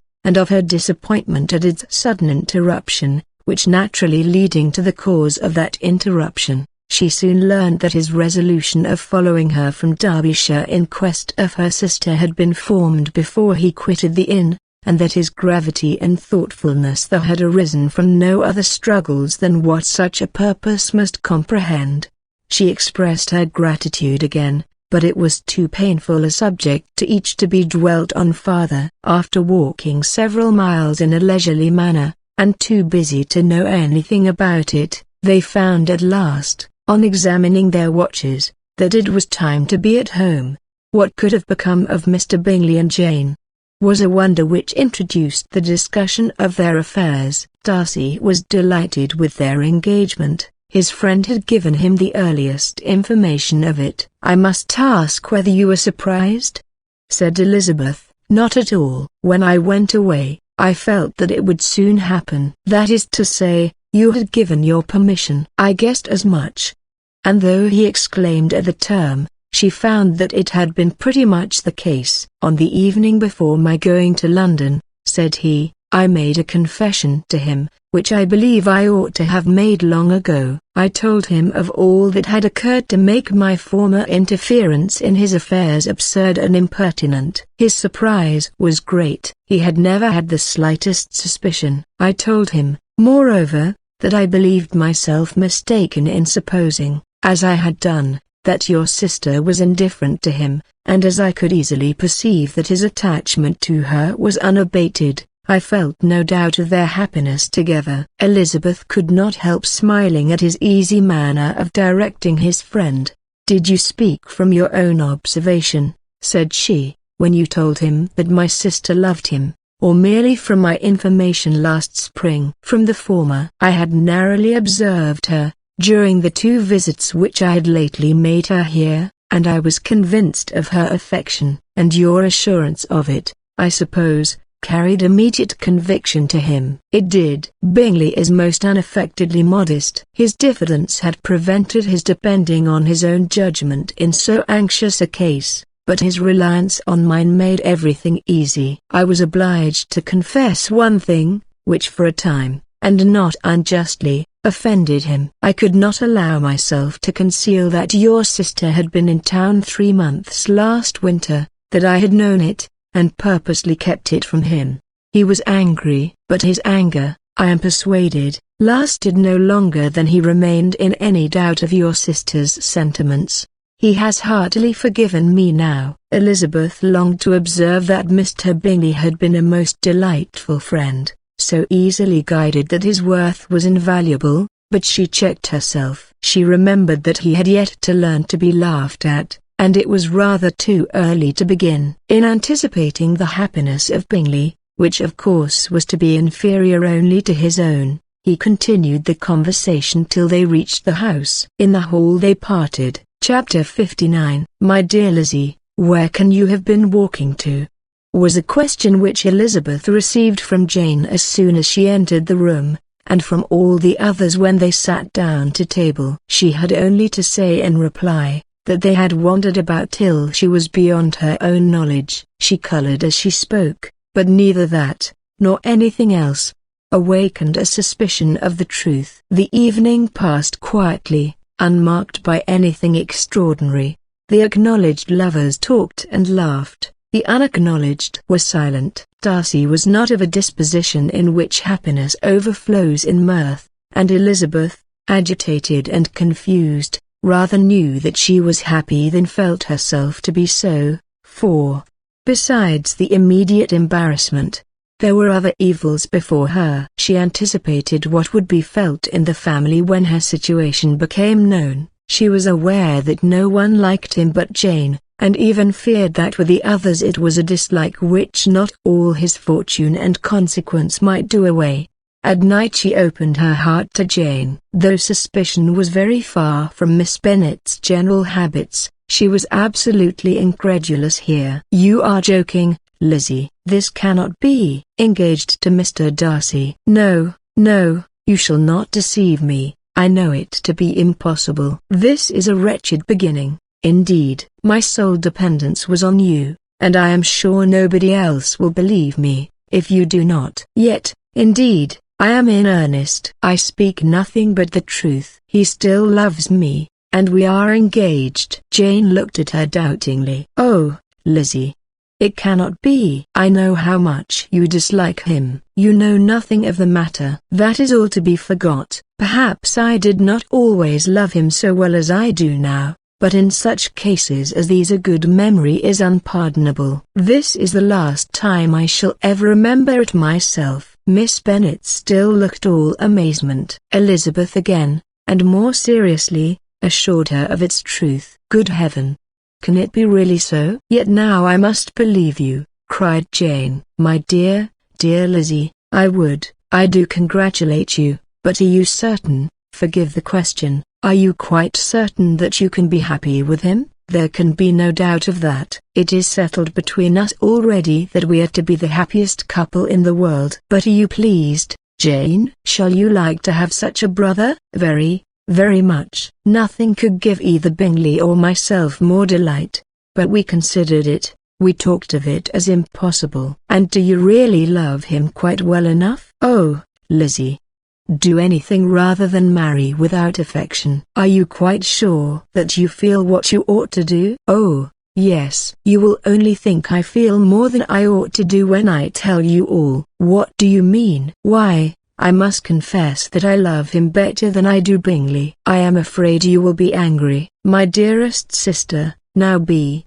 serious." "I want to talk very seriously." "Let me know everything that I am to know without delay." "Will you tell me how long you have loved him?" "It has been coming on so gradually, that I hardly know when it began, but I believe I must date it from my first seeing his beautiful grounds at Pemberley." Another entreaty that she would be serious, however, produced the desired effect, and she soon satisfied Jane by her solemn assurances of attachment. When convinced on that article, Miss Bennet had nothing further to wish. "Now I am quite happy," said she, "for you will be as happy as myself. I always had a value for him. Were it for nothing but his love of you, I must always have esteemed him, but now, as Bingley's friend and your husband, there can be only Bingley and yourself more dear to me." "But, Lizzie, you have been very sly, very reserved with me." "How little did you tell me of what passed at Pemberley and Lambton." "I owe all that I know of it to another, not to you." Elizabeth told her the motives of her secrecy. She had been unwilling to mention Bingley, and the unsettled state of her own feelings had made her equally avoid the name of his friend, but now she would no longer conceal from her his share in Lydia's marriage. All was acknowledged, and half the night spent in conversation. "Good gracious!" cried Mrs. Bennet, as she stood at a window the next morning, "if that disagreeable Mr. Darcy is not coming here again with our dear Bingley. What can he mean by being so tiresome as to be always coming here? I had no notion but he would go a-shooting, or something or other, and not disturb us with his company. What shall we do with him?" "Lizzie, you must walk out with him again, that he may not be in Bingley's way." Elizabeth could hardly help laughing at so convenient a proposal, yet was really vexed that her mother should be always giving him such an epithet. As soon as they entered, Bingley looked at her so expressively, and shook hands with such warmth, as left no doubt of his good information, and he soon afterwards said aloud, "Mrs. Bennet, have you no more lanes hereabouts in which Lizzie may lose her way again today?" "I advise Mr. Darcy, and Lizzie, and Kitty," said Mrs. Bennet, "to walk to Oakham Mount this morning. It is a nice long walk, and Mr. Darcy has never seen the view." "It may do very well for the others," replied Mr. Bingley, "but I am sure it will be too much for Kitty." "Won't it?" Kitty owned that she had rather stay at home. Darcy professed a great curiosity to see the view from the mount, and Elizabeth silently consented. As she went upstairs to get ready, Mrs. Bennet followed her, saying, "I am quite sorry, Lizzie, that you should be forced to have that disagreeable man all to yourself, but I hope you will not mind it. It is all for Jane's sake, you know, and there is no occasion for talking to him except just now and then, so do not put yourself to inconvenience." During their walk, it was resolved that Mr. Bennet's consent should be asked in the course of the evening. Elizabeth reserved to herself the application for her mother's. She could not determine how her mother would take it, sometimes doubting whether all his wealth and grandeur would be enough to overcome her abhorrence of the man, but whether she were violently set against the match, or violently delighted with it, it was certain that her manner would be equally ill-adapted to do credit to her sense, and she could no more bear that Mr. Darcy should hear the first raptures of her joy, than the first vehemence of her disapprobation. In the evening, soon after Mr. Bennet withdrew to the library, she saw Mr. Darcy rise also and follow him, and her agitation on seeing it was extreme. She did not fear her father's opposition, but he was going to be made unhappy, and that it should be through her means, that she, his favourite child, should be distressing him by her choice, should be filling him with fears and regrets in disposing of her, was a wretched reflection, and she sat in misery till Mr. Darcy appeared again, when, looking at him, she was a little relieved by his smile. In a few minutes he approached the table where she was sitting with Kitty, and, while pretending to admire her work, said in a whisper, "Go to your father, he wants you in the library." She was gone directly. Her father was walking about the room, looking grave and anxious. "Lizzie," said he, "what are you doing? Are you out of your senses to be accepting this man? Have not you always hated him?" How earnestly did she then wish that her former opinions had been more reasonable, her expressions more moderate. It would have spared her from explanations and professions which it was exceedingly awkward to give, but they were now necessary, and she assured him, with some confusion, of her attachment to Mr. Darcy. "Or, in other words, you are determined to have him. He is rich, to be sure, and you may have more fine clothes and fine carriages than Jane, but will they make you happy?" "Have you any other objection," said Elizabeth, "than your belief of my indifference?" "None at all. We all know him to be a proud, unpleasant sort of man. But this would be nothing if you really liked him." I do like him," she replied, with tears in her eyes. "I love him. Indeed, he has no improper pride. He is perfectly amiable." "You do not know what he really is, then pray do not pain me by speaking of him in such terms." "Lizzie," said her father, "I have given him my consent. He is the kind of man, indeed, to whom I should never dare refuse anything which he condescended to ask. I now give it to you, if you are resolved on having him.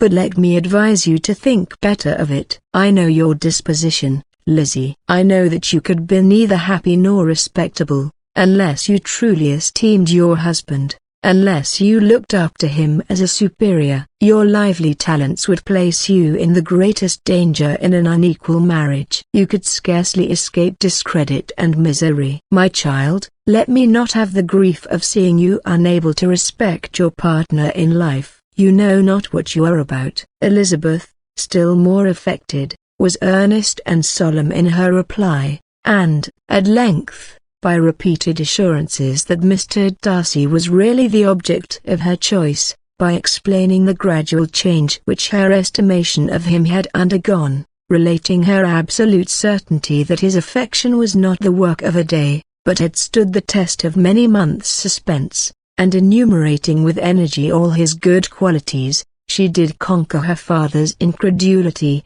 and reconcile him to the match.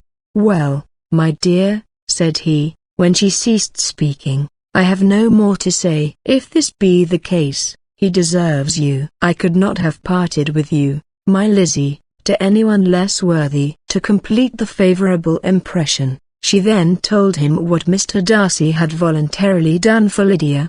He heard her with astonishment. "This is an evening of wonders, indeed." And so, Darcy did everything, made up the match, gave the money, paid the fellow's debts, and got him his commission. "So much the better. It will save me a world of trouble and economy. Had it been your uncle's doing, I must and would have paid him.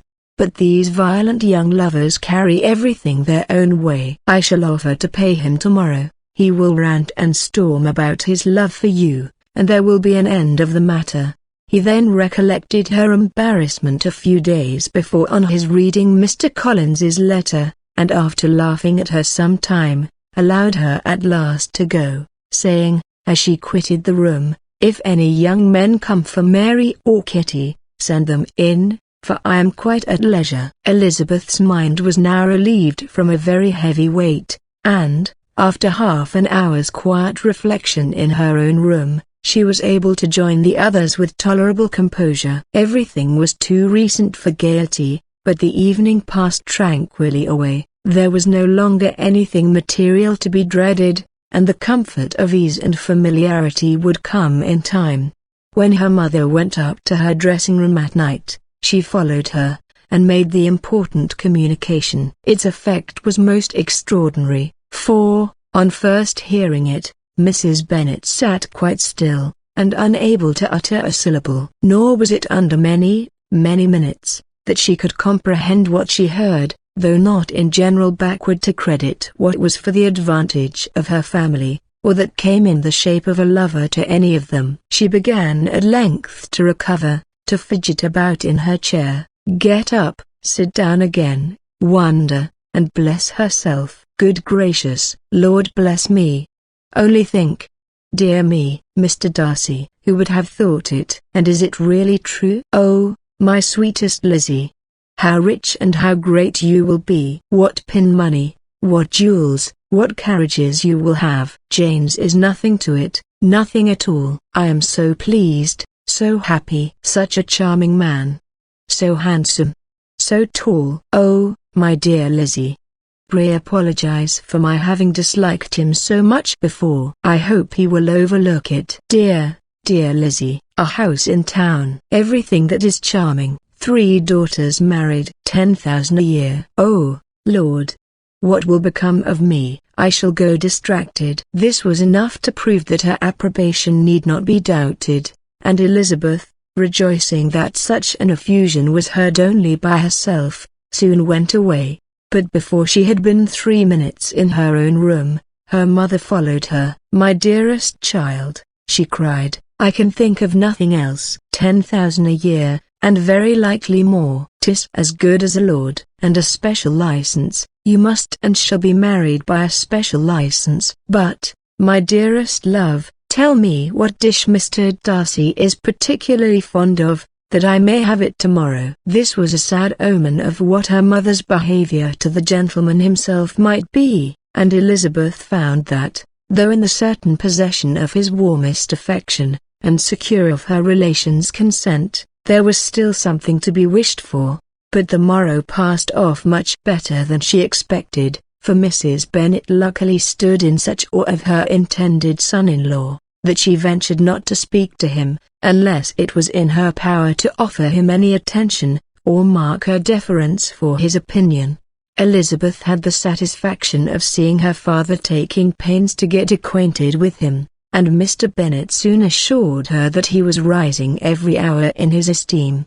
"I admire all my 3 sons-in-law highly," said he. "Wickham, perhaps, is my favorite, but I think I shall like your husband quite as well as Jane's." Chapter 60. Elizabeth's spirits soon rising to playfulness again, She wanted Mr. Darcy to account for his having ever fallen in love with her. "How could you begin?" said she. "I can comprehend your going on charmingly, when you had once made a beginning, but what could set you off in the first place? I cannot fix on the hour, or the spot, or the look, or the words, which laid the foundation. It is too long ago. I was in the middle before I knew that I had begun. My beauty you had early withstood, and as for my manners, my behavior to you was at least always bordering on the uncivil, and I never spoke to you without rather wishing to give you pain than not. Now, be sincere. Did you admire me for my impertinence? For the liveliness of your mind I did. You may as well call it impertinence at once. It was very little less. The fact is, that you were sick of civility, of deference, of officious attention. You were disgusted with the women who were always speaking, and looking, and thinking for your approbation alone. I roused and interested you,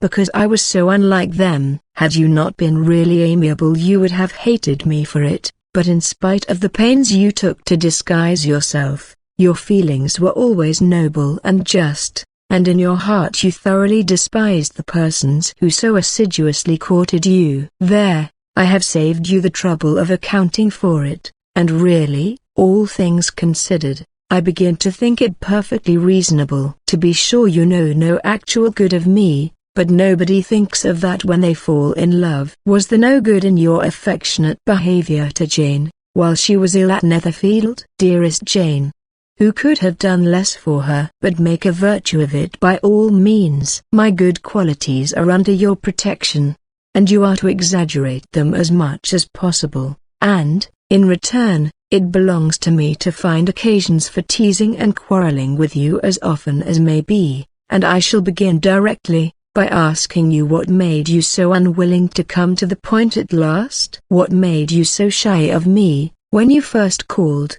and afterwards dined here? Why, especially, when you called, did you look as if you did not care about me? Because you were grave and silent, and gave me no encouragement. But I was embarrassed, and so was I. You might have talked to me more when you came to dinner. A man who had felt less might. How unlucky that you should have a reasonable answer to give, and that I should be so reasonable as to admit it. But I wonder how long you would have gone on, if you had been left to yourself. I wonder when you would have spoken if I had not asked you. My resolution of thanking you for your kindness to Lydia had certainly great effect. Too much, I am afraid, for what becomes of the moral, if our comfort springs from a breach of promise, for I ought not to have mentioned the subject. This will never do. You need not distress yourself. The moral will be perfectly fair. Lady Catherine's unjustifiable endeavours to separate us were the means of removing all my doubts. I am not indebted for my present happiness to your eager desire of expressing your gratitude. I was not in a humour to wait for an opening of yours. My aunt's intelligence had given me hope, and I was determined at once to know everything. Lady Catherine has been of infinite use, which ought to make her happy, for she loves to be of use. But tell me, what did you come down to Netherfield for? Was it merely to ride to Longbourn and be embarrassed? Or had you intended any more serious consequences? My real purpose was to see you, and to judge, if I could, whether I might ever hope to make you love me. My avowed one, or what I avowed to myself, was to see whether your sister was still partial to Bingley, and if she were, to make the confession to him which I have since made. Shall you ever have courage to announce to Lady Catherine what is to befall her? I am more likely to want time than courage, Elizabeth. But it ought to be done, and if you will give me a sheet of paper it shall be done directly. And if I had not a letter to write myself, I might sit by you, and admire the evenness of your writing, as another young lady once did. But I have an aunt, too, who must not be longer neglected. From an unwillingness to confess how much her intimacy with Mr. Darcy had been overrated, Elizabeth had never yet answered Mrs. Gardiner's long letter, but now, having that to communicate which she knew would be most welcome, she was almost ashamed to find that her uncle and aunt had already lost 3 days of happiness, and immediately wrote as follows: "I would have thanked you before, my dear aunt, as I ought to have done, for your long, kind, satisfactory detail of particulars, but, to say the truth, I was too cross to write. You supposed more than really existed. But now suppose as much as you choose, give a loose to your fancy, indulge your imagination in every possible flight which the subject will afford, and unless you believe me actually married, you cannot greatly err. You must try it again very soon, and praise him a great deal more than you did in your last. I thank you again and again, for not going to the lakes. How could I be so silly as to wish it? Your idea of the ponies is delightful. We will go round the park every day. I am the happiest creature in the world. Perhaps other people have said so before, but no one with such justice. I am happier even than Jane. She only smiles, I laugh. Mr. Darcy sends you all the love in the world that can be spared from me. You are all to come to Pemberley at Christmas. Yours, etc." Mr. Darcy's letter to Lady Catherine was in a different style, and still different from either was what Mr. Bennet sent to Mr. Collins, in return for his last. "Dear Sir, I must trouble you once more for congratulations. Elizabeth will soon be the wife of Mr. Darcy. Console Lady Catherine as well as you can. But, if I were you, I would stand by the nephew. He has more to give. Yours sincerely, etc." Miss Bingley's congratulations to her brother on his approaching marriage were all that was affectionate and insincere. She wrote even to Jane on the occasion, to express her delight, and repeat all her former professions of regard. Jane was not deceived, but she was affected, and though feeling no reliance on her, could not help writing her a much kinder answer than she knew was deserved. The joy which Miss Darcy expressed on receiving similar information was as sincere as her brother's in sending it. 4 sides of paper were insufficient to contain all her delight, and all her earnest desire of being loved by her sister. Before any answer could arrive from Mr. Collins, or any congratulations to Elizabeth from his wife, the Longbourn family heard that the Collinses were come themselves to Lucas Lodge. The reason of this sudden removal was soon evident. Lady Catherine had been rendered so exceedingly angry by the contents of her nephew's letter, that Charlotte, really rejoicing in the match, was anxious to get away till the storm was blown over. At such a moment, the arrival of her friend was a sincere pleasure to Elizabeth, though in the course of their meetings she must sometimes think the pleasure dearly bought. When she saw Mr. Darcy exposed to all the parading and obsequious civility of her husband, he bore it, however, with admirable calmness. He could even listen to Sir William Lucas, when he complimented him on carrying away the brightest jewel of the country, and expressed his hopes of their all meeting frequently at St. James's, with very decent composure. If he did shrug his shoulders, it was not till Sir William was out of sight. Mrs. Phillips's vulgarity was another, and, perhaps, a greater tax on his forbearance, and though Mrs. Phillips, as well as her sister, stood in too much awe of him to speak with the familiarity which Bingley's good humour encouraged, yet, whenever she did speak, she must be vulgar. Nor was her respect for him, though it made her more quiet, at all likely to make her more elegant. Elizabeth did all she could to shield him from the frequent notice of either, and was ever anxious to keep him to herself, and to those of her family with whom he might converse without mortification. And though the uncomfortable feelings arising from all this took from the season of courtship much of its pleasure,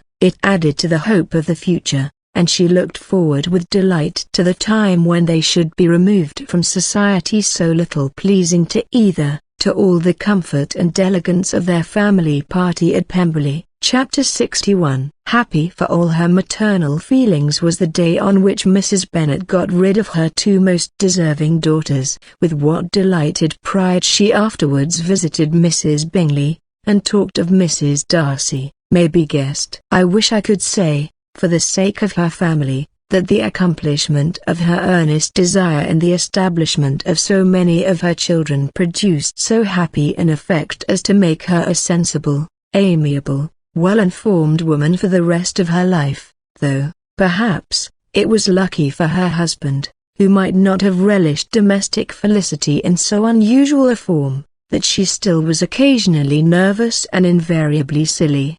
Mr. Bennet missed his second daughter exceedingly. His affection for her drew him oftener from home than anything else could do. He delighted in going to Pemberley, especially when he was least expected. Mr. Bingley and Jane remained at Netherfield only a 12-month. So near a vicinity to her mother and Meryton relations was not desirable even to his easy temper, or her affectionate heart. The darling wish of his sisters was then gratified.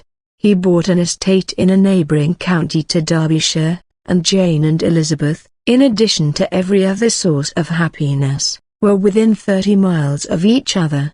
Kitty, to her very material advantage, spent the chief of her time with her 2 elder sisters, in society so superior to what she had generally known. Her improvement was great. She was not of so ungovernable a temper as Lydia, and, removed from the influence of Lydia's example, she became, by proper attention and management, less irritable, less ignorant, and less insipid. From the further disadvantage of Lydia's society she was of course carefully kept, and though Mrs. Wickham frequently invited her to come and stay with her, with the promise of balls and young men, her father would never consent to her going.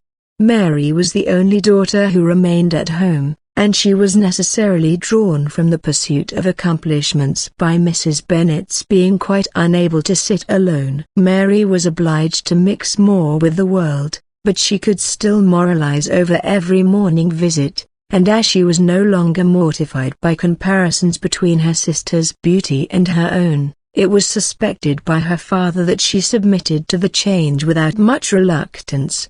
As for Wickham and Lydia, their characters suffered no revolution from the marriage of her sisters.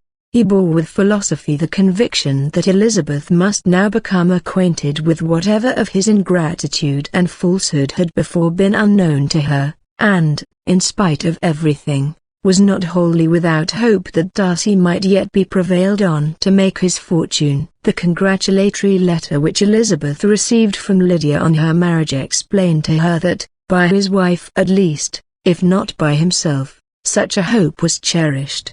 The letter was to this effect: "My dear Lizzie, I wish you joy. If you love Mr. Darcy half so well as I do my dear Wickham, you must be very happy. It is a great comfort to have you so rich, and when you have nothing else to do, I hope you will think of us. I am sure Wickham would like a place at court very much, and I do not think we shall have quite money enough to live upon without some help. Any place would do of about 300 or 400 a year, but, however, do not speak to Mr. Darcy about it, if you had rather not. Yours, etc." As it happened that Elizabeth had much rather not, she endeavored in her answer to put an end to every entreaty and expectation of the kind. Such relief, however, as it was in her power to afford, by the practice of what might be called economy in her own private expenses, she frequently sent them. It had always been evident to her that such an income as theirs,